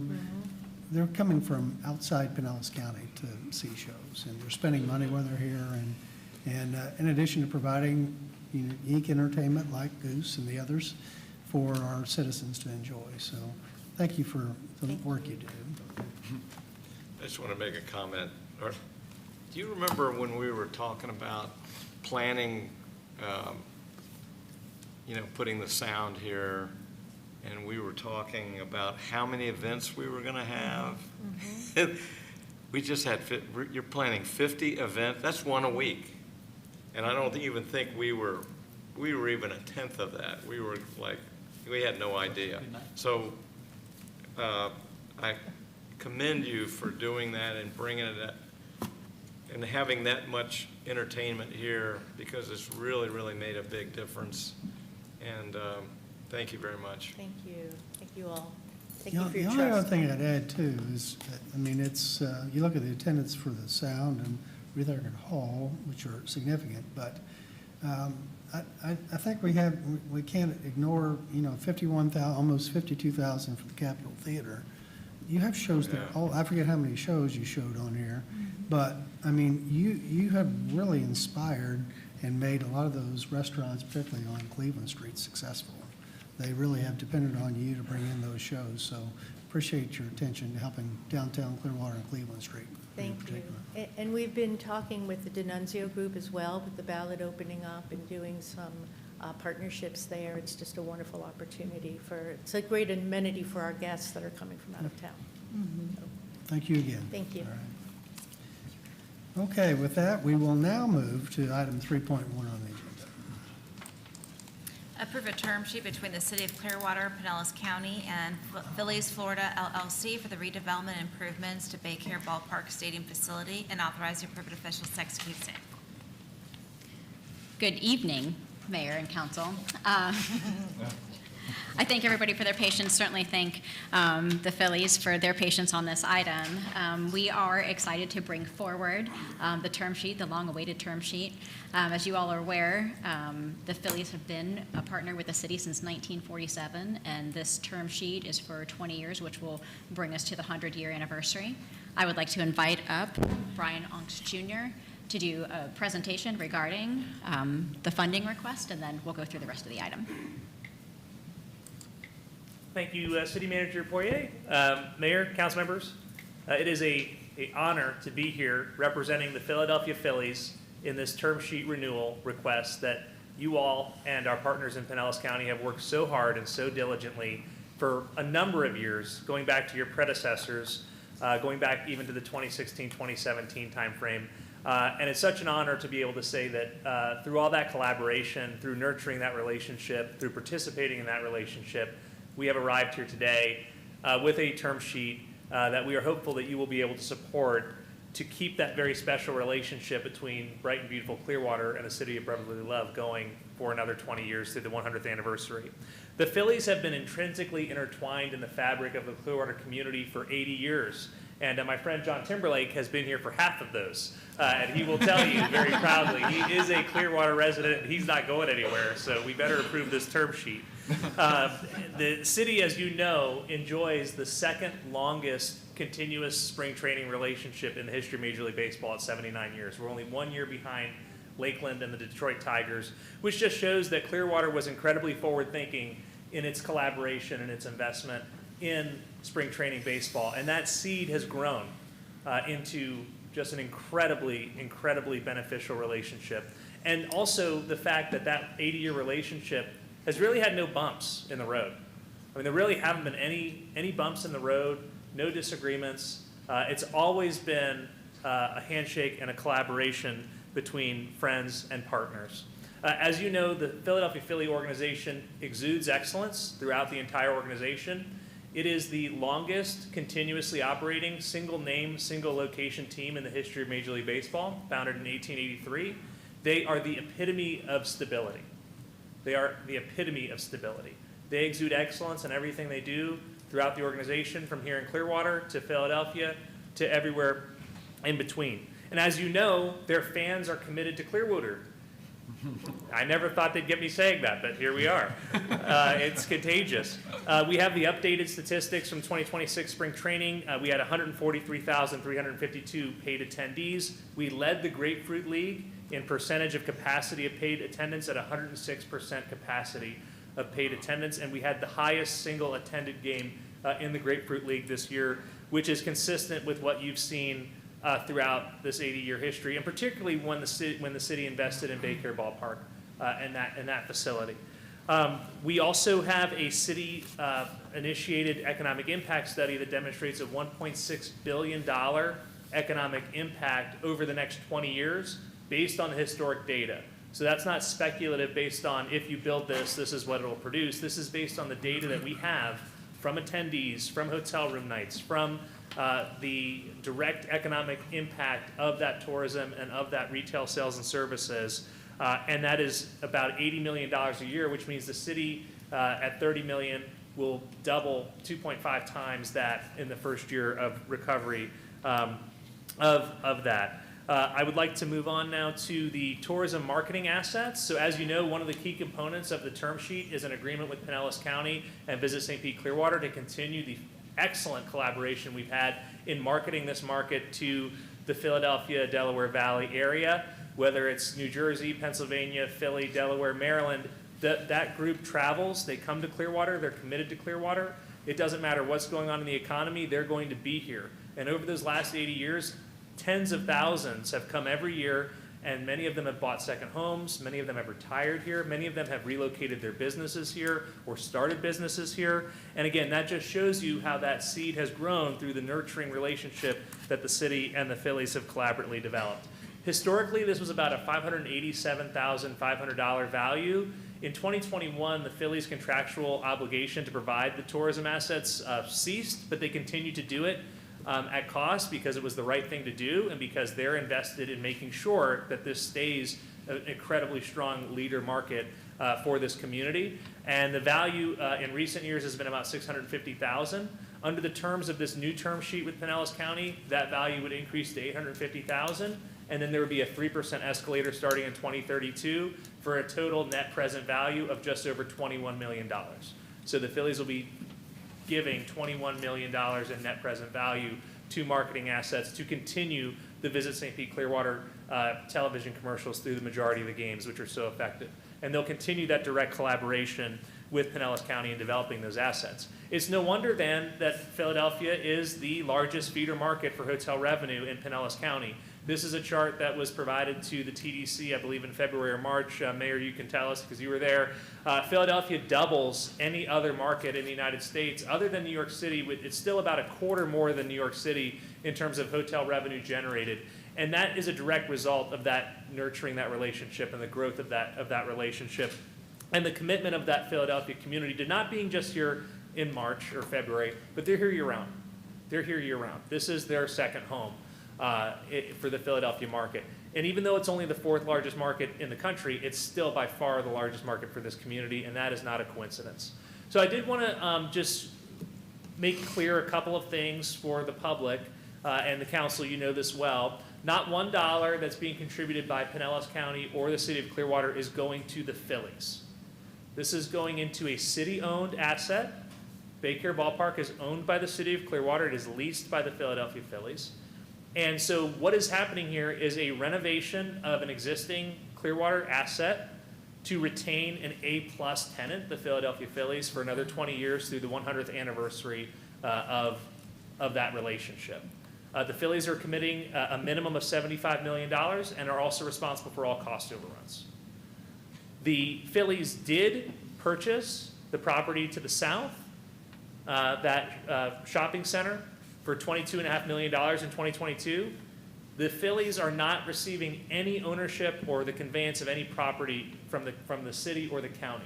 The Phillies, on their own, invested in the property next door to the city's campus because it's part of our long-term plan to activate that key corner, that key US 19 Special Area Plan Activity Center corner.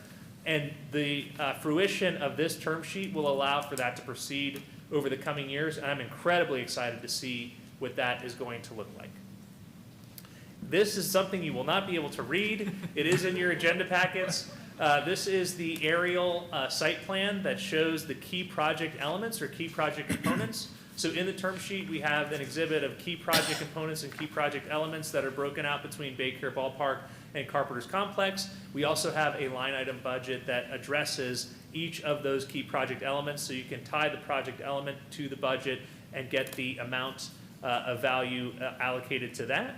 I did want to go over some of the key fan amenities. Some of these have already been installed. Others are in progress and will be in progress. The video board replacement, replacing the field lights, a larger expanded concourse with additional capacity, upgrade the West Plaza fan entrance plaza, expand and enhance concessions, fan seat replacement, so replacing all of the seats, center field fan deck, which is above the batter's eye, which will expand capacity, retail store expansion. As you know, that retail store is incredibly popular and there are lines around the corner. So we've taken note of that market analysis. It's not very hard to see. And we'll make sure we have some extra capacity for that. Center field restrooms, which will be new to service the berm area.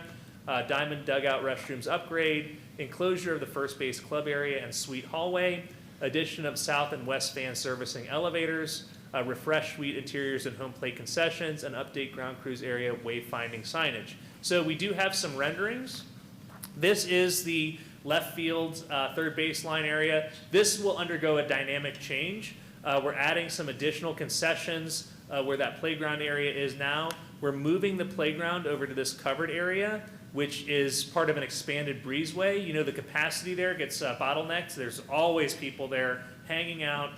Right now there's a bunch of fan chillers providing some cooling there. But this will now be a covered playground area with expanded capacity for people to move about and have ingress egress. The tiki deck is remaining. The footprint will expand, but the Frenchie's tiki deck, which is incredibly popular, will remain, and again with an expanded footprint. This is the batter's eye, which exists. That batter's eye is one of the Major League Baseball required elements. It certainly isn't active right now unless you're trying to hit a fastball. So we are going to activate it for everybody else who's not playing, and we're going to add this fan deck on top, which I'll show you an image from that perspective. And we're also going to add these restrooms in the rear, which will service that berm area. And again, there are no restrooms right now out in the outfield area. So that was something that would be important. This is an image of the expanded capacity above the batter's eye. We think that's a really innovative, dynamic use of right now what is essentially underutilized space for the fan experience. This is a view from Carpenter's Complex of that left field area. You can see again the playground here. Concessions would be over here on this side, and then here's some offices that will be added for administrative purposes. This is a view towards the left field area and the existing administrative offices with expanded office and player development area. And that concludes our presentation. I want to thank very, very sincerely City Manager Poirier, Mayor Rector, Councilmember Menino, Cotton, Teixeira, Albritton, City Attorney Kohler, everyone on the city team. Every city department played a role in this, played a crucial role in this, whether it was economic development, whether it was legal, whether it was planning, whether it was obviously Mr. Ravens and his team. This was a holistic city project that took many, many years to come to fruition. And I think that the quality of that committed collaboration is why you've got such a good project here before you, and I think why it's coming in with a lot of support. And I'm very proud of that process, and I'm proud of all of everyone who's contributed to that process. Also would like to thank our county partners. We're going to be going before the county commission tomorrow at 2 p.m., hopefully for their approval of their commitment of the TDC funding, and also their part of the term sheet. So definitely like to thank Administrator Burton, who's been involved with this throughout the process, Chairman Eggers, and the rest of the county commissioners, and also for all of your advocacy with the commissioners for those TDC dollars. That is greatly appreciated. That was a significant part in getting this deal completed. So at this time, I know you know as much about this project as you probably would ever wanted to know, but if there's any other questions you have, I have Mr. Timberlake and Mr. Nicholas here that can answer any questions, and we'd be happy to do that. Okay, questions? Vice Mayor. Yes, I have no questions, just comments. I have to applaud the team as well, city manager, acting city attorney, and the rest of the staff that played an integral part in this, as well as you, Brian. Thank you, Mr. Nicholas. Thank you, Mr. Timberlake.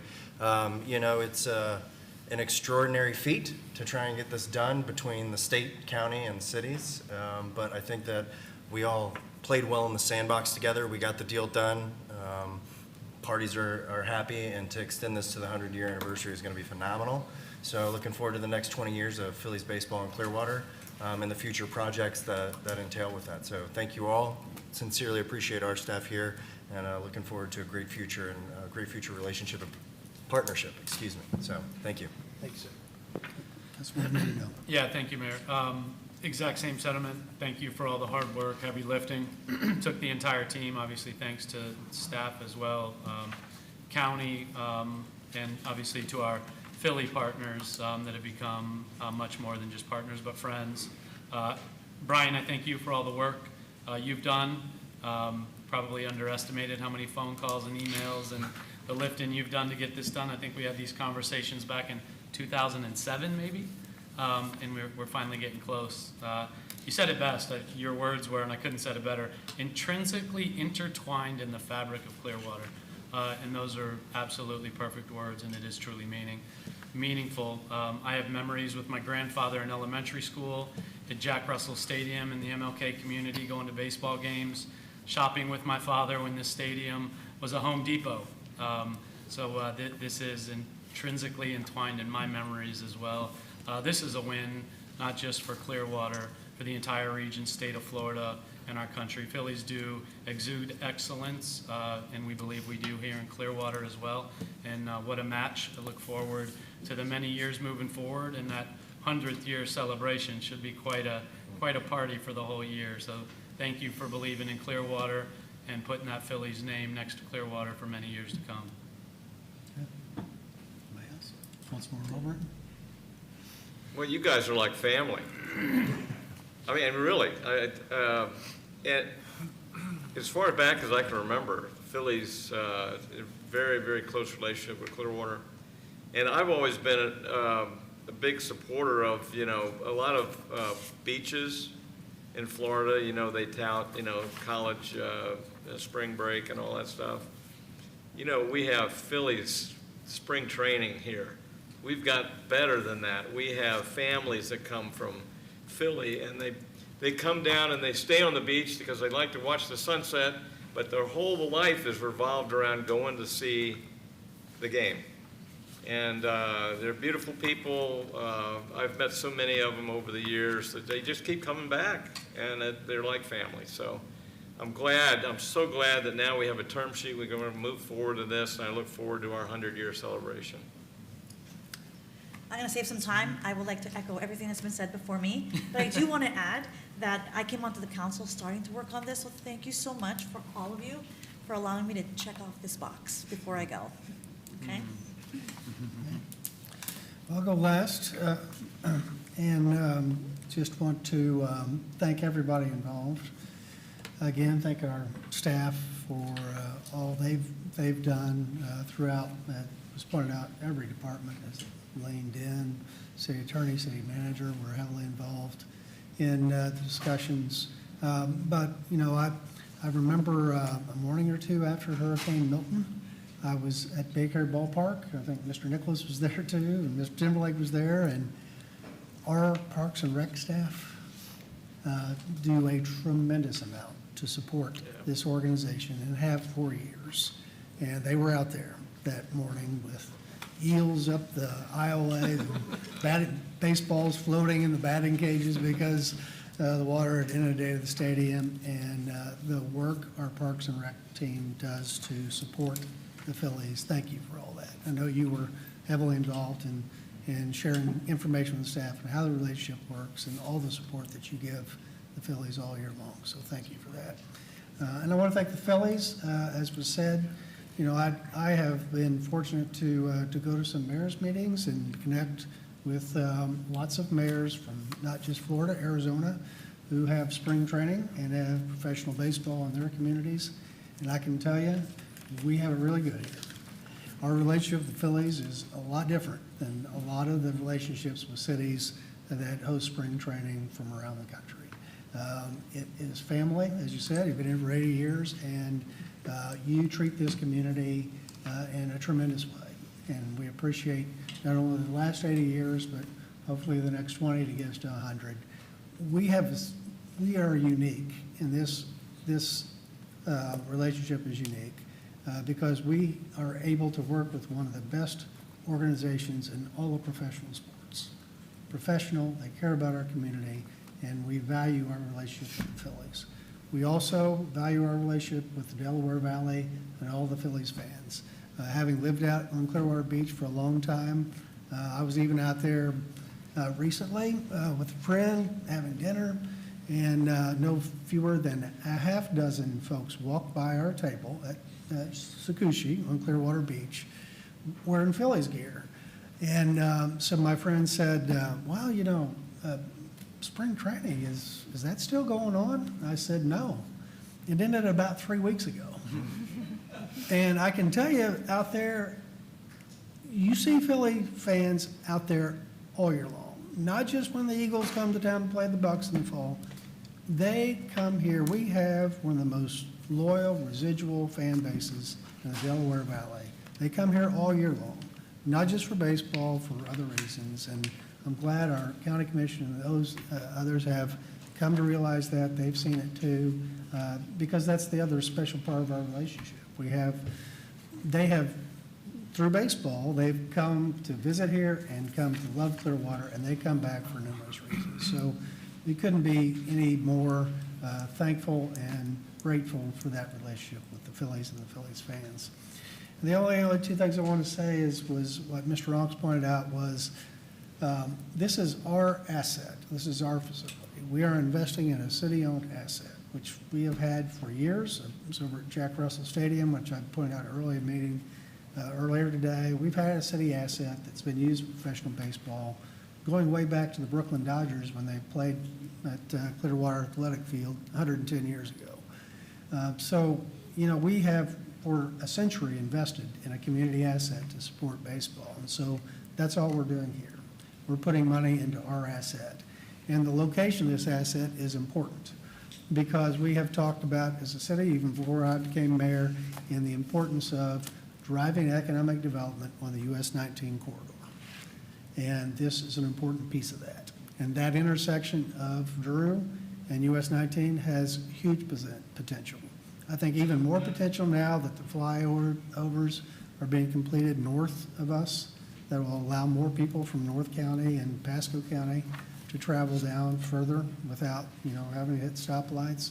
So it's an important, and we saw the map of the opportunity that the Phillies have to maybe do some things with this property, but that's not it. There are other properties around there, up and down that US 19 corridor, that can really benefit by our investment in this city asset. So I could go on and on, but I won't because we are into the evening when we didn't expect to be. But thank you for everyone who's participated in this.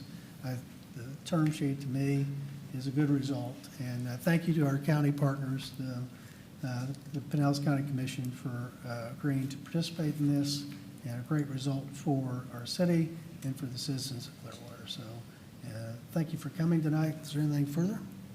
Okay. Appreciate you, and thank you for your partnership. That will move to agenda item. Mayor, can we place it on consent? Oh, it wasn't for consent, okay. If there's Do we have consensus. consent? On consent. For sure. Yes. Okay, we have consent, yes. Agenda item 4.1. Award a construction contract to Southern Road and Bridge LLC of Palm Harbor for slope stabilization. Good evening, Mayor, members of council. My name is Kelly Petrich. I'm the Engineering Division Manager here at the City of Clearwater in the Public Works Department. As you know, the high velocities from Hurricane Helene and Milton destabilized the bank in 6 locations along Alligator Creek, resulting in large washouts, endangering not only both private but public infrastructure. These damages were both inspected and submitted for FEMA reimbursement. Southern Road and Bridge LLC was the lowest responsive and responsible bidder out of the 4 submitted bids. This contract includes a wide variety of unit price items to address slope stabilization, seawall repairs, pipe replacement, and erosion control as needed. This low bid approach actually allows the city to respond quickly and efficiently to both emergency and routine infrastructure repairs without delays associated with special procurements. This contract also will provide flexibility for future emergency response and storm recovery efforts for the citywide as infrastructure. Also, we see this as being able to provide a more long-term resiliency for future storms as well. Any questions? Any questions? Okay, do we have consent? Yep. We have consent on 4.1, thank you. Thank you. 4.2. Approve a locally funded agreement between the State of Florida Department of Transportation and the City of Clearwater to provide $200,000 for preliminary engineering. Good evening, Mayor and Council. I am Anna Holland, Transportation Division Manager for Public Works. We're requesting approval of a locally funded agreement between City of Clearwater and FDOT for the State Road 60 corridor study. This study will evaluate traffic operations, multimodal connectivity, and access management to identify data-driven safety improvements while maintaining the corridor's capacity and function. FDOT will administer the project, including managing a qualified consultant and providing overall project oversight, while the city will actively participate in coordination, review, input throughout the study. The city will contribute $200,000 towards the study. This agreement creates a partnership between the city and FDOT, and it ensures the city has an active role in shaping improvements along this important corridor. And I'm happy to answer any questions. Okay, so I have questions. So this is a request from us, or who requested this study? I think we originally initiated a conversation with FDOT to have a corridor study performed, and more recently, Councilmember Menino brought up the study was being performed by FDOT, but there wasn't sufficient funding to continue to achieve the goals of the study. We had a Safe Streets for All grant that was put on hold by the administration, and we haven't received the funding from that grant. We were looking to contribute $400,000 from the grant into the study, and since we haven't received the funding hasn't moved forward, we were going to give them $200,000 just to keep the study rolling. So I asked that because my conversations with FDOT have been, we've studied it to death. It's like, how many more studies are we going to do? How much more their money too, not just our money. But the feeling I got was that they were willing to do it, but they felt like they already had enough information. They were ready to fund the work without the study. So, but that this may have been coming either from us or Forward Pinellas, the request for another study. And they were willing to participate, but they also didn't feel like they needed another study to do this kind of work. So that's why I'm asking. If you want to address the question, I'll add, but don't let me jump in front of you. Go ahead. Yeah, thank you. Mayor, that's a good question. I think just for history of what happened with this study, Belcher became the biggest concern in Belcher intersection in Gulf to Bay. And what happened with the study originally, they proposed three options, and our county commission rejected all three. and didn't like any of them, told them to go back to the drawing board and find out other alternatives. Some of the challenges they were having was additionally that if they did put changes to, which is a safety concern, it's been recognized for years, no questions about it, data shows, if they did make changes to that Belcher Gulf to Bay intersection, previous studies didn't show what that change would do to subsequent intersections. So they wanted to make sure that before they spend millions and millions of dollars moving forward, that they understand what the full unintended consequences are, as well as give the county an opportunity to find some direction to go, because they did reject all three options, whether it was a flyover, a no left turn, U-turns only. There was multiple, and they weren't happy with any of them. So that's why Ford, Pinellas, and FDOT did go back to the drawing board to restudy, come up with additional plans and options, and to do it fully.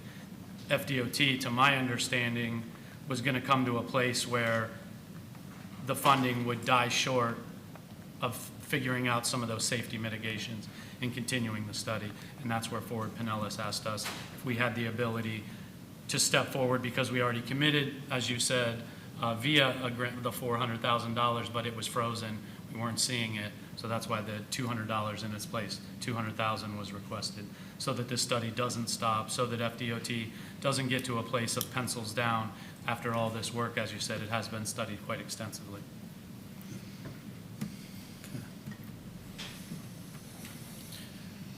Well, I hate, you know, what's our deadline on this? Do we feel like there's a deadline? We have to spend this grant money before a certain time, before it, We haven't been awarded the grant. Oh, okay. I think the study will eventually run out of money, so they can't fully complete it. And just to complement what Councilmember Menino stated about the Belcher intersection, this does not cover specifically Belcher intersection. It just covers the entire corridor, just to get a more holistic view of how that intersection will impact the entire study. And this is more of a safety-related study as well, so. I think, and two, it's not just FDOT, but my conversations we have in Tallahassee where, you know, they don't like funding studies at the state. They like funding project that let's get things done. And, you know, this, hey, granted, told somebody just today, you know, the path from Tampa International to the roundabout Clearwater Beach is one of the most important arteries in all of Tampa Bay. So, yes, we need to update and improve and do all that. That said, we can't keep studying. We got to take some action. Yeah, Mr. Mayor, thank you. To that point, and forgive me, correction might be needed. It was Pinellas County that ditched 3 opportunities, but it's our budget that we have to pay to get another study done for them to hopefully like what they see to approve it. Should the county not fund it? Am I not correct in saying that Ford Pinellas is a funding partner on this? For some reason, I don't see I did hear them. Ford Pinellas for sure. Yeah, but I don't see mean, them on this sheet. Sorry, guys. So they're contributing also, do you remember, was it 40-something thousand, I think, that Ford Pinellas is also contributing? It was not as large as our portion, but they are contributing Right. to the effort. Yeah, But I it's think- not our intersection, it is the county's intersection? So the county specifically funding the Belcher intersection. They were strictly stated that their funding would only go towards the Belcher intersection. Listen, I'm of the mayor's point of view. I'm not, I don't want to throw good money at bad money if we've already studied the heck out of this thing, but I also need to know, you know, is the county going to approve what they've got? So, And I'm hearing one of the major funding parts, it's not here tonight to share with us, but when I'm hearing that one of the major funding partners of the project doesn't think it's necessary, that's why I'm questioning whether or not, you know, it's the best use of our money to participate as well, when they don't feel like they need it. So, yeah. And I think we can pivot, however we need to pivot. So we were gonna shuffle money around. We had just made that $400,000 commitment earlier, so we were looking to do some internal shuffling. But Yeah. we can pivot, however. If you want, we can certainly reach out to FDOT. We can have our staff reach out and have those questions in terms of, your conversations with them and see what they recommend on this item prior to Thursday night. If that's helpful and agreeable to the council, happy to do that. Yep. Okay. I agree 1,000%, because my conversations with FDOT have been completely different from a Fort Pinellas standpoint as well. So let's make sure we bring clarity to this, because this is a pretty big deal. I don't believe that the county or we see the Belcher intersection as not a big deal. I don't think the state would. I mean, crash data, deaths speak much louder than that. I mean, it is the most dangerous intersection in our entire city and community. So it probably deserves that clarity for us to make that decision, and I respect that. Yeah, it's the most dangerous intersection in the entire county. It's Yeah, not just our right. city, it's the way it has. That's But, important. Get it right. to my point, it has been for a long time, and we just sit and study it to death instead of doing something. So, yeah, that's my own. Well, I was just going to add, and to fix it, it's going to be the most expensive intersection. We've been talking about that for years, and coming up with all these different, I mean, if, nobody really wants to have a flyover. They don't want to have that there. And then the only other way to fix it is to buy up all the property around it, enlarge it, make it look like Keene. And that's too expensive to do. There's already, development around it. So I don't know. I don't know what I think we need to go ask again what we're doing here. Okay, so. Yeah, plans we to come will back. reach out to FDOT and bring that back on Thursday night for further consideration. Okay. Thank you. And I'm sorry, we will circulate that information prior to Thursday so that, council has an opportunity to review that and then make a decision on Thursday. Does council want it off consent then? Off consent. Take it off Okay. consent, yes. Okay, thank you. Thank you. Agenda item 4.3. Approve a community forestry capacity grant agreement between the City of Clearwater and the Florida Department of Agriculture and Consumer Services. Hi, Mayor, City Council, City Leadership, Cassie Cordova, Sustainability Division Manager in Public Works. As Rose just mentioned, this is a grant for $50,000 for a $100,000 total project. The grant will fund a citywide tree canopy assessment and development of an urban forestry management plan. That'll help us identify canopy gaps, prioritize planting areas, and guide long-term management of our urban forest. This is especially important. The timing, we did lose quite a bit of our canopy in the storms, so this will help strengthen our resilience. Urban forestry trees are important to help us reduce heat, manage stormwater, and support Clearwater's quality of life and tourism. And this is a good opportunity to leverage outside funding to create long-term strategy for strengthening our tree canopy. So staff recommends award. Happy to answer any questions. Any questions on this, Janet? Okay, not, do we have consent? Yes. We have consent on 4.3. Thank you, Ms. Cordova. Agenda item 4.4. Approve an ordinance of the City of Clearwater, Florida, vacating city right-of-way, alley, drainage, and utility easements as more particularly described and recorded in Bayview City Subdivision Plat, Book 9, page 43, and the abutting Bayview Terrace subdivision.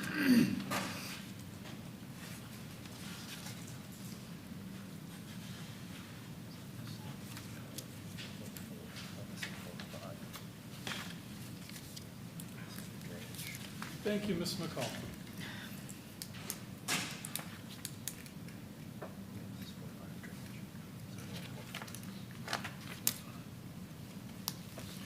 Good afternoon, Mayor, council members, city manager, Mr. Kohler.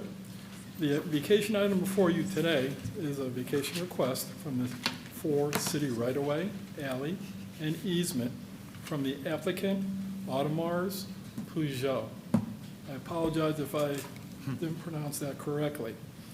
This request is in support of the redevelopment of the applicant's abutting owned properties. Let me show you a quick aerial.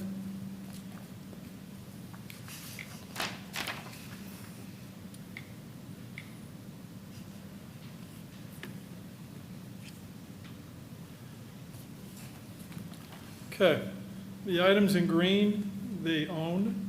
The items in the red hatched is going to be the affected right-of-way. And with a crossing alley with a drainage easement on 3040 Gulf to Bay. The vacated area includes improved and unimproved portions of right-of-way to include Tennessee Ave, blocks 3 and 6, the unimproved adjacent portion of Bay Street, blocks 6 and 7, the non-named unimproved 16-foot alley in block 6, and an improved portion of Carolina Ave, along with a drainage and utility easement thereon 3040 Gulf to Bay. Please also know that the requested improved portions of right-of-way are not constructed to city standards, and the city has not performed or incurred any significant expense to maintain or keep these roads as they are. The platted road system of Bayview City subdivision, which this parcel rests therein, was never constructed per the plat, and the city has previously vacated other right-of-way easements in this area. The proposed vacation is conditioned upon the applicant conveying easements to cover any and all utilities as necessary when they reconfigure the land. Public Works staff has reviewed the request and recommends approval. Any questions, please? Is there any questions on this agenda item? Yeah, Councilmember Albrecht. yeah, it's, it seems to me, I went and looked at this thing about a year ago, or last year sometime. Was it delayed coming to us now, or? Not that I'm aware of. This is the first that it was presented to us. Well, I remember going out there because one of the vacations, there's a roadway that goes into that hotel next door, but last year, we did do vacations for Calvary within the same area. no, that was further, yeah, that was Calvary though, but this. Meadowlark Lane. You know, Exhibit A, I mean, where you're showing Exhibit A, there's not even a road there, it's just. That's correct. It's unimproved right-of-way. Yeah. There is basically a ditch with water Yeah. flowing through. All right. That will be improved as, again, abutting owned property. They would then retain half of the right-of-way.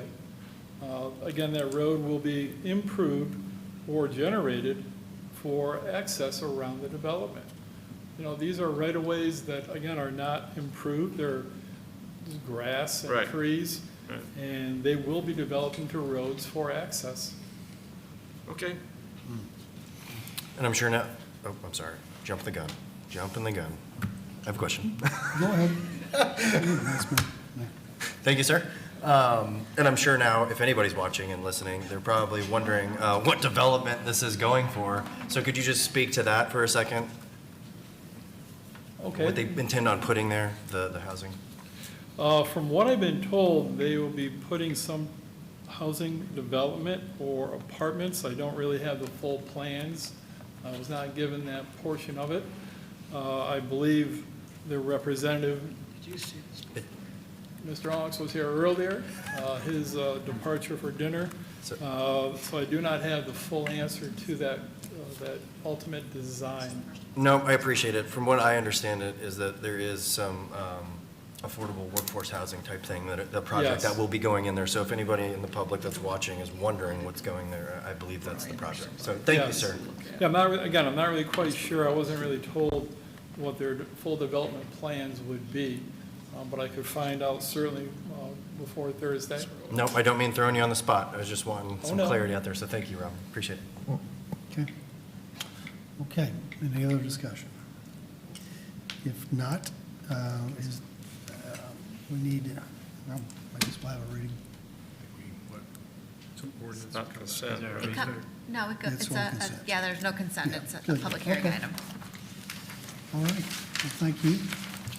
Move to agenda item 5.1. Accept drainage easement with indemnification from Emmeline Little Bowers at 1202 Vista Way. Good evening, Mayor, council members, city manager, Mr. Kohler again.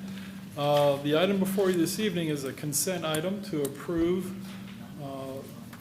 2 easements and 1 purchase agreement as they pertain to 1202 Vista Way. This location is part of the Lower Spring Branch Bridge Replacement Project.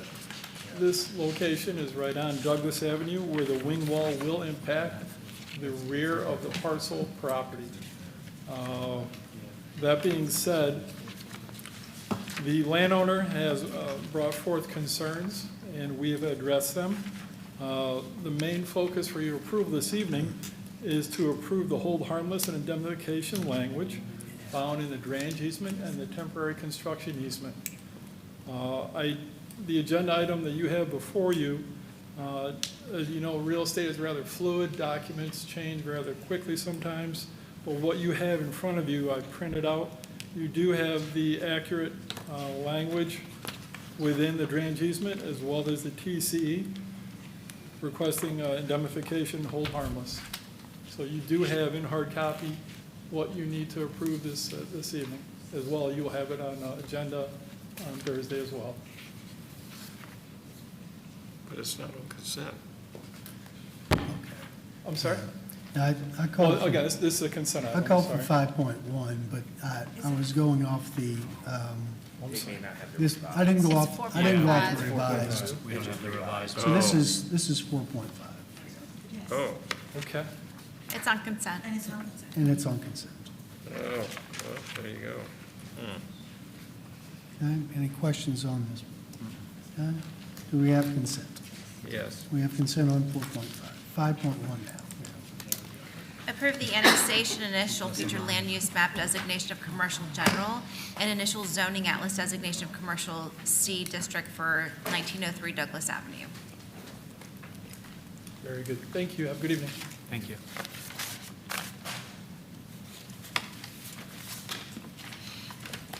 Good evening, Mayor and council members. My name is Marcy Stenmark, Long Range Planning Manager. This evening, we have before you a voluntary annexation request for a .28 acre parcel located on the east side of Douglas Avenue, approximately 107 feet east of Douglas Avenue, together with certain rights-of-way for Douglas Avenue and Sunset Point Road, not currently within the city limits. The parcel is currently occupied with a vacant commercial building, and the applicant is requesting annexation in order to receive sanitary sewer and solid waste from the city. Planning and development staff have analyzed and concluded this annexation petition is consistent with the comprehensive plan and the community development code. I'm here if you have any questions. Thank you. Any questions on this agenda? Councilmember Menino. Don't have questions, more excitement, looking forward to it. That's the old Kohl's Guns and Ammo location, just to give everybody a heads up. I know I've been hounding staff for quite a while, what's going on. The owner has bought just about every single property he can around there, trying to fix up the neighborhood, and I appreciate staff helping him make this happen and welcoming him into the city of Clearwater. Thank you very much. Thank you. Okay. Thank you. Agenda item 5.2. Approve connecting Clearwater and active transportation plan for the city of Clearwater and adopt resolution 26-04. I'll take this one as well. So at your March 2nd work session, a consultant from Fair and Peers presented the Connecting Clearwater Active Transportation Plan and draft resolution. Did you wish to, I'm sorry about that. Oh, I am, no, please do not pay any attention to me right now. I am sorry. I'm sorry. 10-4. I just thought I'd set the table and then, I'm sorry. It was requested that we edit the draft resolution and that the resolution has been amended. And in your backup, you have the strike-through underlying clean versions. And I'm here, and staff is here if you have any questions. Thank you. Okay. After reading this resolution, I appreciate staff for making proper adjustments to appease me, because I know I was really the only noisemaker to this issue. So thank you very much, and I can get behind this one. Thank you. Okay. All right. Any other questions? Okay. Thank you. Agenda item 5.3. Provide direction regarding the city's tree preservation ordinance. What's that? Okay, perfect. We can continue this item to next meeting if we're okay with that. Yeah. Thank you. 5.3. 3? 5.3, the trees, Okay. yeah. Thank you. Okay, all right. Agenda item 6.1. Approve a purchase order to Gov Connection, doing business as Connection Public Sector Solutions for software licensing and maintenance. Mayor, council members, Dan Mayer, IT Director. This purchase is for software that manages all our phones and tablets. It's replacing a product that's been retired, and I'll answer any questions you may have specifically. Okay, any questions on this agenda item? Not, do we have consent? We have consent on 6.1. Yep. Thank you. Agenda item 7.1. Approve a construction contract and purchase order to Kelly Brothers, Inc. for Harbor Marina South North wave attenuator replacement. Good evening, Mayor, Council. Mike McDonald, Marine and Aviation Director. This item before you is a construction contract for the replacement of the South Basin wave attenuators at Clearwater Harbor Marina. They were severely damaged during Hurricane Ian in September of 2022. Following the storm, our engineer of record completed a failure assessment and determined the structures were beyond repair and require full replacement. This project will remove the damaged wave attenuators and replace them with new, more resilient concrete wave attenuators supported by upgraded steel piling system, new gangways, and replacement of associated electrical and mechanical utilities that were impacted by the storm. The project was competitively bid through our invitation to bid process. 3 bids were received, and Kelly Brothers was the lowest responsive and responsible bidder, with the total not to exceed contract amount of approximately $4.33 million. Construction is anticipated to take approximately 365 calendar days from notice to proceed. I'll be happy to answer any questions. Okay. Any questions on this agenda item? Okay, if not, do we have consent? Yes, but I have We have consent on 7.1. Comment? Yep. I have a question for you. Okay. Yes, sir. It's not on this particular item, but at the Clearwater Marina, where they've taken out the end of all the docks there, you've got 4 big posts in the middle of the bay. At the beach marina. At the beach marina I'm Yes. talking about. Is that new docks going out to those posts, or what are they out there for? No, sir. So those were set up for the barge to tie up to during the construction. So during the dredging phase, they took their big barge out Okay. there, and that's what they anchored to. But the B dock, the dock that's being put there is going to be close to that. That'll be the very end of it. Okay, So, thank you. For a while, they were putting the barge there and removing debris that they were Yeah. Yep. taking I just thought, wow, it's going all the way out to there. out. Okay, thank you. yeah, absolutely. Okay, thank you. Thank you. Agenda item 8.1. Award a construction contract to Innovative Masonry Restoration LLC for the Northeast Water Reclamation Facility clarifier splitter boxes. Good evening, Mayor, Council. Also, happy birthday. Thank you. My name is Kaylin Price. I'm the Public Utilities Engineering Manager. And today I'm requesting your approval to award a construction contract to Innovative Masonry in the amount of $656,342.50. And also for approval of $212,097 to Black and Beach for the Northeast Water Reclamation Facility clarifier splitter box rehab. This project is essential for maintaining the operational integrity of our wastewater plants and includes the rehab of the splitter box, the replacement of the 8 slide gates, and critical concrete crack repairs at our facility. Innovative Masonry was identified as the lowest and responsive and most responsible bidder following the competitive solicitation opened in October. Their selection is recommended by our engineering consultant, Black and Beach, and this action directly supports our strategic priority of high-performing government by proactively maintaining public infrastructure. I'm happy to respond to any questions. Any questions on this agenda? Okay. If not, do we have consent? Yep. We have consent on 8.1. Thank you. Agenda item 9.1. Sure, okay. Approve an increase in legal services contract with Gray Robinson for representation in certain law matters. Council, in 2024, the city hired Newgen to study the cost of municipalizing the electric system. The city is currently in negotiations with Duke for a new franchise agreement. In 2024, the former city attorney hired Gray Robinson to assist with these municipal law matters.